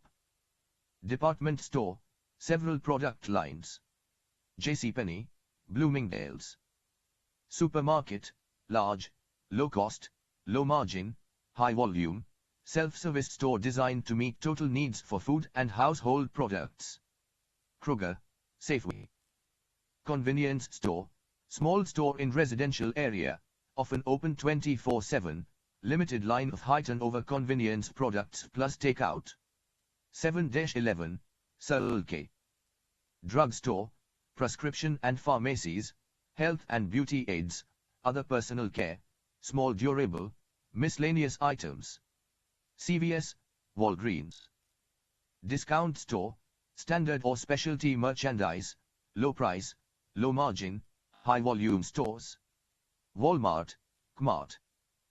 Extreme value or hard discount store, a more restricted merchandise mix than discount stores but at even lower prices.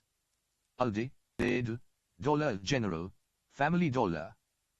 Off-price retailer, leftover goods, overruns, irregular merchandise sold at less than retail. Factory outlets, independent off-price retailers such as TJ Maxx, warehouse clubs such as Costco. Superstore, huge selling space, routinely purchased food and household items, plus services, laundry, shoe repair, dry cleaning, check cashing. Category killer, deep assortment in one category, such as staples, combination store such as Jewel Osco, hypermarket, huge stores that combine supermarket, discount, and warehouse retailing, such as Carrefour in France. Catalog showroom, broad selection of high markup, fast-moving, brand-name goods sold by catalog at a discount. Customers pick up merchandise at the store. Inside Edge Ski and Bike. 1. Direct marketing has roots in direct mail and catalog marketing. Land's End, L.L. Bean. It includes telemarketing, 1-800-Flowers, television direct response marketing, HSN, QVC, and online shopping, Amazon.com, Audible.com. People are ordering a greater variety of goods and services from a wider range of websites. In the United States, online sales were estimated to be $225 billion in 2012, approaching 6% of total retail sales. 4. 2. Direct selling, also called multi-level selling and network marketing, is a multi-billion-dollar industry, with companies selling door-to-door or through at-home sales parties. Well known in such one-to-one selling are Avon, Electrolux, and Southwestern Company of Nashville, Bibles. Tupperware and Mary Kay Cosmetics are sold one-to-many. A salesperson goes to the home of a host who has invited friends. The salesperson demonstrates the products and takes orders. Pioneered by Amway, the multi-level, network, marketing sales system works by recruiting independent business people who act as distributors. The distributor's compensation includes a percentage of sales made by those he or she recruits as well as earnings on his or her own direct sales to customers. These direct selling firms, now finding fewer consumers at home, are developing multi-distribution strategies. 3. Automatic vending offers a variety of merchandise, including impulse goods such as soft drinks, coffee, candy, newspapers, magazines, and other products such as hosiery, cosmetics, hot food, and paperbacks. Vending machines are found in factories, offices, large retail stores, gasoline stations, hotels, restaurants, and many other places. They offer 24-hour selling, self-service, and merchandise that is stocked to be fresh. With more than 5 million units, Japan has the highest per capita coverage of vending machines in the world. You can buy everything from fresh eggs to pet rhinoceros beetles. Coca-Cola has close to 1 million machines there and annual vending sales of $50 billion, twice its US figures. 54. Buying service is a stall-less retailer serving a specific clientele, usually employees of large organizations, who are entitled to buy from a list of retailers that have agreed to give discounts in return for membership. Without question, online non-store retailing has been exploding and is taking many different forms. Consider the success of flash sales websites such as Guild. 6. Vending machines can be found almost anywhere in Japan, selling almost any kind of merchandise, including umbrellas. Guild. During the recent recession, many designer brands found themselves with excess inventory they badly needed to move. Third-party, flash sales sites, offering deep discounts for luxury products and other goods for only a short period of time each day, allowed them to do so in a controlled manner less likely to hurt their brands. Modeled in part after France's flash sales pioneer Venti Privé, Guild was launched in November 2007 to sell fashionable women's clothing from top designer labels for up to 60% off, but on a limited time basis and only to those who joined the online site.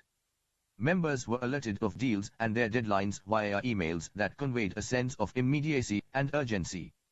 Adding luxury brands such as Theory and Louis Vuitton, the firm grew to more than 8 million members and an estimated value of $1 billion. As the recession wound down, however, Guild found itself challenged by dwindling inventory, growing competition from other sites, and its own aggressive expansion strategy, which included men's clothes, kids' products, home products, travel packages, and food. The company responded by focusing more on its core strength in women's fashion and developing tighter relationships with customers via personalized emails to announce its sales. Corporate retailing and franchising. Although many retail stores are independently owned, an increasing number are part of a corporate retailing organization. These organizations achieve economies of scale, greater purchasing power, wider brand recognition, and better trained employees than independent stores can usually gain alone. The major types of corporate retailing: corporate chain stores, voluntary chains, retailer and consumer cooperatives, franchises, and merchandising conglomerates, are described in Table 22.2. Franchise businesses such as Hampton, Jiffy Lube, Subway, Supercuts, 7-Eleven, and many others account for more than 10% of businesses with paid employees in the 295 industries for which franchising data are collected by the U.S. Census Bureau. 7. In a franchising system, individual franchisees are a tightly knit group of enterprises whose systematic operations are planned, directed, and controlled by the operations innovator, called a franchisor. Franchises are distinguished by 3 characteristics. 1. The franchisor owns a trade or service mark and licenses it to franchisees in return for royalty payments. 2. The franchisee pays for the right to be part of the system. Startup costs include rental and lease equipment and fixtures and usually a regular license fee. McDonald's franchisees typically invest about $1.5 million in total startup costs and fees. The franchisee then pays McDonald's a certain percentage of sales plus a monthly rent. 83. The franchisor provides its franchisees with a system for doing business. McDonald's requires franchisees to attend Hamburger University in Oak Brook, Illinois, for 2 weeks to learn how to manage the business.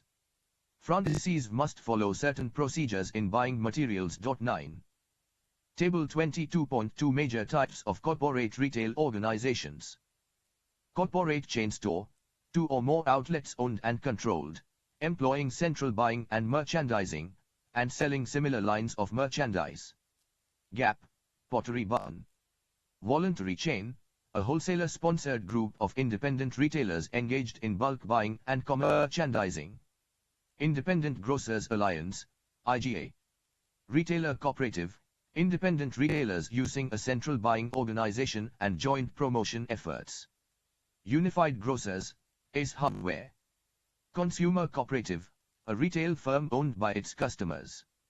Members contribute money to open their own store, vote on its policies, elect a group to manage it, and receive dividends. Local cooperative grocery stores can be found in many markets. Franchise organization, contractual association between a franchisor and franchisees, popular in a number of product and service areas. Dunkin' Donuts, Marriott, H&R Block, and the UPS Store. Merchandising conglomerate, a corporation that combines several diversified retailing lines and forms under the central ownership, with some integration of distribution and management. Federated Department Stores renamed itself after one of its best-known retailers, Macy's, but also owns other retailers such as Bloomingdale's. Franchising benefits both parties. Franchisors gain the motivation and hard work of employees who are entrepreneurs rather than hired hands, the franchisee's familiarity with local communities and conditions, and the enormous purchasing power of being a franchisor. Franchisees benefit from buying into a business with a well-known and accepted brand name. They find it easier to borrow money for their business from financial institutions, and they receive support in areas ranging from marketing and advertising to site selection and staffing. Franchisees do walk a fine line between independence and loyalty to the franchisor. Some franchisors are giving their franchisees freedom to run their own operations, from personalizing store names to adjusting offerings and price. Great Harvest Bread believes in a freedom franchise approach that encourages its franchisee bakers to create new items for their store menus and to share with other franchisees if they're successful. 10. The modern retail marketing environment. The retail marketing environment is dramatically different today from what it was just a decade or so ago. Here we focus on 2 areas that have seen enormous change: competitive retail market structure and the role of technology. Competitive retail market structure. The retail market is very dynamic, and a number of new types of competitors and competition have emerged in recent years. Here are 5 important developments. See Table 22.3 for a summary. New retail forms and combinations. To better satisfy customers' need for convenience, a variety of new retail forms have emerged. Bookstores feature coffee shops. Gas stations include food stores. Lowe's supermarkets have fitness clubs. Shopping malls and bus and train stations have peddlers' carts in their aisles. Retailers are also experimenting with pop-up stores that let them promote brands to seasonal shoppers for a few weeks in busy areas. Pop-up stores are designed to create buzz, often through interactive experiences. Internet companies such as Amazon.com and Google use pop-up stores as an easy way to establish a physical presence during holiday shopping seasons. 11 Growth of giant retailers. Through their superior information systems, logistical systems, and buying power, giant retailers such as Walmart are able to deliver good service and immense volumes of product to masses of consumers at appealing prices. They are crowding out smaller manufacturers that cannot deliver enough quantity and often dictate to the most powerful ones what to make, how to price and promote it, when and how to ship, and even how to improve production and management. Without these accounts, manufacturers would lose 10%-30% of the market. Some giant retailers are category killers that concentrate on one product category, such as pet food, Petco, home improvement, Home Depot, or office supplies, Staples. Others are supercenters that combine grocery items with a huge selection of non-food merchandise, Walmart.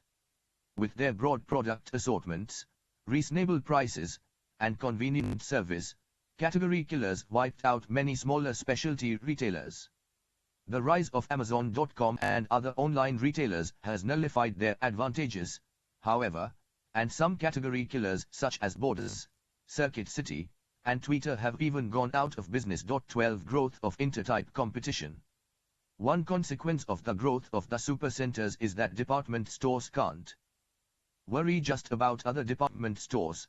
Discount chains such as Walmart and Tesco are expanding into product areas such as clothing, health, beauty, and electrical appliances. 13 Supermarkets also have to worry about these supercenters.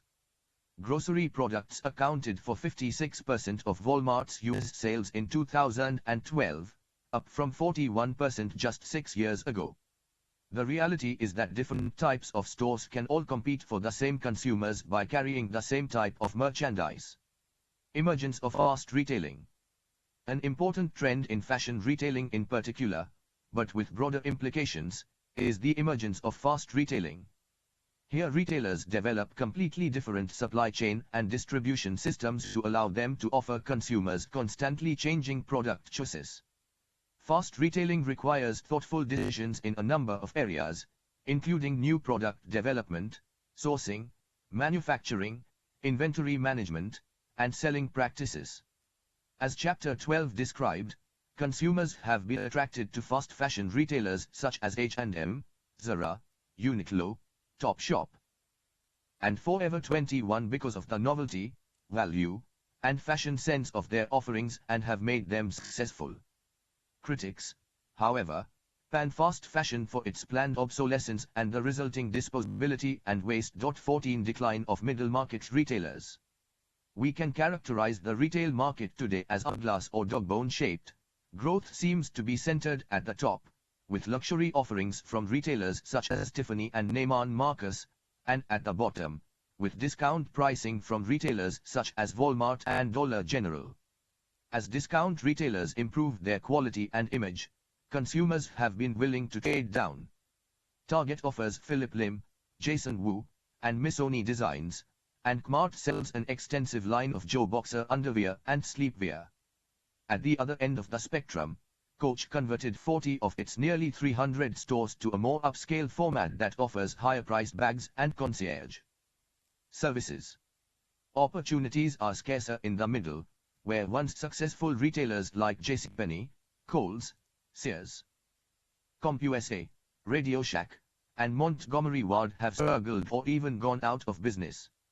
Supermarket chains like Supervalu and Safeway have found themselves caught in the middle between the affluent appeal of chains like Whole Foods and the discount appeal of Aldi and Walmart. Compounding problems is the plight of the middle class, the 40% of U.S. consumers with annual incomes between $50,000 and $140,000, who have seen their buying power shrink due to slumping housing prices and stagnating incomes. 15. Table 22.3 Recent retail developments. New retail forms and combinations. Growth of giant retailers. Growth of intertype competition. Emergence of fast retailing. Decline of middle market retailers. Role of technology. Technology is profoundly affecting the way retailers conduct virtually every facet of their business.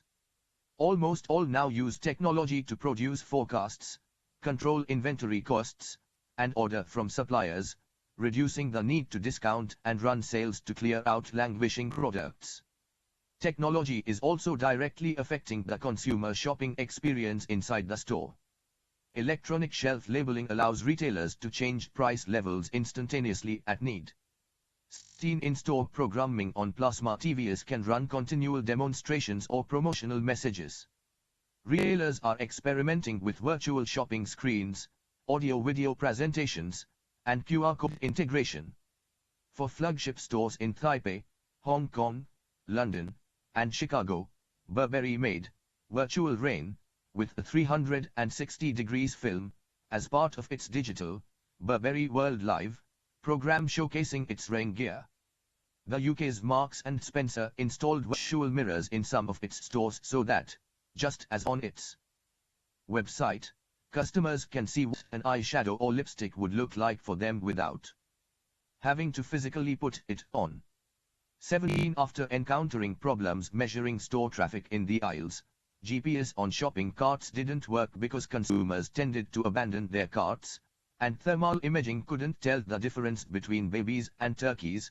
Bidirectional infrared sensors sitting on store shelves have proven successful. Marketing insight.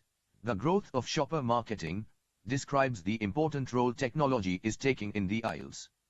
Retailers are also developing fully integrated digital communication strategies with well-designed websites, emails, search strategies, and social media campaigns. Social media are especially important for retailers during the holiday season when shoppers are seeking information and sharing successes. For the 2013 holiday season, Us focused on YouTube. Sears used Instagram and hosted holiday parties on Twitter.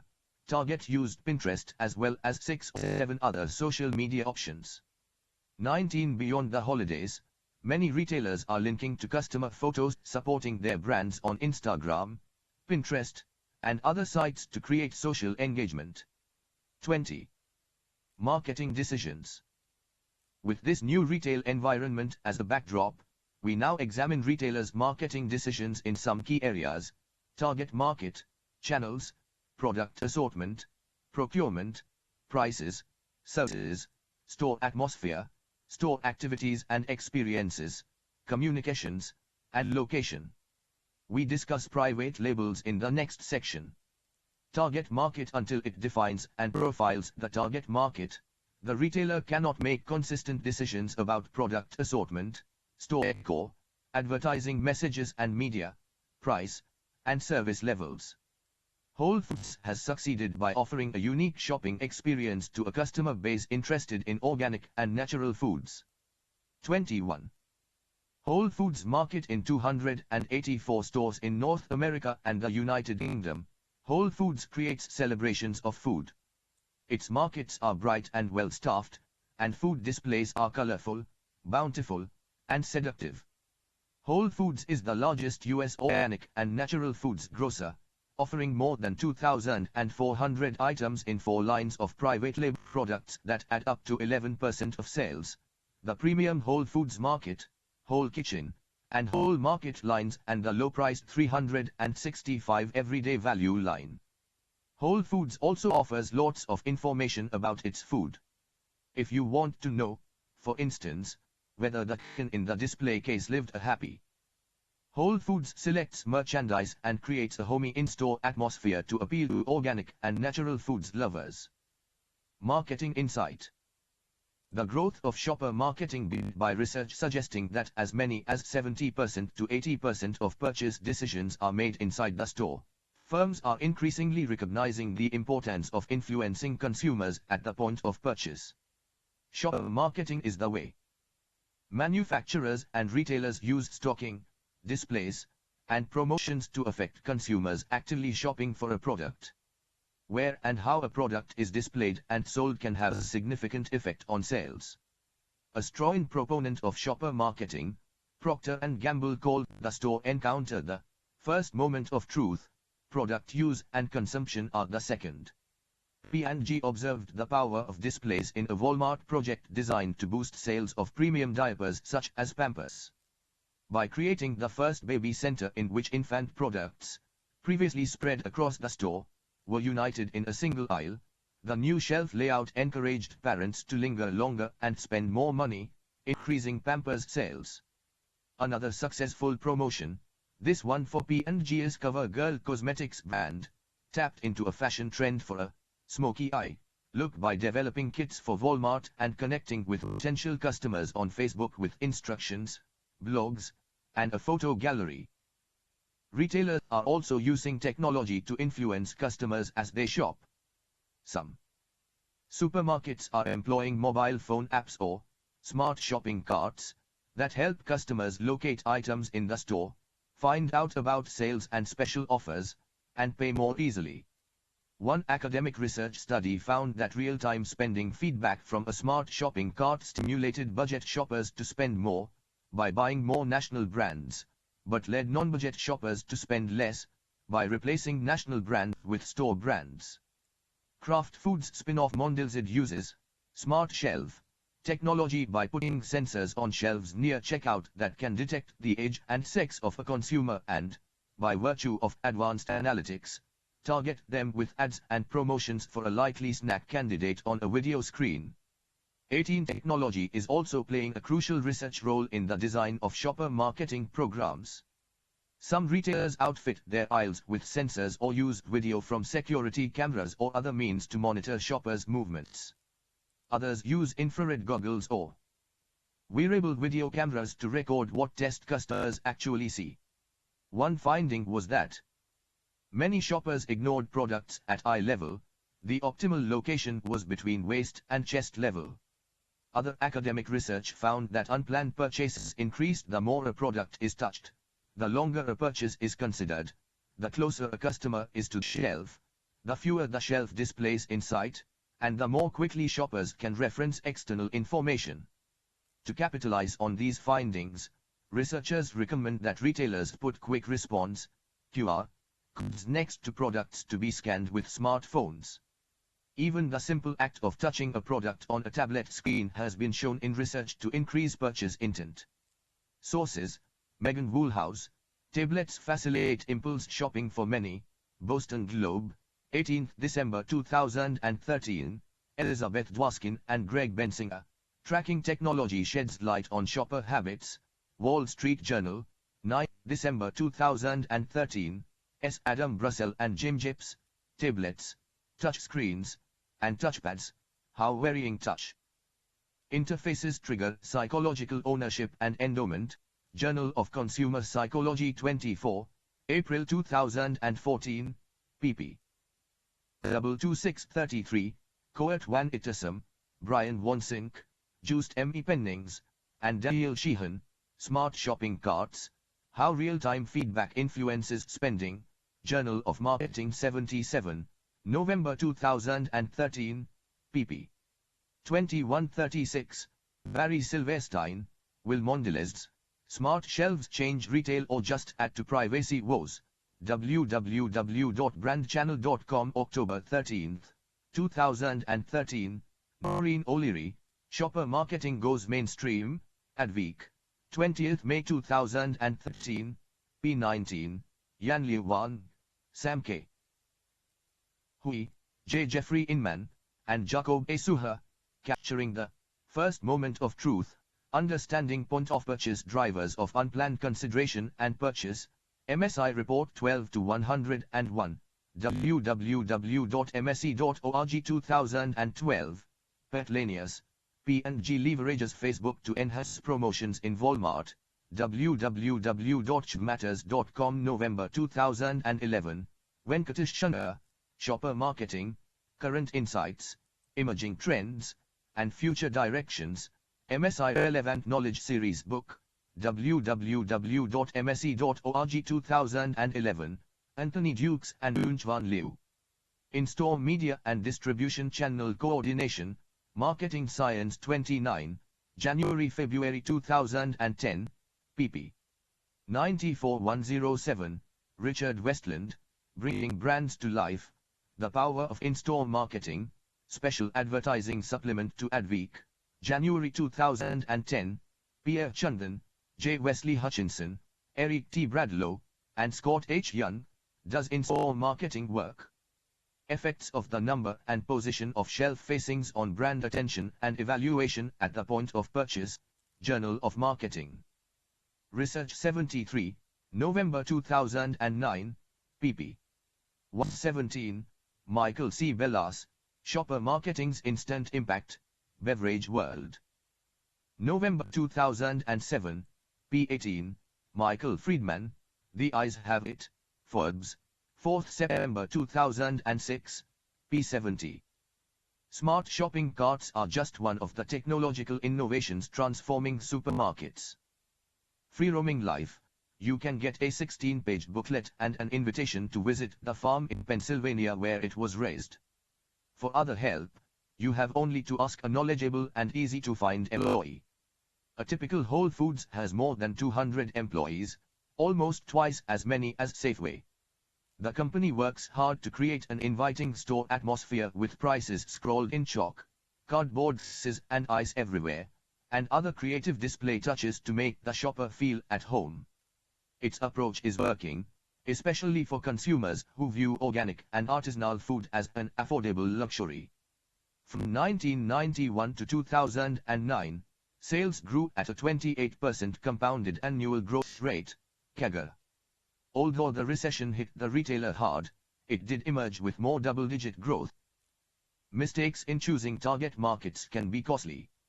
When historically mass-market jeweler Jules decided to chase upscale customers, it replaced one-third of its merchandise, dropping inexpensive, low-quality diamond jewelry for hid margin, fashionable 14-karat gold and silver pieces and shifting its ad campaign in the process. The move was a disaster. Jules lost many of its traditional customers without winning over the new customers it hoped to attract. 22 To better hit their targets, retailers are slicing the market into ever finer segments and introducing new lines of stores to exploit niche markets with more relevant offerings. Qamar launched Johnny and Jack, selling apparel and gifts for babies and toddlers. Hot Topic introduced Torrid, selling fashions for plus-sized teen girls. And limited brands Tween Brands began to sell lower-priced fashion to tween girls through its Justice stores and tween boys through its brother shops. Channels based on a target market analysis and other considerations we reviewed in Chapter 17, retailers must decide which channels to employ to reach their customers. Increasingly, the answer is multiple channels. Staples sells through its traditional retail brick-and-mortar channel, a direct response internet site, virtual malls, and thousands of links on affiliated sites. As Chapter 21 also explained, channels should be designed to work together effectively.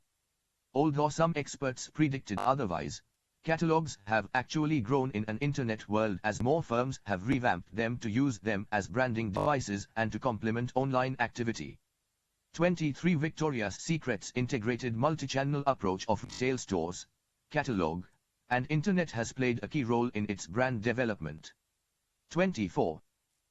Victoria's Secret, purchased by limited brands in 1982, has become one of the most identifiable brands in retailing through skillful marketing of women's clothing, lingerie, and beauty products. Most US women a generation ago did their underwear shopping in department stores and owned few items that could be considered lingerie. After witnessing women buying expensive lingerie as fashion items from small boutiques in Europe, limited brands founder Leslie Wexner felt a similar store model could work on a mass scale in the United States, though such a store format was unlike anything the average shopper would have encountered amid the bland racks at department stores. Wexner, however, had reason to believe US women would relish the opportunity to have a European-style lingerie shopping experience with soft pink wallpaper, inviting fitting rooms, and attractive and attentive staff. Women need underwear, but women want lingerie, he observed. Victorious's assumption proved correct, a little more than a decade after he bought the business. Victoria's Secret's average customer bought 8 to 10 bras per year, compared with the national average of 2. To enhance its upscale reputation and glamorous appeal, the brand is endorsed by high-profile supermodels in ads and televised fashion show extravaganzas. Victoria's Secret sells through its stores, website, and catalog, mailing 325 million new catalogs a year at a cost of $200 million. Web and catalog sales account for 25% of the company's $5 billion in revenue. Overseas expansion is being led by store within a store, beauty boutiques to reduce risk. Product assortment. The retailer's product assortment must match the target market's shopping expectations in breadth and depth. 25. A restaurant can offer a narrow and shallow assortment, small lunch counters, a narrow and deep assortment, delicatessen, a broad and shallow assortment, cafeteria, or a broad and deep assortment, large restaurant. Apparel retailer Aeropostale studies its young teen market carefully as it strives to stock and display the right product assortment. Destination categories may play a particularly important role because they have the greatest impact on where households choose to shop and how they view a particular retailer. A supermarket could be known for the freshness of its produce or for the variety and deals it offers in soft drinks and snacks. 26. Identifying the right product assortment can be especially challenging in fast-moving industries such as technology or fashion. At one point, Urban Outfitters ran into trouble when it strayed from its hip but not too hip formula, embracing new styles too quickly. 27. On the other hand, active and casual apparel retailer Aeropostale has succeeded by carefully matching its product assortment to its young teen needs. 28. Aeropostale 14 to 17-year-olds, especially those on the young end, often want to look like other teens. So while Abercrombie and American Eagle might reduce the number of cargo pants on the sales floor, Aeropostale embraces this key reality of its target market and will keep an ample supply on hand at an affordable price. Staying on top of the right trends isn't easy, but the company is among the most diligent of teen retailers when it comes to consumer research. In addition to running high school focus groups and in-store product tests, it launched an online program that seeks the input of 10,000 of its best customers in creating new styles. An average of 3,500 participate in each of 20 tests a year. Aeropostale maintains control over its proprietary brands by designing, sourcing, marketing, and selling all its own merchandise. The company's products can be purchased only in its own stores and online.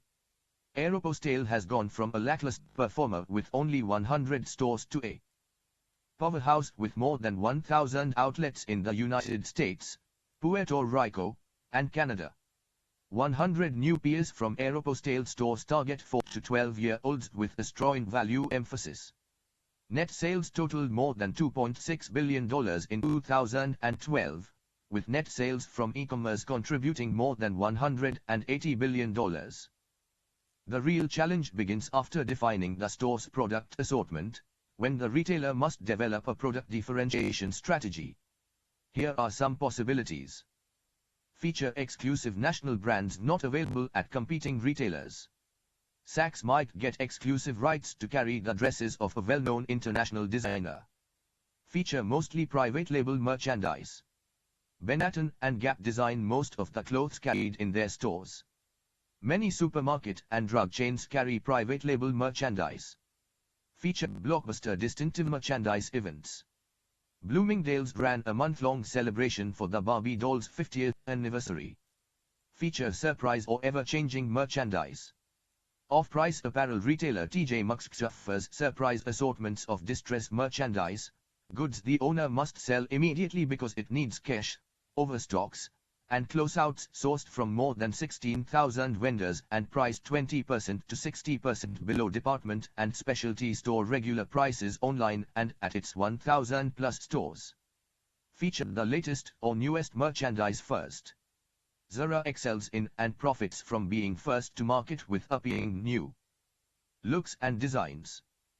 offer merchandise customizing services. Harrods of London will make custom-tailored suits, shirts, and ties for customers in addition to ready-made menswear. Offer a highly targeted assortment. Lane Bryant carries goods for the larger woman.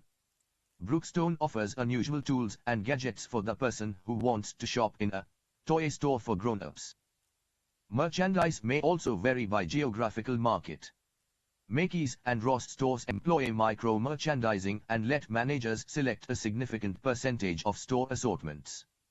29. Procurement. After deciding on the product assortment strategy, the retailer must establish merchandise sources, policies, and practices. In the corporate headquarters of a supermarket chain, specialist buyers, sometimes called merchandise managers, are responsible for developing brand assortments and listening to presentations from their suppliers' salespeople. Retailers are rapidly improving their skills in demand forecasting, merchandise selection, stock control, space allocation, and display. They use sophisticated software to track inventory, compute economic order quantities, order goods, and analyze dollars spent on vendors and products. Supermarket chains use scanner data to manage their merchandise mix on a store-by-store basis. Some stores are using radio frequency identification (FID) systems made up of smart tags, microchips attached to tiny radio antennas, and electronic readers to facilitate inventory control and product replenishment. The smart tags can be embedded on products or stuck on labels, and when the tag is near a reader, it transmits a unique identifying number to its computer database. Coca-Cola and Gillette have used them to monitor inventory and track goods in real time as they move from factories to supermarkets to shopping baskets. 30. Stores are using direct product profitability (DPP) to measure a product's handling costs. Receiving, moving to storage, paperwork, selecting, checking, loading, and space cost, from the time it reaches the warehouse until a customer buys it in the retail store. They learn to their surprise that the gross margin on a product often bears little relation to the direct product profit. Some high-volume products may have such high handling costs that they are less profitable and deserve less shelf space than low-volume products. Aldi has differentiated itself on its innovative procurement strategy. 31. Aldi. The Aldi success story started in 1913 with a single small food market in Germany. Today, Aldi has two divisions, Aldi North and Aldi South, and 9,600 stores in 18 countries. While other food retailers carry thousands of products, Aldi's product range is very narrow. With about 1,000 core products, dominated by Aldi exclusive private labels, Aldi is very focused on products with high turnover, which it can source in high quantities at low prices. Logistics, weekly promotions, and store displays of products in transport boxes are designed to keep costs as low as possible in order to provide value. Customer perception of Aldi and its products has improved significantly over the years. High quality at low prices is the brand promise, and Aldi brands have reached top ratings in many independent product tests. To its suppliers, Aldi is known as a tough but reliable partner. Price negotiations are known to be very demanding. Aldi also expects suppliers to guarantee high standards of quality, and it constantly monitors quality throughout its whole supply chain. Aldi's unique procurement strategy emphasizes a constantly rotating group of select private label branded products. Prices are a key positioning factor and must be set in relationship to the target market, product and service assortment mix, and competition. 32. All retailers would like high turns times earns, high volumes and high gross margins, but the two don't usually go together. Most retailers fall into the high markup, lower volume group, fine specialty stores, or the low markup, high volume group, mass merchandisers and discount stores. Within each of these groups are further gradations. At one end of the price spectrum is by appointment only Bijan on Rodeo Drive in Beverly Hills, known as the most expensive store in the world. The original cost of its cologne was $1,500 for 6 ounces, and its suits are priced at $25,000, ties at $1,200, and socks at $100. 33. At the other end of the scale, Target has skillfully combined a hip image with discount prices to offer customers a strong value proposition. It first introduced a line of products from world-renowned designers such as Michael Graves, Isaac Mizrahi, and Liz Lange, and has continued to add high-profile names, such as singer Gwen Stefani, to sell hip children's clothes. 34. Target's mass with class assortment and pricing strategy features designers like popular entertainer Gwen Stefani. Most retailers will put low prices on some items to serve as traffic builders, or loss leaders, or to signal their pricing policies. 35. They will run store-wide sales.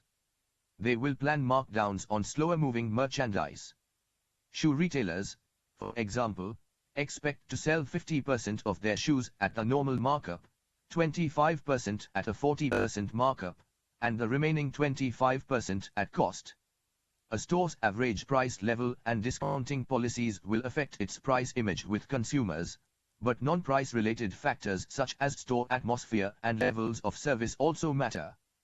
36. As Chapter 16 noted, some retailers such as Walmart have abandoned sale pricing in favor of everyday low pricing, EDLP. EDLP can lead to lower advertising costs, greater pricing stability, a stronger image of fairness and reliability, and higher retail profits. Supermarket chains practicing everyday low pricing can be more profitable than those practicing high-low sale pricing, but only in certain circumstances, such as when the market is characterized by many, large basket shoppers who tend to buy many items on any one trip. 37. All retailers are seeking to cut costs to improve margins.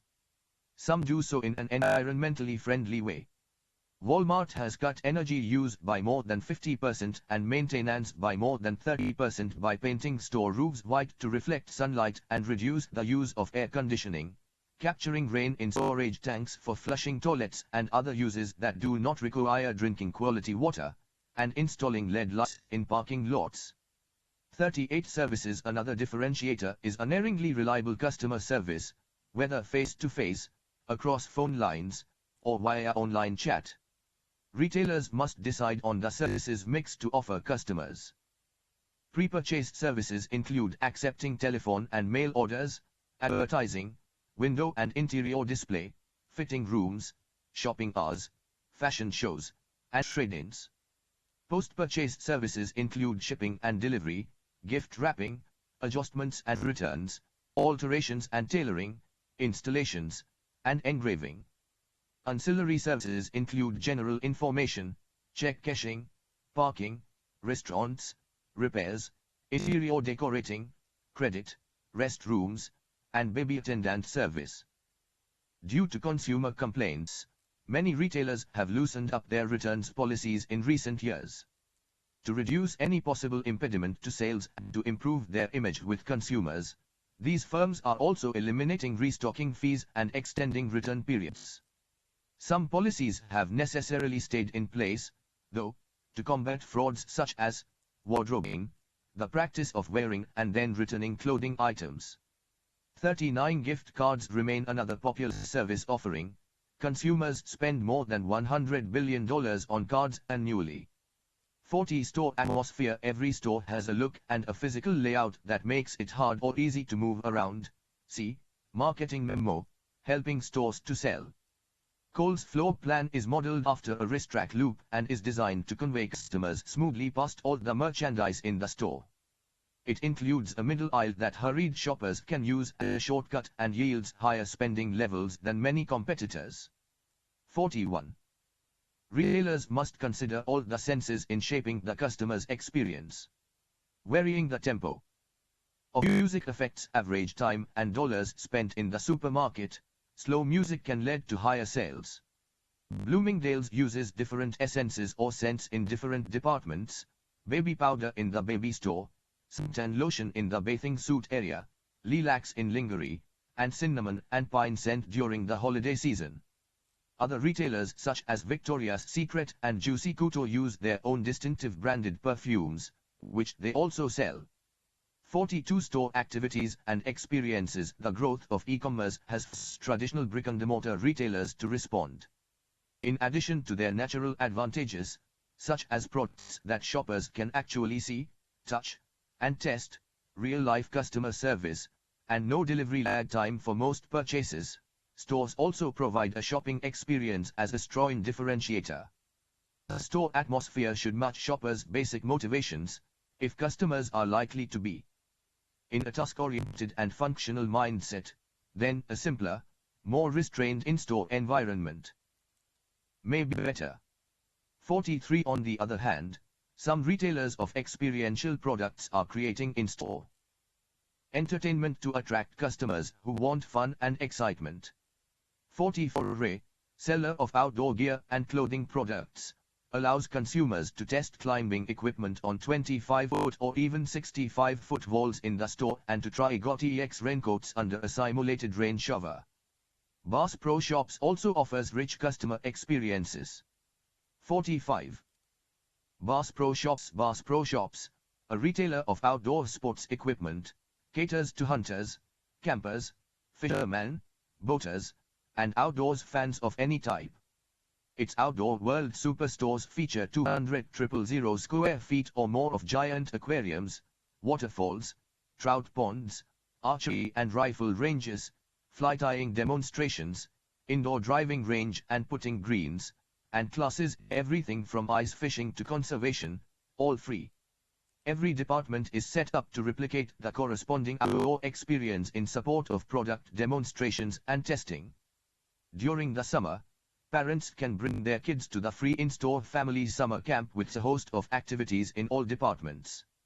Bass Pro Shops builds a strong connection to its loyal customers from the moment they enter the store, through a turnstile designed to highlight that they are entering an attraction, not just a retail space, and are greeted by the irreverent sign saying, "Welcome fishermen, hunters, and other liars." 116 million people shopped at a Bass Pro Shop in 2012. The average customer drove more than 50 miles and stayed for more than 2 hours. The showroom in Missouri, the first and largest, is the #1 tourist destination in the state. Marketing memo. Helping stores to sell in pursuit of higher sales volume, retailers are studying their store environments for ways to improve the shopper experience. Paco Underhill is a pioneer in that field and managing director of the retail consultant Envirocell, whose clients include McDonald's, Starbucks, Estee Lauder, Gap, Burger King, CVS, and Wells Fargo.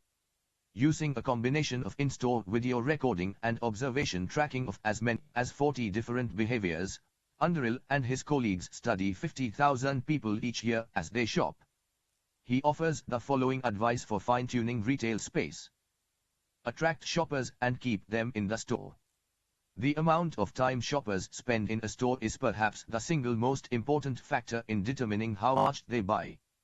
To increase shopping time, give shoppers a sense of community, recognize them in some way, make them comfortable, such as by providing chairs in convenient locations for spouses, children, or bags, and make the environment both familiar and fresh each time they come in. Honor the transition zone. On entering a store, people need to slow down and sort out the stimuli, which means they will likely be moving too fast to respond positively to signs, merchandise, or sales clerks in the zone they cross before making that transition. Make sure there are clear sight lines. Create a focal point for information within the store. Most right-handed people turn right upon entering a store. Avoid over-design. Store fixtures, point-of-sales information, packaging, signage, and flat-screen televisions can combine to create a visual riot. Use crisp and clear signage, "Our best seller," or "Our best student computer." Located where people feel comfortable stopping and facing the right way. Window signs, displays, and mannequins communicate best when angled 10 to 15 degrees to face the direction in which people are moving. Don't make them hunt. Put the most popular products up front to reward busy shoppers and encourage leisurely shoppers to look more. At Staples, ink cartridges are one of the first products shoppers encounter after entering. Make merchandise available to the reach and touch. It is hard to overemphasize the importance of customers' hands. A store can offer the finest, cheapest, sexiest goods, but if the shopper cannot reach them or pick them up, much of their appeal can be lost. Make kids welcome. If kids feel welcome, parents will follow.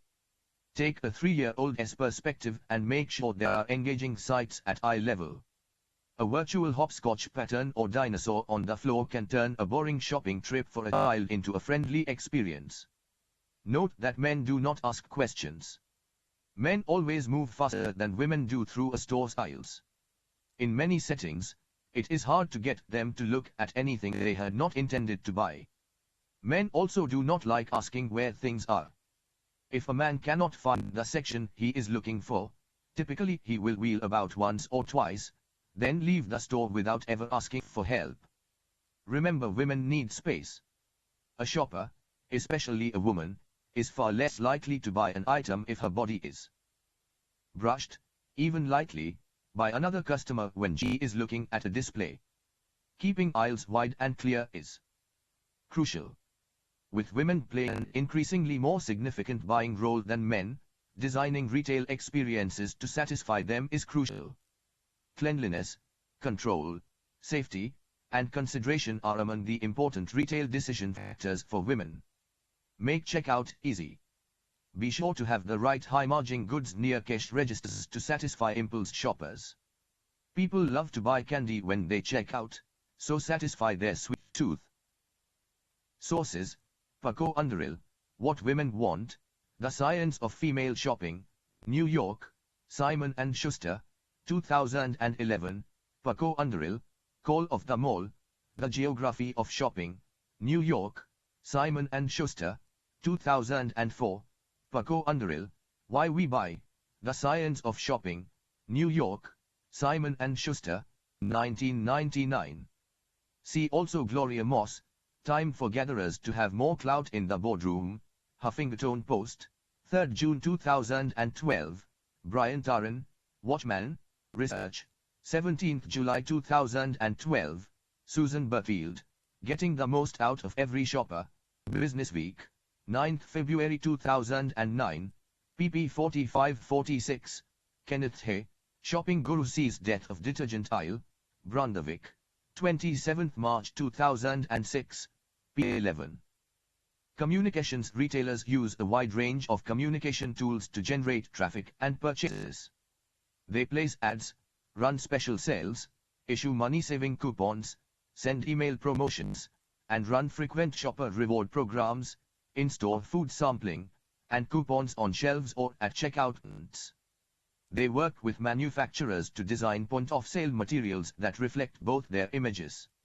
They time the arrival of their emails and design them with attention-grabbing subject lines and animation and personalized messages and advice. Retailers are also using interactive and social media to pass on information and create communities around their brands. They study the way consumers respond to their emails, not only where and how messages are opened but also which words and images led to a click. Macy's segments customers into more than a dozen groups and sends different emails for different products. 46 casual dining chain Houlihan's social network site, HQ, gains immediate unfiltered feedback from 10,500 invitation-only, Houlihan customers in return for insider information about recipes and redesigns. 47 with 15% of a retailer's most loyal customers accounting for as much as half its sales, reward programs are becoming increasingly sophisticated. Consumers who choose to share personal information can receive discounts, secret or advanced sales, exclusive offers, and store credits. CVS has 70 million loyalty club members who can use in-store coupon centers and receive coupons with their sales receipts. 48 many retailers are using Twitter to connect with customers and send ads to targeted groups. 49 some local retailers are using digital daily deal services from Groupon, Living Social, and others, although recently many have soared on the approach due to a lack of profitability. 50. Bass Pro Shops brings outdoor experiences in different departments of its stores. Location. The three keys to retail success are often said to be location, location, and location. Department store chains, oil companies, and fast food franchisors exercise great care in selecting regions of the country in which to open outlets, then particular cities, and then particular sites. Retailers can place their stores in the following locations. Central business districts. The oldest and most heavily trafficked city areas, often known as downtown, regional shopping centers. Large suburban malls containing 40 to 200 stores, typically featuring one or two nationally known anchor stores, such as Macy's or Lord & Taylor, or a combination of big box stores such as Petco, Payless Shoes, or Bed Bath & Beyond, and a great number of smaller stores, many under franchise operation. 51 Community shopping centers. Smaller malls with one anchor store and 20 to 40 smaller stores. Shopping strips. A cluster of stores, usually in one long building, serving a neighborhood's needs for groceries, hardware, laundry, shoe repair, and dry cleaning. A location within a larger store. Smaller concession spaces taken by well-known retailers like McDonald's, Starbucks, Nathan's, and Dunkin' Donuts within larger stores, airports, or schools, or store within a store. Specialty retailers located within a department store such as Guxy within Neiman Marcus standalone stores. Some retailers such as Kohl's and JCPenney are avoiding malls and shopping centers in favor of freestanding storefronts so they are not connected directly to other retail stores. In view of the relationship between high traffic and high rents, retailers must decide on the most advantageous locations for their outlets, using traffic counts, surveys of consumer shopping habits, and analysis of competitive locations. Private labels. A private label brand, also called a reseller, store, house, or distributor brand, is a brand that retailers and wholesalers develop. Benetton, The Body Shop, and Marks & Spencer carry mostly owner-brand merchandise. In grocery stores in Europe and Canada, store brands account for as much as 40% of the items sold. In Britain, roughly half of what Sainsbury and Tesco, the largest food chains, sell is store-label goods. Germany and Spain are also European markets with a high percentage of private label sales. 52 For many manufacturers, retailers are both collaborators and competitors. According to the Private Label Manufacturers Association, store brands now account for 1 of every 5 items sold in U.S. supermarkets, drug chains, and mass merchandisers. In one study, 7 of 10 shoppers believed the private label products they bought were as good as, if not better than, their national brand counterparts, and virtually every household purchases private label brands from time to time. 53 The stakes in private label marketing are high. A 1 percentage point shift from national brands to private labels in food and beverages is estimated to add $5.5 billion in revenue for supermarket chains. 54 Private labels are rapidly gaining ground in a way that has many manufacturers of name brands running scared. Recessions increase private label sales, and once some consumers switch to a private label, they don't always go back. 55 But some experts believe 50% is the natural limit on how much private label volume to carry because 1. Consumers prefer certain national brands, and 2. Many product categories are not feasible or attractive on a private label basis. In supermarkets, private labels are big sellers in milk and cheese, bread and baked goods, medications and remedies, paper products, fresh produce, and packaged meats. 56. Role of private labels. Why do intermediaries sponsor their own brands? 57 First, these brands can be more profitable. Intermediaries may be able to use manufacturers with excess capacity that will produce private label goods at low cost. Other costs, such as research and development, advertising, sales promotion, and physical distribution, are also much lower, so private labels can generate a higher profit margin. 58 Retailers also develop exclusive store brands to differentiate themselves from competitors. Many price-sensitive consumers prefer store brands in certain categories. These preferences give retailers increased bargaining power with marketers of national brands. We should distinguish private label or store brands from generics. Generics are unbranded, plainly packaged, less expensive versions of common products such as spaghetti, paper towels, and canned peaches. They offer standard or lower quality at a price that may be as much as 20% to 40% lower than nationally advertised brands and 10% to 20% lower than the retailer's private label brands. The lower price is made possible by lower cost labeling and packaging and minimal advertising and sometimes lower quality ingredients. Generics can be found in a wide range of different products, even medicines. Pharma giant Novartis is one of the world's top 5 makers of branded drugs, with such successes as Diovan for high blood pressure and Gleevec for cancer, but it has also become the world's second largest maker of generic drugs following its acquisition of Sandoz, Hexal, Eon Labs, and others. 59. Private label success factors. In the battle between manufacturers and private labels, retailers have increasing market power. Because shelf space is scarce, many supermarkets charge a slotting fee for accepting a new brand to cover the cost of listing and stocking it. Retailers also charge for special display space and in-store advertising space. They typically give more prominent display to their own brands and make sure they are well stocked. Retailers are building better quality into their store brands and emphasizing attractive, innovative packaging.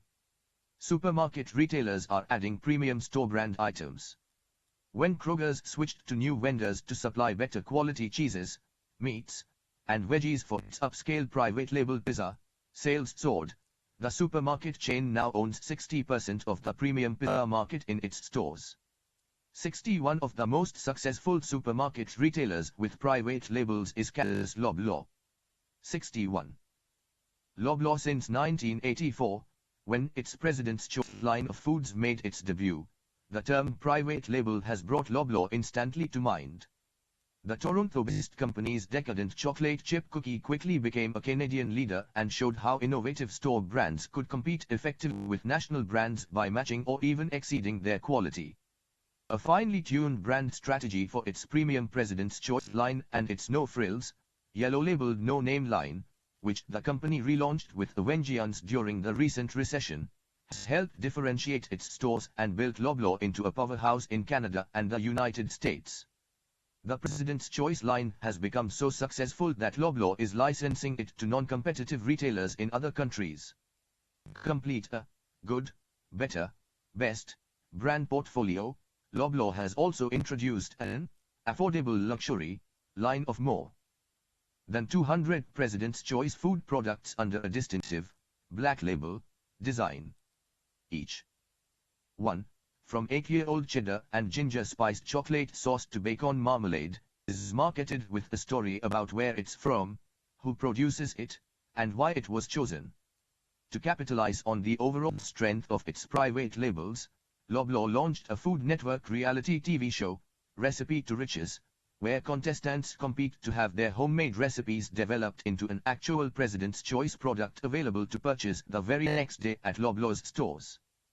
Although retailers get credit for the success of private labels, the growing power of store brands has also benefited from the weakening of national brands. Many consumers have become more price-sensitive, a trend reinforced by the continuous barrage of coupons and price specials that has trained a generation to buy on price. Competing manufacturers and national retailers copy and duplicate the quality and features of the best brands in a category, reducing physical product differentiation. Moreover, by cutting marketing communication budgets, some firms have made it harder to create any intangible differences in brand image. A steady stream of brand extensions and line extensions has blurred brand identity at times and led to a confusing amount of product proliferation. Bucking these trends, many manufacturers or national brands are fighting back. Marketing insight, Manufacturers respond to the private label threat, describes the strategies and tactics being taken to compete more effectively with private labels. 62. Wholesaling. Wholesaling includes all the activities in selling goods or services to those who buy for resale or business use.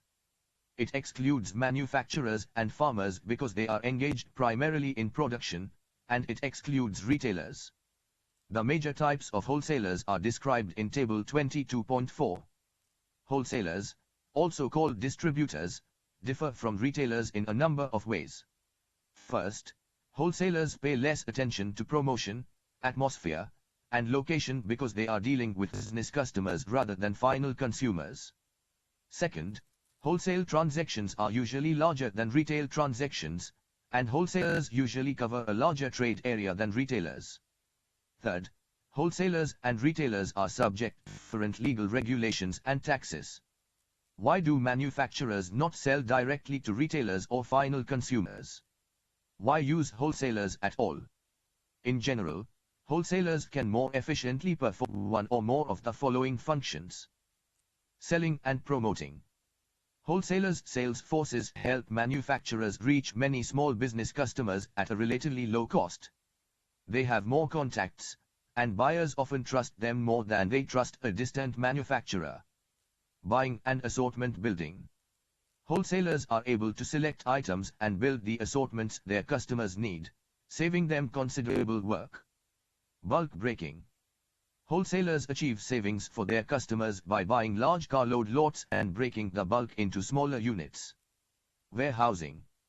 Wholesalers hold inventories, thereby reducing inventory costs and risks to suppliers and customers. Transportation. Wholesalers can often provide quicker delivery to buyers because they are closer to the buyers. Financing. Wholesalers finance customers by granting credit and finance suppliers by ordering early and paying bills on time. Risk bearing. Wholesalers absorb some risk by taking title and bearing the cost of theft, damage, spoilage, and obsolescence. Market information. Wholesalers supply information to suppliers and customers regarding competitors' activities, new products, price developments, and so on. Management services and counseling. Wholesalers often help retailers improve their operations by training sales clerks, helping with store layouts and displays, and setting up accounting and inventory control systems. They may help industrial customers by offering training and technical services. Marketing insight. Manufacturers respond to the private label threat to stay a step ahead of store brands. Leading brand marketers are investing significantly in R&D to bring out new brands, line extensions, features, and quality improvements. They are also investing in strong pull advertising programs to maintain high brand recognition and consumer preference and to overcome the in-store marketing advantage private labels can enjoy. Top brand marketers also are seeking to partner with major mass distributors in a joint search for logistical economies and competitive strategies that produce savings for both sides. Cutting all unnecessary costs allows national brands to command a price premium, though price can't exceed consumers' perception of value. Creating strong consumer demand is crucial. When Walmart decided to pull Hefty and Glad food bags from its shelves, selling just Ziploc and its own great value brand, Hefty and Glad stood to lose because the retail giant accounted for a third of their sales. When consumers complained about the loss of these and other brands and switched some of their shopping to other stores, Walmart relented and put them back on the shelves. Effective positioning is crucial. Despite holding a hefty 60% price premium over its private label competitors, Pepto-Bismol gained market share during the recession. A clever advertising campaign portraying the product as an effective multi-purpose insurance policy for gastrointestinal maladies struck a chord with value-minded consumers. University of North Carolina's Jan Benedict E. M. Steenkamp and London Business Schools Nirmalya Kumar offer 4 strategic recommendations for manufacturers to compete against or collaborate with private labels. Fight selectively when manufacturers can win against private labels and add value for consumers, retailers, and shareholders. This typically occurs when the brand is number 1 or 2 in the category or occupying a premium niche position. Procter & Gamble rationalized its portfolio, selling off various brands such as Sunny Delight Juice Drink, Jif Peanut Butter, and Crisco Shortening, in part so it could concentrate on strengthening its 20-plus brands with more than $1 billion in sales.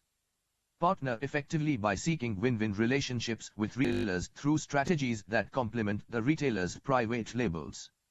Estee Lauder created 4 brands, American Beauty, Flirt, Good Skin, and Grassroots, exclusively for Kohl's to help the retailer generate volume and protect its more prestigious brands in the process.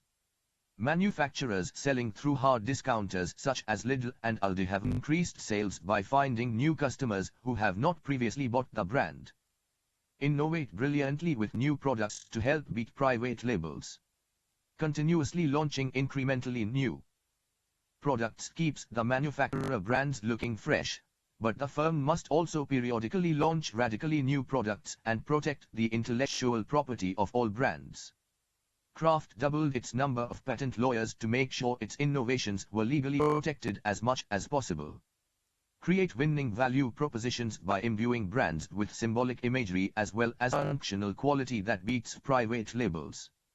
Too many manufacturer brands have let private labels equal and sometimes better them on functional quality. In addition, to have a winning value proposition, marketers need to monitor pricing and ensure that perceived benefits equal the price premium. Sources: Tony Fannin, Brands Still Mean Something at Walmart, www.bbranded. WordPress.com, 22nd March 2010, Parija Kavilans, dumped. Brand names fight stay in stores, USA Today, 16th February 2010, Jan Benedict E. M. Steenkamp and Nirmalya Kumar, Don't Be Undersold, Harvard Business Review, December 2009, p91, Jack Neff, Pepto beats private label despite 60% price premium, Wall Street Journal, 21st September 2009, Nirmalya Kumar and Jan Benedict E. M. Steenkamp, Private Label Strategy, How to Meet the Store Brand Challenge, Boston, Harvard Business School Press, 2007, Nirmalya Kumar, The Right Way to Fight for Shelf Domination, Advertising Age, 22nd January 2007, James A. Naras and James C. Anderson, Contributing as a Distributor to Partnerships with Manufacturers, Business Horizons. September-October 1987. Table 22.4 Major Wholesaler Types. Merchant wholesalers, independently owned businesses that take title to the merchandise they handle. They are full-service and limited-service jobbers, distributors, and mill supply houses. Full-service wholesalers carry stock, maintain a sales force, offer credit, make deliveries, provide management assistance. Wholesale merchants sell primarily to retailers. Some carry several merchandise lines, some carry 1 or 2 lines, others carry only part of a line. Industrial distributors sell to manufacturers and also provide services such as credit and delivery. Limited service wholesalers, cash and carry wholesalers sell a limited line of fast-moving goods to small retailers for cash. Truck wholesalers sell and deliver a limited line of semi-perishable goods to supermarkets, grocery stores, hospitals, restaurants, and hotels. Dropshippers serve bulk industries such as coal, lumber, and heavy equipment. They assume title and risk from the time an order is accepted to its delivery. Rack jobbers serve grocery retailers in non-food items. Delivery people set up displays, price goods, and keep inventory records. They retain title to goods and bill retailers only for goods sold to the end of the year. Producers' cooperatives assemble farm produce to sell in local markets. Mail-order wholesalers send catalogs to retail, industrial, and institutional customers. Orders are filled and sent by mail, rail, plane, or truck. Brokers and agents facilitate buying and selling on commission of 2% to 6% of the selling price, limited functions, generally specialized by product line or customer type.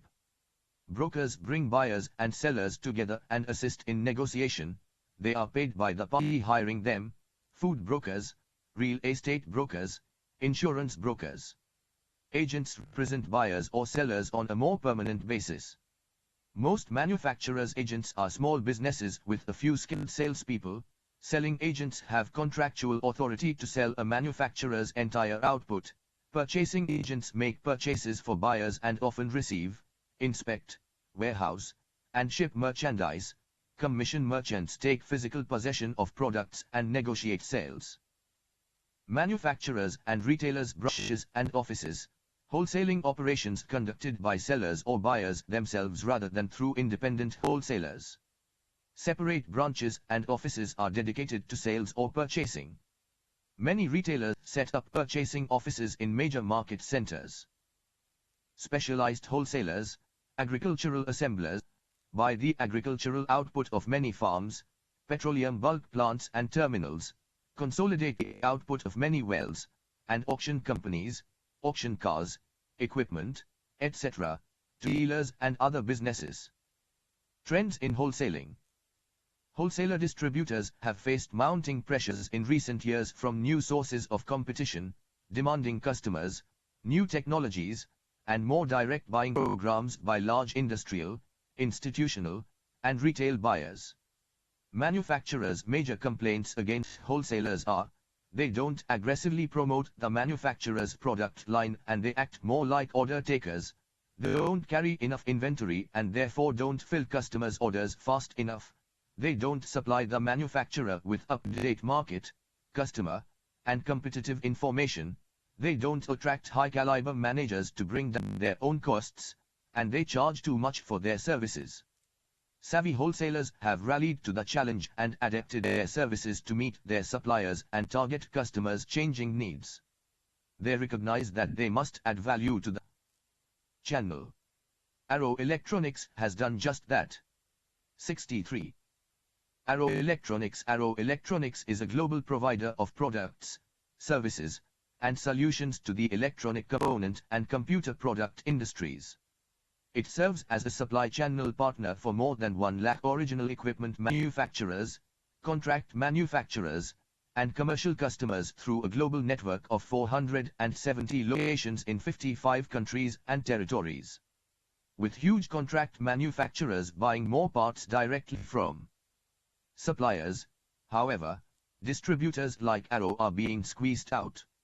To better compete, the company has embraced services, providing financing, on-site inventory management, parts tracking software, and chip programming.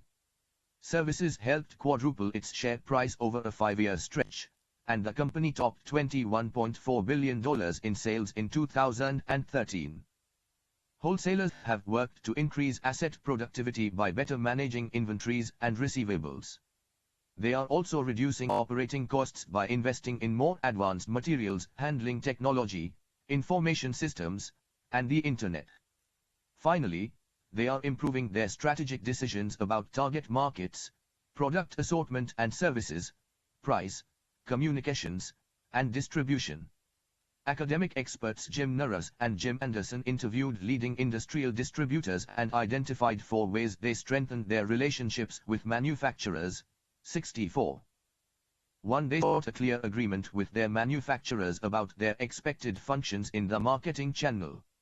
2. They gained insight into the manufacturer's requirements by visiting their plants and attending manufacturer association conventions and trade shows.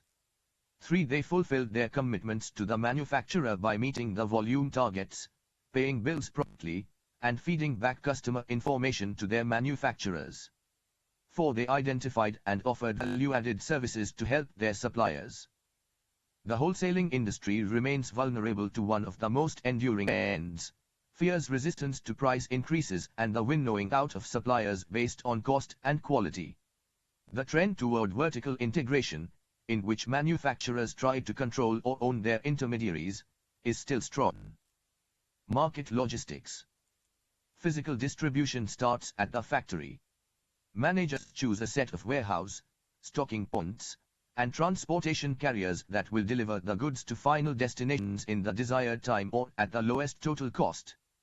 Physical distribution has now been expanded into the broad concept of supply chain management, SCM. Supply chain management starts before physical distribution and includes strategically procuring the right inputs, raw materials, components, and capital equipment, converting them efficiently into finished products, and dispatching them to the final destinations. An even broader perspective looks at how the company's suppliers themselves obtain their inputs. The supply chain perspective can help a company identify superior suppliers and distributors and then help it improve productivity and reduce costs. Firms with top supply chains include Apple, McDonald's, Amazon.com, Unilever, Intel, Procter & Gamble, Cisco Systems, and Samsung Electronics. 65 Some companies choose to partner with and outsource to third-party logistics specialists for help with transportation planning, distribution center management, and other valued-added services that go beyond shipping and storing. 66 Getting the supply chain right can have huge payoffs. In 2005, Whirlpool found itself with a hodgepodge of warehouse, transport depots, and factory distribution centers.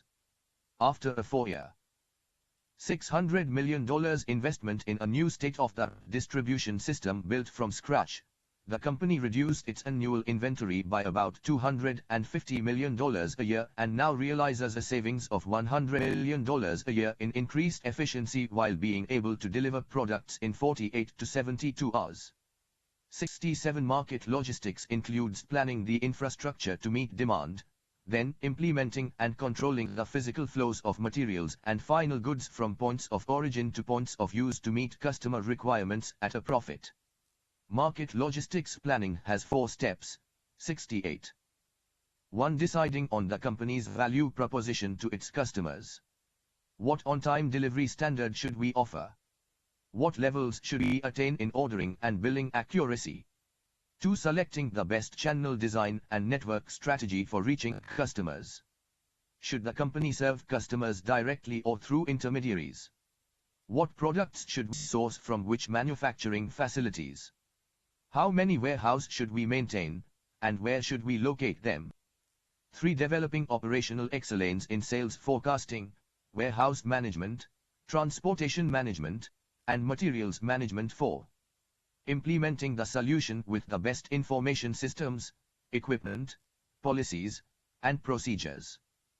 Studying market logistics leads managers to find the most efficient way to deliver value. For example, a software company traditionally produced and packaged software disks and manuals, shipped them to wholesalers, which shipped them to retailers, which sold them to customers, who brought them home to download onto their PCs. Market logistics offered 2 superior delivery systems. The first let the customer download the software directly onto his or her computer.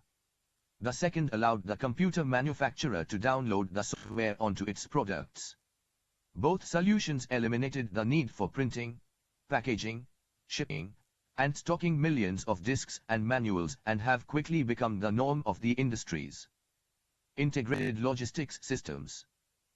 The market logistics task calls for integrated logistics systems, ILS, which include materials management, material flow systems, and physical distribution, aided by information technology, IT.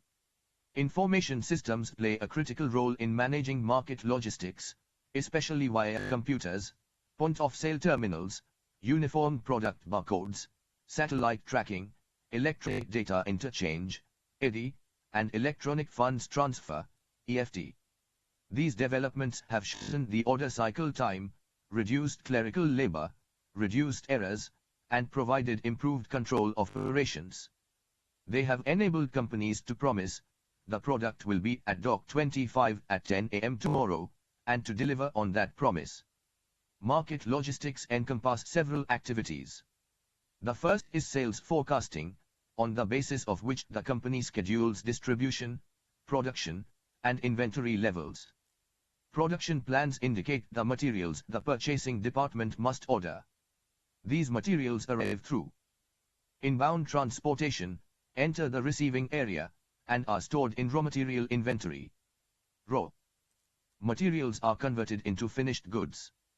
Finished goods inventory is the link between customer orders and manufacturing activity. Customers' orders draw down the finished goods inventory level, and manufacturing activity builds it up. Finished goods flow of the assembly line and pass through packaging, in-plant warehousing, shipping room processing, outbound transportation, field warehousing, and delivery and service. Management has become concerned about the total cost of market logistics, which can amount to as much as 30 to 40% of the product's cost. In the US grocery business, waste or shrink affects 8 to 10% of perishable goods, costing $20 billion annually.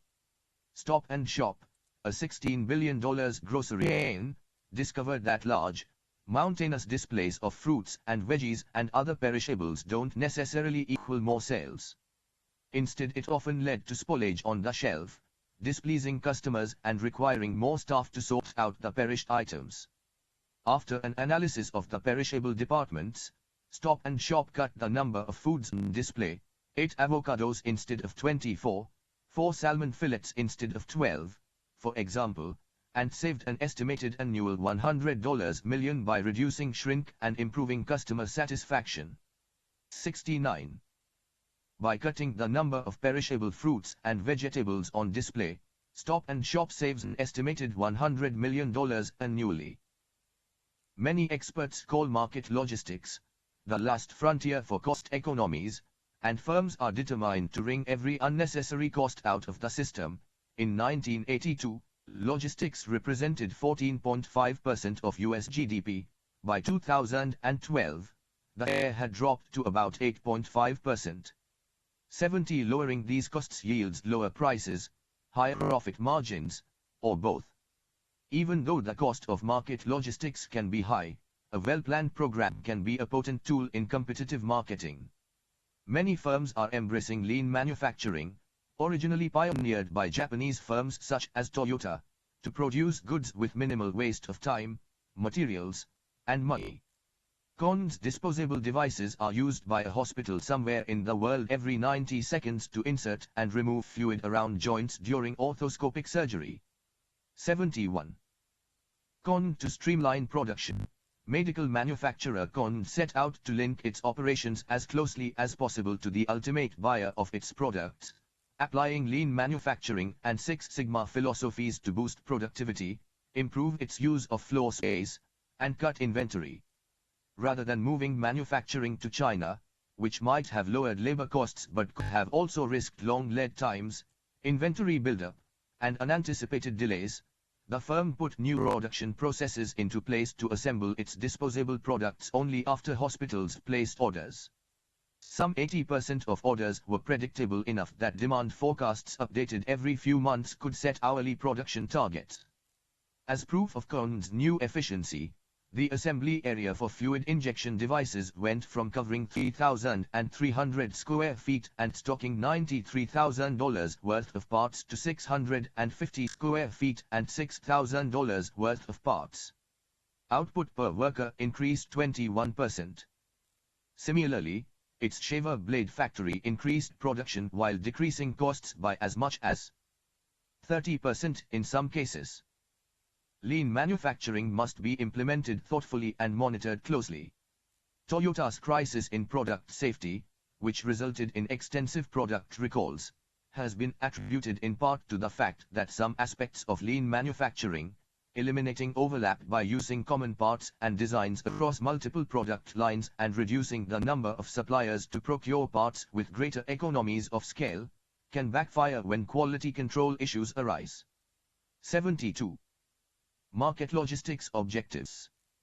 Many companies state their market logistics objective as getting the right goods to the right places at the right time for the least cost.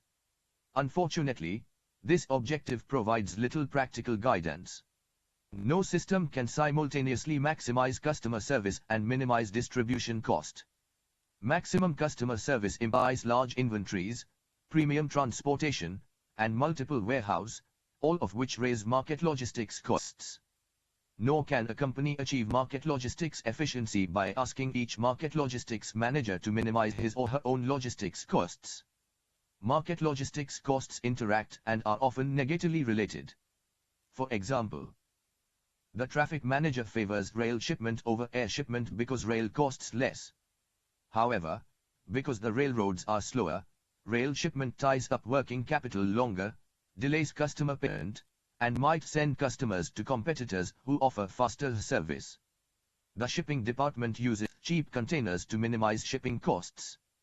Cheaper containers lead to a higher rate of damaged goods and customer will. The inventory manager favors low inventories. This increases stockouts, back orders, paperwork, special production runs, and high-cost, fast freight shipments. Given these trade-offs, managers must make decisions on a total system basis. The starting point is to study what customers require and what competitors are offering. Customers are interested in on-time delivery, help meeting emergency needs, careful handling of merchandise, and quick return and replacement of defective goods. The wholesaler must then research the relative importance of these service outputs. For example, service repair time is very important to buyers of copying equipment. Xerox developed a service delivery standard that can put a disabled machine anywhere in the continental United States back into operation within 3 hours after receiving the service request. It then designed a service division of technicians, parts, and locations to deliver on this promise. The company must also consider competitors' service standards. It will not only want to match or exceed these, but the objective is to maximize profits, not sales. Some companies offer less service and charge a lower price, other companies offer more service and charge a premium price. The company ultimately must establish some promise it makes to the market. Some companies define standards for each service factor. One appliance manufacturer promises to deliver at least 95% of the dealer's orders within 7 days of order receipt, to fill them with 99% accuracy, to deal with inquiries about order status within 3 hours, and to ensure that merchandise damaged in transit does not exceed 1%. Market logistics decisions. The firm must make 4 major decisions about its market logistics. 1. How should we handle orders, order processing? 2. Where should we locate our stock, warehousing? 3. How much stock should we hold, inventory? And 4. How should we ship goods, transportation? Order processing. Most companies today are trying to shorten the order-to-payment cycle, that is, the time between an order's receipt, delivery, and payment. This cycle has many steps, including order transmission by the salesperson, order entry and customer credit check, inventory and production scheduling, order and invoice shipment, and receipt of payment. The longer this cycle takes, the lower the customer's satisfaction and the lower the company's profits. Warehousing. Every company must store finished goods until they are sold because production and consumption cycles rarely match. More stocking locations mean goods can be delivered to customers more quickly, but warehousing and inventory costs are higher. To reduce these costs, the company might centralize its inventory in one place and use fast transportation to fill orders. To better manage inventory, many department stores such as Nordstrom and Macy's now ship online orders from individual stores. 73 Some warehouses are now taking on activities formerly done in the plant, including product assembly, packaging, and construction of promotional displays. Moving these activities to the warehouse can save costs and match the offerings more closely to demand.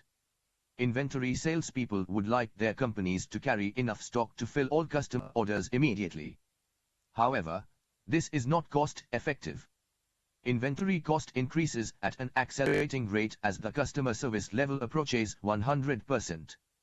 Management needs to know how much sales and profits will increase as a result of carrying larger inventories and promising faster order fulfillment times, and then make a decision. As inventory draws down, management must know at what stock level to place a new order. This stock level is called the order, or reorder, point. An order point of 20 means reordering when the stock falls to 20 units. The order point should balance the risks of stock out against the costs of overstock. The other decision is how much to order. The larger the quantity ordered, the less frequently an order needs to be placed. The company needs to balance order processing costs and inventory carrying costs. Order processing costs for a manufacturer consist of setup costs and running costs, operating costs when production is running, for the item. If setup costs are low, the manufacturer can produce the item often, and the average cost per item is stable and equal to the running costs. If setup costs are high, however, the manufacturer can reduce the average cost per unit by producing a long run and carrying more inventory. Order processing costs must be compared with inventory carrying costs, which include storage charges, cost of capital, taxes and insurance, and depreciation and obsolescence. Carrying costs might run as high as 30% of inventory value and are higher the larger the average stock carried. This means marketing managers who want to carry larger inventories need to show that incremental gross profits will exceed incremental carrying costs. We can determine the optimal order quantity by observing how order processing costs and inventory carrying costs add up at different order levels. Figure 22.1 shows that the order processing cost per unit decreases as the number of units ordered increases because the order costs are spread over more units. Inventory carrying charges per unit increase with the number of units ordered because each unit remains longer in inventory. We sum the two cost curves vertically into a total cost curve and project the lowest point of the total cost curve on the horizontal axis to find the optimal order quantity Q star. 74. Vertical bar Fig. 22.1 Vertical bar determining optimal order quantity. Companies are reducing their inventory costs by treating inventory items differently, keeping slow-moving items in a central location and carrying fast-moving items in warehouse closer to customers. Managers are also considering inventory strategies that give them flexibility should anything go wrong, as it often does, whether a dock strike in California, an earthquake in Japan, or political turmoil in North Africa and the Middle East. In an interconnected world, one weak link, if not properly managed, can bring down the entire supply chain. 75 The ultimate answer to carrying near-zero inventory is to build for order, not for stock. Sony calls it SOMO, sell one, make one. Dell's inventory strategy for years has been to get the customer to order a computer and pay for it in advance. Then Dell uses a customer's money to pay suppliers to ship the necessary components. As long as customers do not need the item immediately, everyone can save money. Some retailers are unloading excess inventory on eBay, where, by cutting out the liquidator middleman, they can make 60 to 80 cents on the dollar as opposed to 10 cents. 76 And some suppliers are snapping up excess inventory to create opportunity. 77. Cameron Hughes, if a winery has an 8-barrel lot, it may only use 5 barrels for its customers, says Cameron Hughes, a wine negotiant who buys excess juice from high-end wineries and wine brokers in France, Italy, Spain, Argentina, South Africa, and California and combines it to make limited edition, premium blends that taste much more expensive than their price tags. A $100 California Cabernet may sell for $25 a bottle or less under his lot 500 Napa Valley Cabernet Sauvignon label. Negotiants have been around a long time, first as intermediaries who sold or shipped wine as wholesalers, but the profession has expanded as opportunists such as Hughes began making their own wines. Hughes doesn't own any grapes, bottling machines, or trucks. He outsources the bottling, and he sells directly to retailers such as Costco, Sam's Club, and Safeway, eliminating intermediaries and multiple markups. Hughes never knows which lots of wine he will have or how many, but he has turned uncertainty to his advantage. He creates a new product with every batch. Rapid Turnover is part of Costco's appeal for him. The discount store's customers love the idea of finding a rare bargain, and Hughes promotes his wines through in-store wine tastings and insider emails about his upcoming numbered lots, which sell out quickly. One thing customers won't find out is exactly where the wine comes from. In signing deals, Hughes typically has to accept non-disclosure agreements prohibiting him from naming his sources, though the Qamar confidential flyer that accompanies each wine may hint at it. Qamar Hughes buys excess juice to make and sell affordable, high-quality wines to select merchants. Transportation choices affect product pricing, on-time delivery performance, and the condition of the goods when they arrive, all of which affect customer satisfaction. In shipping goods to warehouse, dealers, and customers, a company can choose rail, air, truck, waterway, or pipeline. Shippers consider such criteria as speed, frequency, dependability, capability, availability, traceability, and cost. For speed, the prime contenders are air, rail, and truck. If the goal is low cost, then the choice is water or pipeline. Shippers are increasingly combining two or more transportation modes, thanks to containerization. Containerization consists of putting the goods in boxes or trailers that are easy to transfer between two transportation modes. Piggyback describes the use of rail and trucks, fishyback, water and trucks, trainship, water and rail, and air truck, air and trucks. Each coordinated mode offers specific advantages. For example, piggyback is cheaper than trucking alone yet provides flexibility and convenience. Shippers can choose private, contract, or common carriers. If the shipper owns its own truck or air fleet, it becomes a private carrier. A contract carrier is an independent organization selling transportation services to others on a contract basis.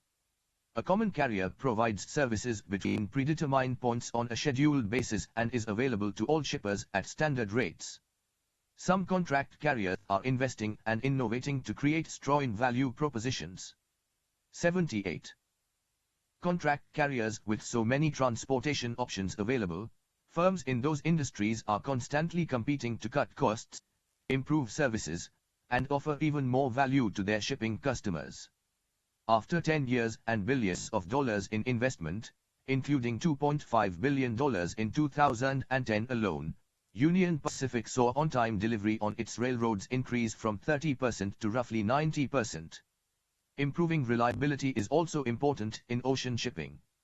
Copenhagen-based Maersk Group is the world's largest global shipper, with around 550 container ships and 225 tankers. To improve efficiency, the firm in 2014 commissioned 20 of the largest ships ever built.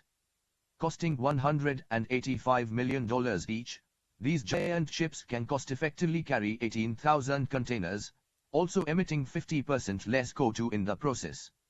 Schneider, one of the country's largest full truckload freight haulers with more than $3 billion in revenue, developed a fleet-wide, tactical simulator that has saved the company tens of millions of dollars. Besides helping in the crucial day-to-day route scheduling for drivers, the simulator has also helped with specific decisions ranging from when to raise prices for certain customers to how many drivers to hire, and where. Little changes make big differences for shippers. Global logistics leader UPS calculated that by having its drivers use a fob instead of a key to operate its trucks, it is cutting out on average 1.7 seconds per stop, or 6.5 minutes per day, saving an estimated $70 million a year in the process. Union Pacific has invested billions to improve its on-time delivery. To reduce costly handling at arrival, some firms are putting items into shelf-ready packaging so they don't have to unpack them from a box and place them individually on a shelf. In Europe, P&G has used a three-tier logistics system to schedule deliveries of fast and slow-moving goods, bulky items, and small items in the most efficient way. 79. To reduce damage in shipping, the size, weight, and fragility of the item must be reflected in the crating technique used and the density of foam cushioning. 80. With logistics, Every little detail must be reviewed to see how it might be changed to improve productivity and profitability. Global shipping leader Maersk commissioned 20 of the largest, efficient ships ever built. Summary. 1. Retailing includes all the activities in selling goods or services directly to final consumers for personal, non-business use. Retailers can be store retailers, non-store retailers, and retail organizations. 2. Retailers pass through stages of growth and decline. As existing stores offer more services to remain competitive, costs and prices go up, which opens the door to new retail forms that offer merchandise and services at lower prices. The major types of retail stores are specialty stores, department stores, supermarkets, convenience stores, discount stores, extreme value or hard discount store, off-price retailers, superstores, and catalog showrooms. 3. Non-store retailing is growing and includes direct selling, one-to-one selling, one-to-many party selling, and multi-level network marketing, direct marketing, which includes e-commerce and internet retailing, automatic vending, and buying services. 4. Retail organizations achieve many economies of scale, greater purchasing power, wider brand recognition, and better trained employees. The major types of corporate retailing are corporate chain stores, voluntary chains, retailer cooperatives, consumer cooperatives, franchise organizations, and merchandising conglomerates.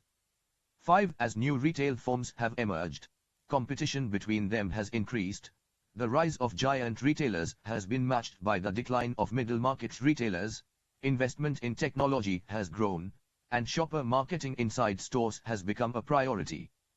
6. Like all marketers, retailers must prepare marketing plans that include decisions about target markets, channels, product assortment and procurement, prices, services, store atmosphere, store activities and experiences, communications, and location.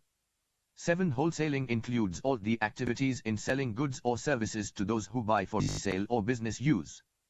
Wholesalers can perform functions better and more cost-effectively than the manufacturer can. These functions include selling and promoting, buying and assortment building, bulk breaking, warehousing, transportation, financing, risk bearing, dissemination of market information, and provision of management services and consulting. 8. There are 4 types of wholesalers: merchant wholesalers, brokers and agents, manufacturers and retailers, sales branches, sales offices, and purchasing offices, and miscellaneous wholesalers such as agricultural assemblers and auction companies. 9. Like retailers, wholesalers must decide on target markets, product assortment and services, price, promotion, and lace. The most successful are those that adapt their services to meet suppliers and target customers' needs. End producers of physical products and services must decide on market logistics, the best way to store and move goods and services to market destinations, and to coordinate the activities of suppliers, purchasing agents, manufacturers, marketers, channel members, and customers. Major gains in logistical efficiency have come from advances in information technology. Applications. Marketing debate. Should national brand manufacturers also supply private label brands? Ralston Purina, Borden, Conagra, and Heinz have all admitted at some point to supplying products, sometimes lower in quality, to be used for private labels. The marketers, however, criticize this "if you can't beat them, join them" strategy, maintaining that these actions, if revealed, may create confusion or even reinforce a perception by consumers that all brands in a category are essentially the same. Take a position: manufacturers should feel free to sell private labels as a source of revenue, versus national manufacturers should never supply private labels. Marketing discussion. Retail customer loyalty. Think of your favorite stores. What do they do that encourages your loyalty? What do you like about in-store experience? What further improvements could these stores make? Marketing excellence. Zara, the Spanish-based company, is Europe's leading apparel retailer, providing consumers with current, high-fashion styles at reasonable prices. With more than $14.5 billion in sales and more than 2,000 stores, the company has succeeded by breaking virtually every traditional rule in the retailing industry. The first Zara store opened in 1975. By the 1980s, founder Amancio Ortega was working with computer programmers on a new distribution model to reduce the time from design to distribution to just 2 weeks, a groundbreaking difference from the industry average of 6 to 9 months. As a result, the company now makes between 10,000 and 20,000 different items a year, approximately triple the number made by Gap or H&M. With this revolutionary step, Zara was able to introduce fast fashion at affordable prices. Zara's business model is keenly focused on 4 strategic elements: design and production. Zara employs hundreds of designers at its headquarters in Spain. Thus, new styles are constantly being created and put into production while others are tweaked with various colors or patterns. The firm enforces the speed at which it puts these designs into production by locating half its production facilities nearby in Spain, Portugal, and Morocco. It produces only a small quantity of each collection and is willing to experience occasional shortages to preserve an image of exclusivity. Clothes with a longer shelf life, like t-shirts, are outsourced to lower-cost suppliers in Asia and Turkey. With tight control on its manufacturing process, Zara can move more rapidly than any of its competitors and continues to deliver fresh styles to stores every week. Logistics. Zara distributes all its merchandise, regardless of origin, from Spain. Its distribution process is designed so that the time from receipt of an order to delivery in the store averages 24 hours in Europe and 48 hours in the United States and Asia. Having 50% of its production facilities nearby is key to the success of this model. All Zara stores receive new shipments twice a week, and the small quantities of each collection entice consumers not only to return frequently but also to make purchase decisions more quickly. Because of its logistics and inventory policy, while an average shopper in Spain visits a main street store 3 times a year, shoppers to a Zara store average 17 trips. Some fans know exactly what day new shipments arrive and show up early to be the first in line, keeping the company's sales strong throughout the year and even during slow economic times. The company also sells more products at full price, 85% of its merchandise versus the industry average of 60%. Customers. Everything revolves around Zara's customers. The retailer monitors customers' changing needs, trends, and tastes through daily reports from shop managers about which products and styles have sold, which haven't. Managers earn as much as 70% of their salaries from commission, so they have a strong incentive to stay on top of things. Zara's designers don't have to predict what fashion trends will be in the future.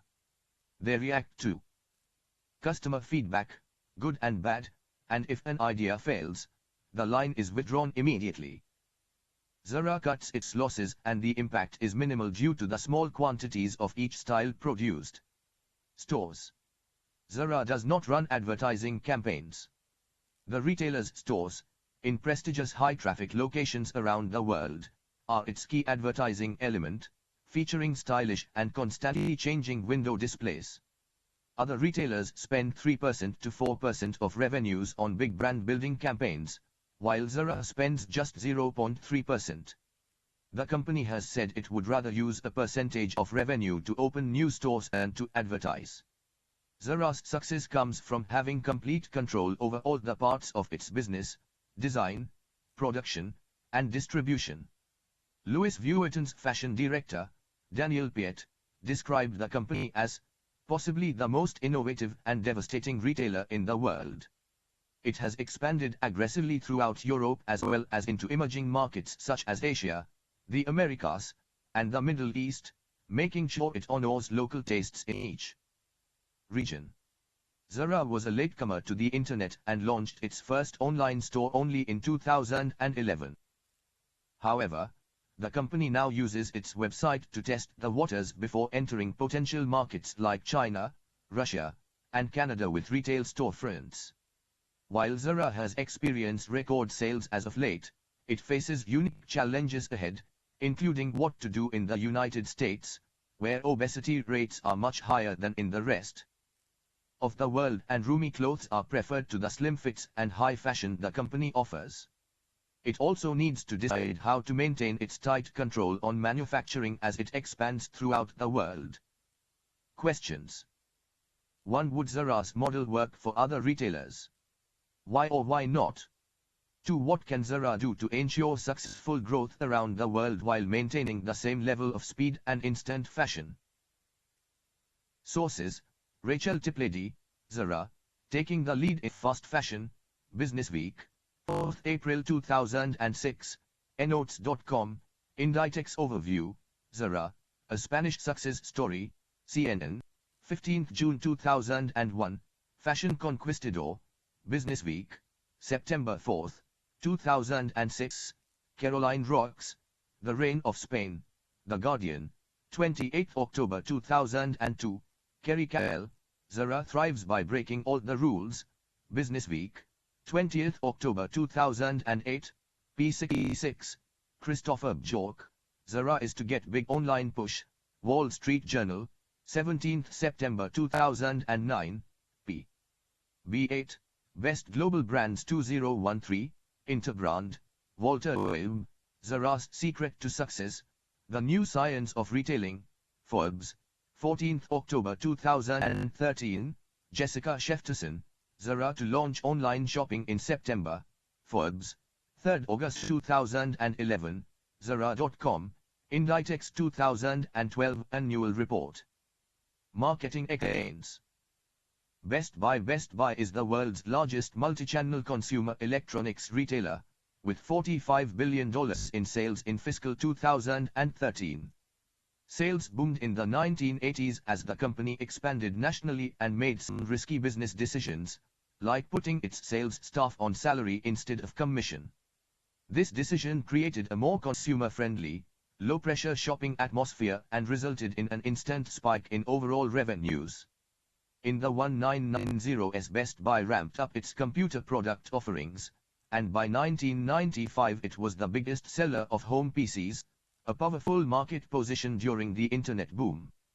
At the turn of the 21st century, Best Buy faced new retail competitors, including Costco, Walmart, and Target, which boosted their electronics divisions and product offerings and often priced lower than Best Buy. The company believed the best way to differentiate itself from the competition was to emphasize customer service by selling product warranties and offering personal services like home delivery and installation. Its purchase of Geek Squad, a 24-hour computer service company, proved profitable and strategically wise as home and small office networks became more complex and the need for personal computing attention increased.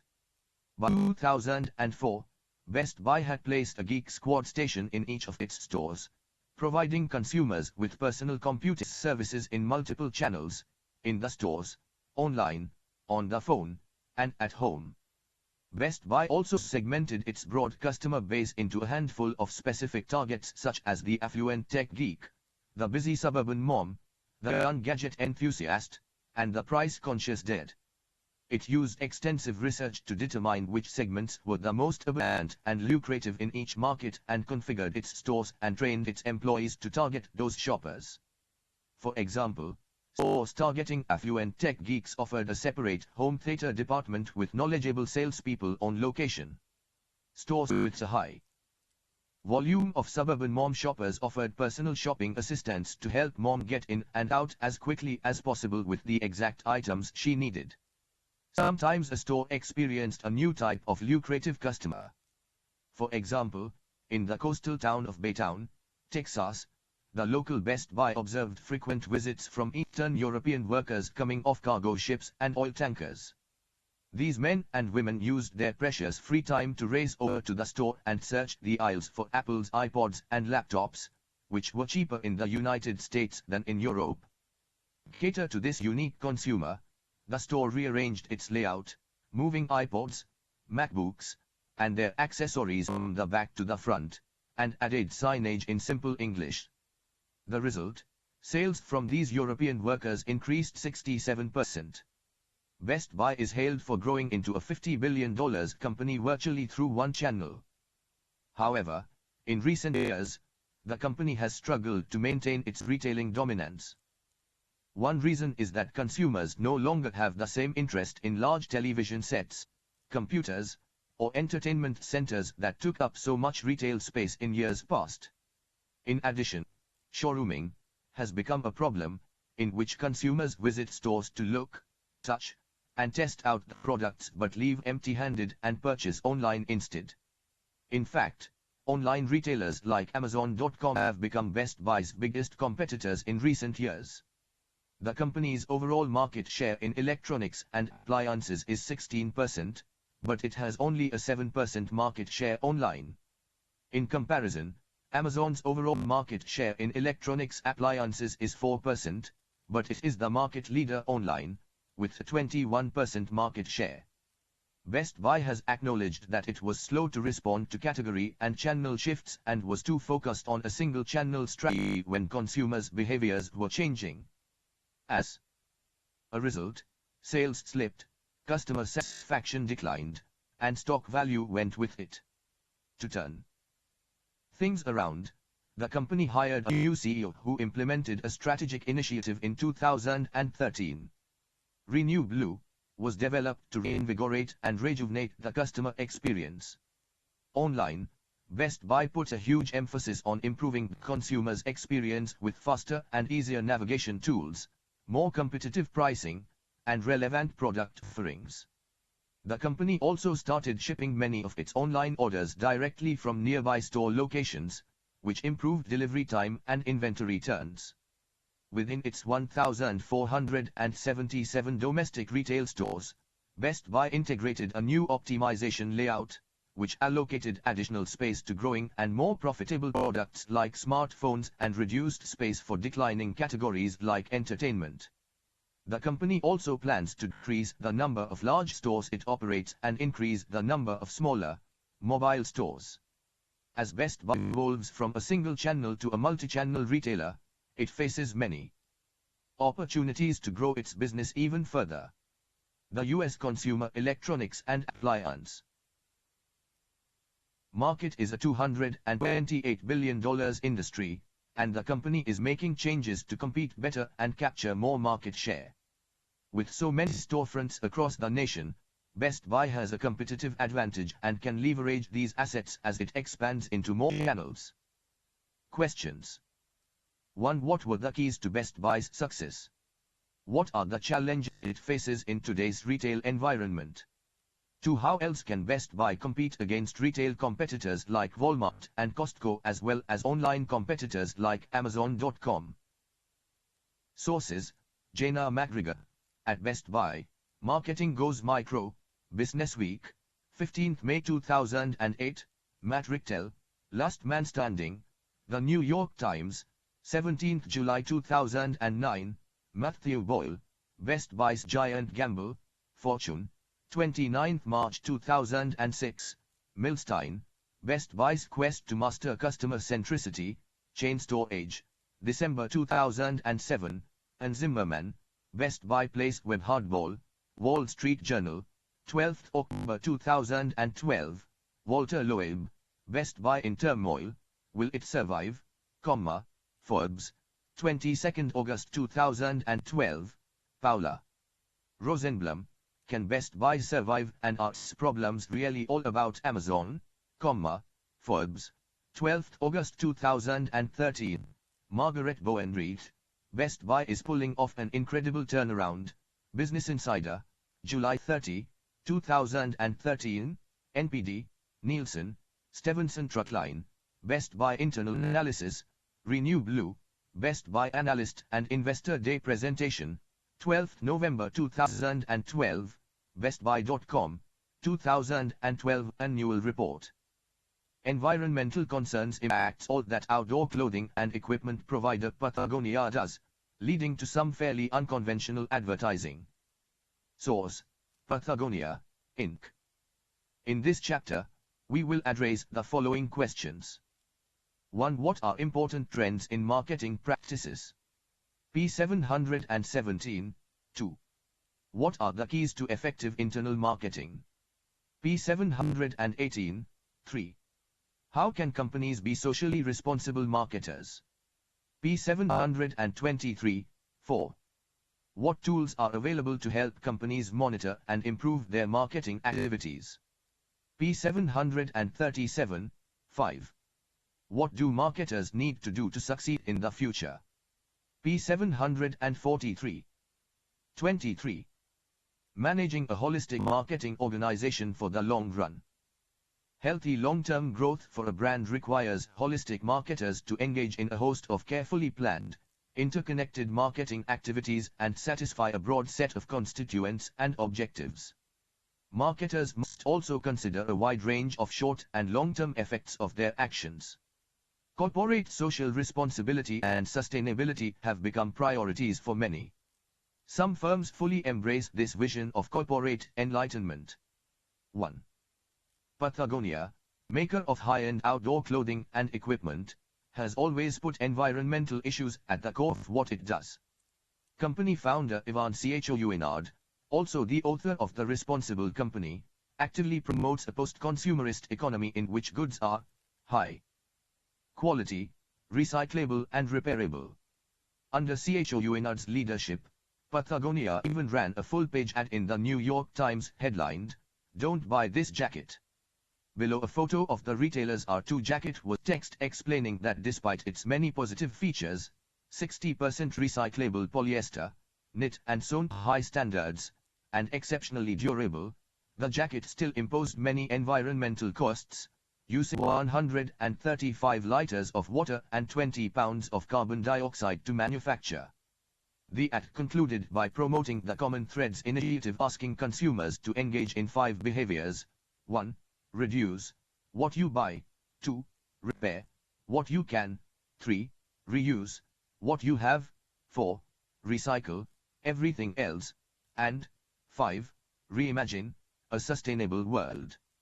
With $575 million in annual sales, privately held Patagonia is always trying to find better environmental solutions for everything it does and makes, such as offering the first wetsuits made from plant-based material as an alternative to neoprene. Brands such as Ben & Jerry's, Odwalla, Stonyfield Farm, Whole Foods, and Seventh Generation have embraced similar philosophies and practices. Successful holistic marketing requires effective relationship marketing, integrated marketing, internal marketing, and performance marketing. In this chapter, we consider internal and performance marketing and how to conduct them responsibly. We begin by examining changes in the way companies conduct marketing today. Trends in marketing practices. With globalization, deregulation, market fragmentation, consumer empowerment, environmental concerns, and all the remarkable developments in communication technology, the world has unquestionably become a very different place for marketers. Table 23.1 summarized some important shifts in marketing realities. Table 23.1 Important shifts in marketing and business practices. Re-engineering. Appointing teams to manage customer value-building processes and break down walls between departments. Outsourcing. Buying more goods and services from outside domestic or foreign vendors. Benchmarking. Studying best practice companies to improve performance. Supplier partnering. Partnering with fewer but better value-adding suppliers. Customer partnering.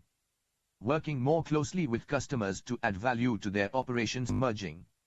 Acquiring or merging with firms in the same or complementary industries to gain economies of scale and scope. Globalizing. Increasing efforts to think global and act local. Flattening. Reducing the number of organizational levels to get closer to the customer. Focusing. Determining the most profitable businesses and customers and focusing on them. Justifying. Becoming more accountable by measuring, analyzing, and documenting the effects of marketing actions. Accelerating. designing the organization and setting up processes to respond more quickly to changes in the environment, encouraging and empowering personnel to produce more ideas and take more initiative, broadening, factoring interests of customers, employees, shareholders, and other stakeholders into the activities of the enterprise, monitoring, tracking what is said online and elsewhere, and studying customers, competitors, and others to improve business practices, uncovering, using data mining and other analytical methods to develop deep insights into customers and how they behave. In making all these shifts in marketing and business practices, firms also face ethical dilemmas and perplexing trade-offs. Consumers may value convenience, but how can they justify disposable products or elaborate packaging in a world trying to minimize waste? Increasing material aspirations can defy the need for sustainability. Smart companies are creatively designing with energy efficiency, carbon footprints, toxicity, and disposability in mind. There have been some successes. 3. Toyota Prius. Some auto experts scoffed when Toyota predicted sales of 300,000 cars within 5 years of launching its gas and electric Prius hybrid sedan in 2001. But by 2004, the Prius had a 6-month waiting list. Toyota's winning formula consists of a powerful electric motor and the ability to quickly switch power sources, resulting in 55 miles per gallon for city and highway driving, with the roominess and power of a family sedan and an eco-friendly design, and look for a little more than $20,000. Some consumers also liked that the Prius's distinctive design allowed them to make a visible statement about their commitment to the environment. The lesson: functionally successful products that consumers see as also being good for the environment can offer enticing options.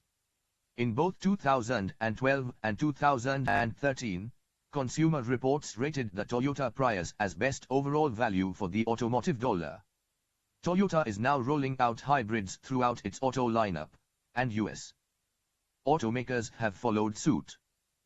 Now more than ever, marketers must think holistically and use creative win-win solutions to balance conflicting demands. They must develop fully integrated marketing programs and meaningful relationships with a range of constituents.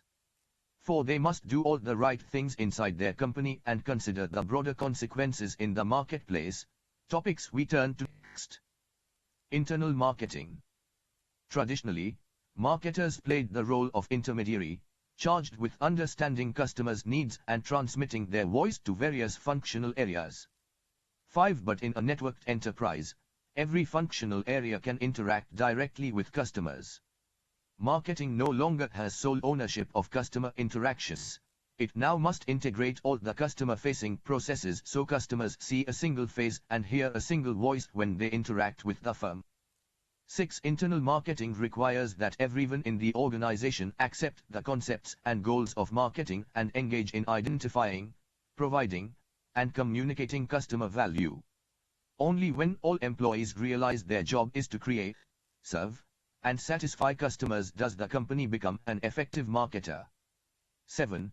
Marketing memo. Characteristics of company departments that are truly customer-driven presents a tool that evaluates which company departments excel at being customer-centric. Let's look at how marketing departments are being organized, how they can work effectively with other departments, and how firms can foster a creative marketing culture across the organization. 8. Organizing the marketing department. Modern marketing departments can be organized in a number of different, sometimes overlapping ways, functionally, geographically, by product or brand, by market, or in a matrix.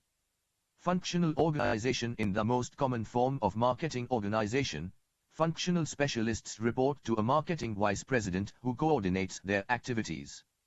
Figure 23.1 shows 5 specialists. Others might include a customer service manager, a marketing planning manager, a market logistics manager, a direct marketing manager, and a digital marketing manager. The main advantage of a functional marketing organization is its administrative simplicity. It can be quite a challenge for the departments to develop smooth working relationships, however. This form also can result in inadequate planning as the number of products and markets increases and each functional group vies for budget and status.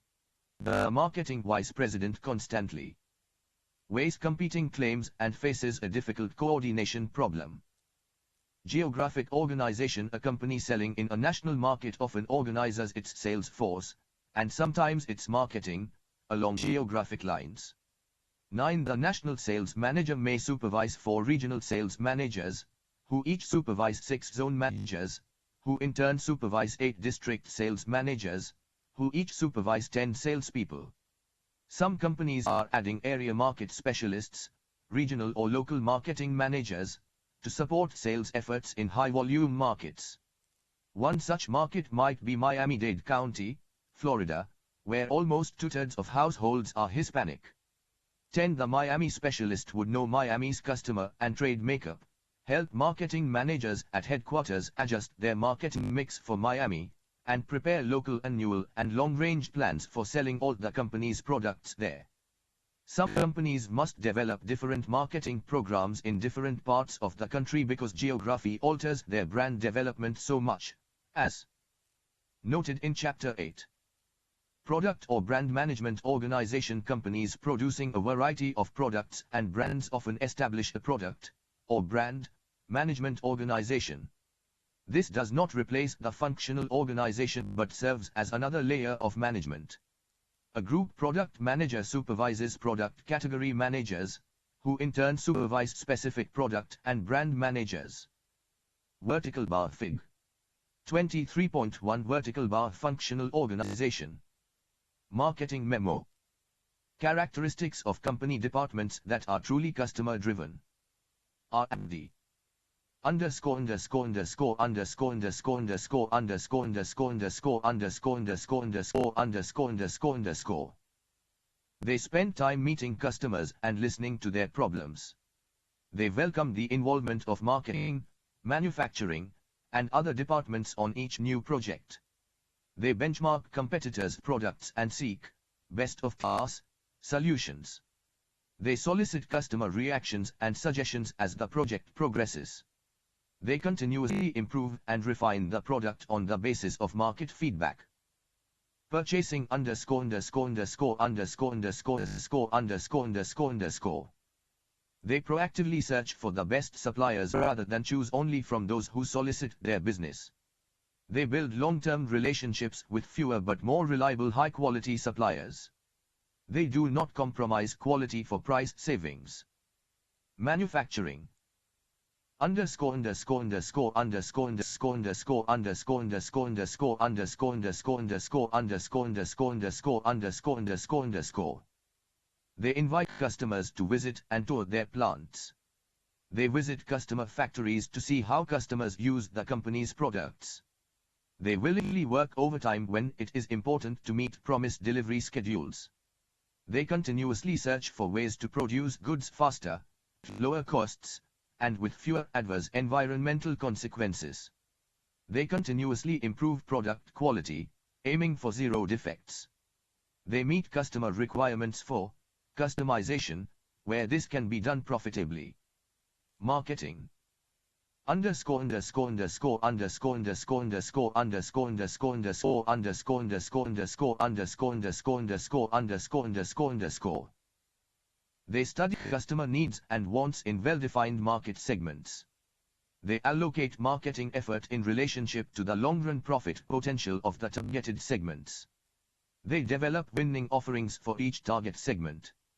They measure company image and customer satisfaction and loyalty on a continuous basis.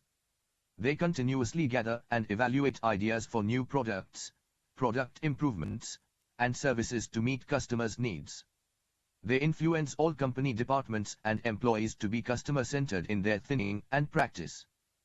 Sales underscore underscore underscore underscore underscore underscore underscore underscore underscore underscore underscore underscore. They acquire specialized knowledge of the customer's industry. They strive to give the customer the best solution, but make only promises they can keep. They feed customers' needs and ideas back to those in charge of product development. They serve the same customers for a long period of time. Logistics ____________. They set a high standard for service delivery time and meet it consistently. They operate a knowledgeable and friendly customer service department that can answer questions, handle complaints, and resolve problems in a satisfactory and timely manner. Accounting ___________. They prepare periodic profitability reports by product, market segment, sales territory, order size, and individual customers. They prepare invoices tailored to customer needs and answer customer queries courteously and quickly. Finance ____________. They understand and support marketing investments, like image advertising, that produce long-term customer preference and loyalty. They tailor the financial package to the customer's financial requirements. They make quick decisions on customer creditworthiness. Public relations __________. They disseminate favorable news about the company and handle damage control for unfavorable news. They act as an internal customer and public advocate for better company policies and practices. Other customer contact employees ______. They are competent, courteous, cheerful, credible, reliable, and responsive. A product management organization makes sense if the company's products are quite different or there are more than a functional organization can handle. This form is sometimes characterized as a hub and spoke system. The brand or product manager is figuratively at the center, with spokes leading to various departments representing working relationships. See Figure 23.2. The manager may vertical bar Fig. 23.1 vertical bar the product manager's interactions. Develop a long-range and competitive strategy for the product. Prepare an annual marketing plan and sales forecast. Work with advertising, digital, and merchandising agencies to develop copy, programs, and campaigns. Increase support of the product among the sales force and distributors. Gather continuous intelligence about a product's performance, customer and dealer attitudes, and new problems and opportunities. Initiate product improvements to meet changing market needs. The product management organization lets the product manager concentrate on developing a cost-effective marketing program and react more quickly to new products in the marketplace. It also gives the company's smaller brands a product advocate. However, it has disadvantages too. Product and brand managers may lack authority to carry out their responsibilities. They become experts in their product area but rarely achieve functional expertise. The system often proves costly. One person is appointed to manage each major product or brand, and soon more are appointed to manage even minor products and brands. Brand managers normally manage a brand for only a short time. Short-term involvement leads to short-term planning and fails to build long-term strengths. The fragmentation of markets makes it harder to develop a national strategy. Brand managers must please regional and local sales groups, transferring power from marketing to sales.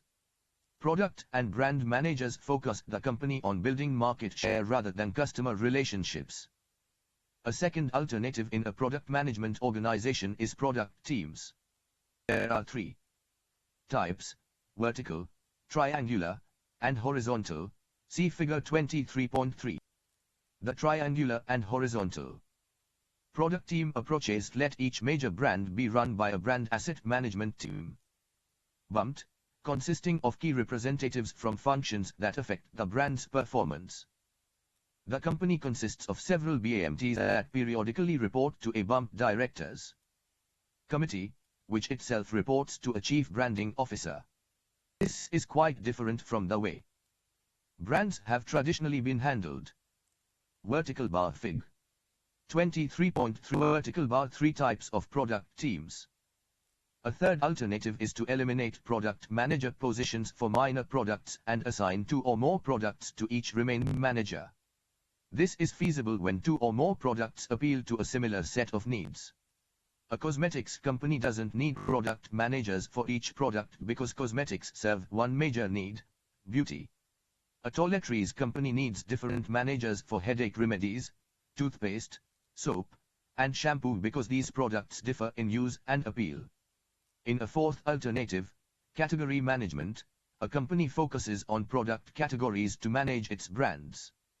Procter & Gamble, P&G, a pioneer of the brand management system, and other top packaged goods firms have made a major shift to category management, as have firms outside the grocery channel. 11 Diageo's shift to category management was seen as a means to better manage the development of premium brands.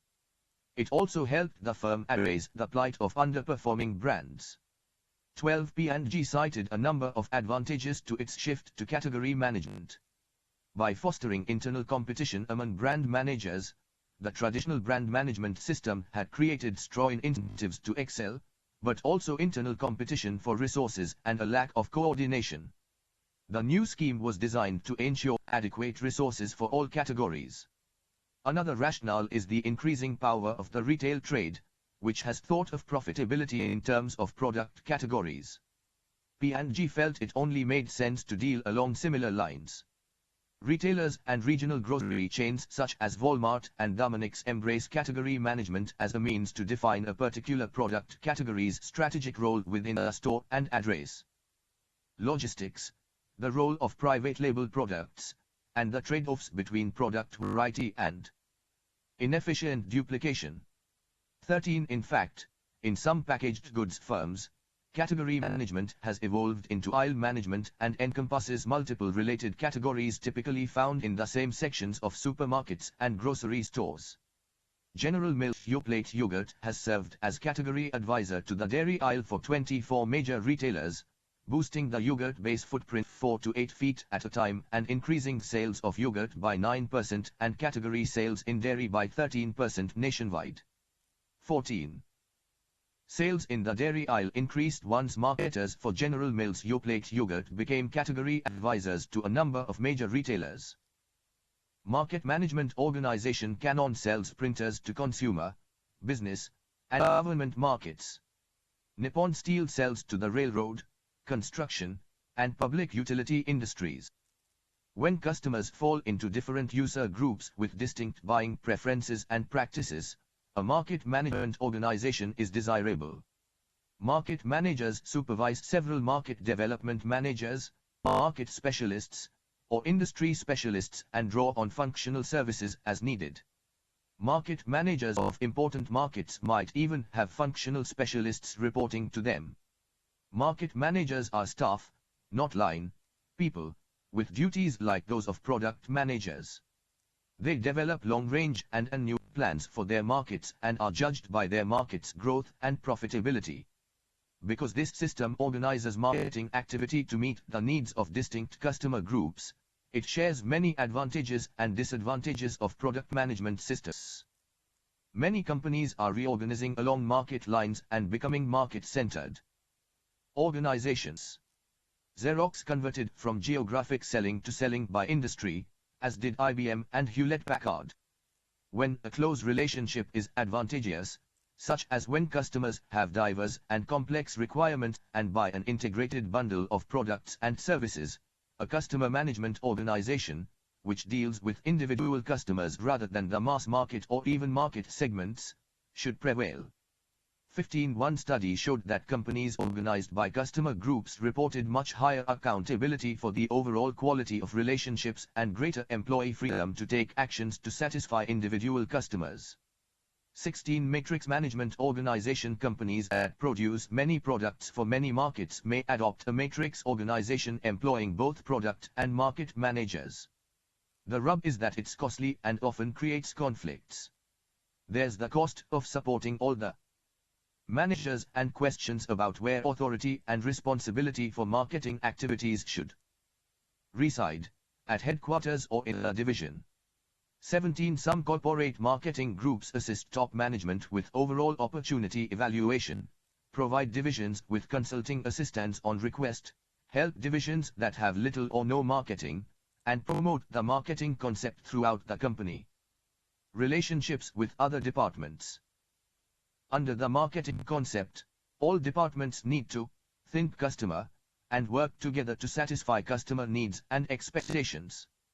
Yet departments define company problems and goals from their own viewpoints, so conflicts of interest and communications problems are unavoidable. The marketing vice president or the CMO must usually work through persuasion rather than through authority to coordinate the company's internal marketing activities and coordinate marketing with finance, operations, and other company functions to serve the customer. 18 Many companies now focus on key processes rather than on departments because departmental organization can be a barrier to smooth performance. They appoint process leaders, who manage cross-disciplinary teams that include marketing and salespeople. Marketers thus may have a solid line responsibility to their teams and a dotted line responsibility to the marketing department. Given the goal of providing positive customer experiences from start to finish, all areas of the organization need to work effectively together. In particular, because of the growing importance of big data, marketers must work closely with those in the IT department to gain critical insights and updates. Building a creative marketing organization. Many companies realize they are not yet really market and customer driven, they are product and sales driven. Transforming into a true market driven company requires, among other actions, 1. Developing a company-wide passion for customers, 2. Organizing around customer segments instead of products, and 3. Understanding customers through qualitative and quantitative research. The task is not easy, but the payoffs can be considerable. C. Marketing insight, the marketing CEO, for concrete actions a CEO can take to improve marketing capabilities. Although it's necessary to be customer-oriented, it's not enough. The organization must also be creative. 19 companies today copy each other's advantages and strategies with increasing speed, making differentiation harder to achieve and lowering margins as firms become more alike. The only answer is to build a capability in strategic innovation and imagination. This capability comes from assembling tools, processes, skills, and measures that let the firm generate more and better new ideas than its competitors. 20 companies also try to put together inspiring workspaces that help to stimulate new ideas and foster imagination. Companies must watch trends and be ready to capitalize on them. Nestle was late seeing the trend toward coffee houses such as Starbucks. Coca-Cola was slow to pick up beverage trends toward fruit-flavored drinks such as Snapple, energy drinks such as Gatorade, and designer water brands. Market leaders can miss trends when they are risk-averse, obsessed about protecting their existing markets and physical resources, and more interested in efficiency than innovation. 21. Socially responsible marketing. Effective internal marketing must be matched by a strong sense of ethics, values, and social responsibility. 22. Taking a more active, strategic role in corporate social responsibility is thought to benefit not just customers, employees, community, and the environment but also shareholders. Firms feel they also benefit in different ways, as figure 23.4 illustrates. Marketing insight. The marketing CEO. What steps can a CEO take to create a market and customer-focused company? 1. Convince senior management of the need to become customer-focused. The CEO personally exemplifies strong customer commitment and rewards those in the organization who do likewise. Former CEOs Jack Welch of GE and Lou Gerstner of IBM famously spent 100 days a year visiting customers in spite of their many strategic, financial, and administrative burdens. 2. Appoint a senior marketing officer and marketing task force. The marketing task force should include the CEO, C-level executives from sales, R&D, purchasing, manufacturing, finance, and human resources, and other key individuals. 3. Get outside help and guidance. Consulting firms have considerable experience helping companies adopt a marketing orientation. 4. Change the company's reward measurement and system. As long as purchasing and manufacturing are rewarded for keeping costs low, they will resist accepting some costs required to serve customers better. As long as finance focuses on short-term profit, it will oppose major investments designed to build satisfied, loyal customers. 5. Hire strong marketing talent. The company needs a strong chief marketing officer who not only manages the marketing department but also gains respect from and influence with the other C-level executives. A multidivisional company will benefit from establishing a strong corporate marketing department. 6. Develop strong in-house marketing training programs. The company should design well-crafted marketing training programs for corporate management, divisional general managers, marketing and sales personnel, manufacturing personnel, R&D personnel, and others. Many companies such as GE, Unilever, and Accenture have centralized training facilities to run such programs. 7. Install a modern marketing planning system. The planning format will require managers to think about the marketing environment, opportunities, competitive trends, and other forces. These managers then prepare strategies and sales and profit forecasts for specific products and segments and are accountable for performance. 8. Establish an annual marketing excellence recognition program. Business units that believe they have developed exemplary marketing plans should submit a description of their plans and results. Winning teams should be rewarded at a special ceremony and the plans disseminated to the other business units as models of marketing thinking. Procter & Gamble, SAB Miller, and Becton, Dickinson and Company follow this strategy. 9. Shift from a department focus to a process outcome focus. After defining the fundamental business processes that determine its success, the company should appoint process leaders and cross-disciplinary teams to re-engineer and implement these processes. 10. Empower the employees. Progressive companies encourage and reward their employees for coming up with new ideas and empower them to settle customer complaints to save the customer's business. IBM lets frontline employees spend as much as $5,000 to solve a customer problem on the spot. Vertical bar VIG. 23.4 Vertical bar rationale for investing in corporate social responsibility. The most admired and most successful companies in the world abide by high standards of business and marketing conduct that dictate serving people's interests, not only their own. Procter & Gamble has made brand purpose a key component of the company's marketing strategies.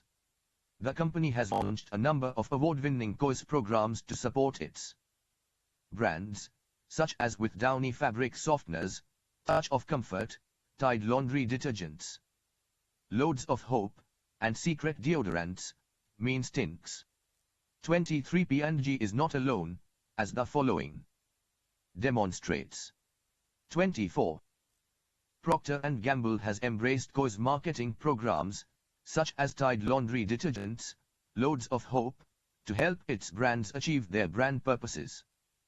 Firms of endearment researchers Raj Sisodia, David Wolf, and Jug Shake believe humanistic companies make great companies. They see firms of endearment as those with a culture of caring that serve the interests of their stakeholders, who are defined by the acronym SPICE: society, partners, investors, customers, and employees. Sisodia and colleagues believe firms of endearment create a love affair with stakeholders. Their senior managers run an open-door policy, are passionate about customers, and earn modest compensation. They pay their employees more, relate more closely to a smaller group of excellent suppliers, and give back to the communities in which they work. They actually spend less on marketing as a percentage of sales yet earn greater profits because customers who love the company do most of the marketing. The authors see the 21st century marketing paradigm as creating value for all stakeholders and becoming a beloved firm. Table 23.2 lists firms receiving top marks as firms of endearment from a sample of thousands of customers, employees, and suppliers. Table 23.2 Top firms of endearment. Best Buy, BMW, CarMax, Caterpillar, Commerce Bank, Container Store, Costco, eBay, Google, Harley-Davidson, Honda, IDEO, Nike, JetBlue, Johnson & Johnson, Jordan's Furniture, L.L.B. New Balance, Patagonia, Progressive Insurance. Ray Southwest Starbucks Timberland. Toyota Trader Joe's UPS Wegmans Whole Foods. Source: Raj Sisodia, David B. Wolf, and Jug Sheikh, Firms of Endearment, How World-Class Companies Profit from Passion and Purpose, Upper Saddle River, NJ, Wharton School Publishing, 2007, p. 16, copyright symbol 2007. Printed and electronically reproduced by permission of Pearson Education, Inc., Upper Saddle River, New Jersey. Corporate social responsibility. Raising the level of socially responsible marketing calls for making a three-pronged attack that relies on proper legal, ethical, and social responsibility behavior. One company that puts social responsible marketing squarely at the center of all it does is Stonyfield Farm. 25. Stonyfield Farm was co-founded in 1983 by longtime CEO Gary Hirschberg on the belief that there was a business opportunity in selling all-natural organic dairy products while restoring the environment. The company's suppliers avoid the productivity practices of agribusiness, including the use of antibiotics, growth hormones, pesticides, and fertilizers. After calculating the amount of energy used to run its plant, Stonyfield decided to make an equivalent investment in environmental projects such as reforestation, wind farms, and the company's own anaerobic wastewater digester. The company has modified the plastic lids on its yogurt, saving about 1 million pounds of plastic a year, and added on-package messages about global warming, the perils of hormones, and genetically modified foods. It has also added cultures or dietary supplements to help the immune system fight off illness and makes low-fat versions of its products. Stonyfield donates 10% of profits to efforts that help protect and restore the earth. Although premium priced, the brand still lacks the margins for big-budget advertising campaigns and relies on sampling, such as at Boston Marathon, PR, word of mouth, and guerrilla tactics instead. Its progressive business practices have not hurt its financial performance. Stonyfield is the number 3 yogurt brand in the United States and has added smoothies, milk, frozen yogurt, and ice cream. Hirschberg, now just chairman of the company, has also launched a non-profit foundation called Climate Counts, that scores companies annually on the basis of their voluntary actions to reverse climate change. The goal is to spur corporate responsibility and inform consumers about which companies are more engaged. Stonyfield Farm co-founder Gary Hirschberg is leading the charge in labeling products which use genetically modified organism, GMO, ingredients. Legal behavior organizations must ensure every employee knows and observes relevant laws. 26. For example, it's illegal for salespeople to lie to consumers or mislead them about the advantages of buying a product. They may not offer bribes to purchasing agents or others influencing a B2B sale. Their statements must match advertising claims, and they may not obtain or use competitors' technical or trade secrets through bribery or industrial espionage. They must not disparage competitors or their products by suggesting things that are not true. Managers must make sure every sales representative knows the law and acts accordingly. Ethical behavior business practices come under attack because business situations routinely pose ethical dilemmas. It's not easy to draw a clear line between normal marketing practice and unethical behavior. Some issues can generate controversy or sharply divide critics, such as acceptable marketing to children. 27. Regulating food and beverage marketing to children amid pressure from regulators and the threat of lawsuits. Food and beverage manufacturers have cut back on marketing their least healthful products to kids, developed new recipes to reduce calories, sodium, sugar, and fat in thousands of products, and made changes to place nutrition information on the front of the package. Some watch groups feel that is still not enough, and with childhood obesity an administration priority being addressed by First Lady Michelle Obama's Let's Move, and other programs, tight new government standards to further limit advertising to children and teens take effect in 2016. These standards require food marketed toward children ages 2 to 17 to make a meaningful contribution to a healthy diet by providing a certain amount of healthy items, fruits, vegetables, whole grains, and limiting unhealthy items, sodium, sugar, and saturated fat. Later regulation was proposed to ban in-school advertising for foods high in sugar, fat, and salt, and to eliminate tax deductions of advertising and marketing expenses for food and marketing companies if the products are of poor nutritional quality and marketed to kids. Although proposed regulations often change a great deal before taking effect, there will be increased government scrutiny of the way food and beverages are marketed to children. Of course, certain business practices are clearly unethical or illegal. These include bribery, theft of trade secrets, false and deceptive advertising, exclusive dealing and tying agreements, quality or safety defects, false warranties, inaccurate labeling, price fixing or undue discrimination, and barriers to entry and predatory competition. Companies must adopt and disseminate a written code of ethics, build a company tradition of ethical behavior, and hold their people fully responsible for observing ethical and legal guidelines. In the past, a disgruntled customer might badmouth an unethical or poorly performing firm to 12 other people. Today, via the internet, he or she can reach thousands. The general distrust of companies among US consumers is evident in research showing the percentage of those who view corporations unfavorably is almost 40%. 28. Social responsibility behavior. Marketers must exercise their social conscience in specific dealings with customers and stakeholders. Some top-rated companies for corporate social responsibility are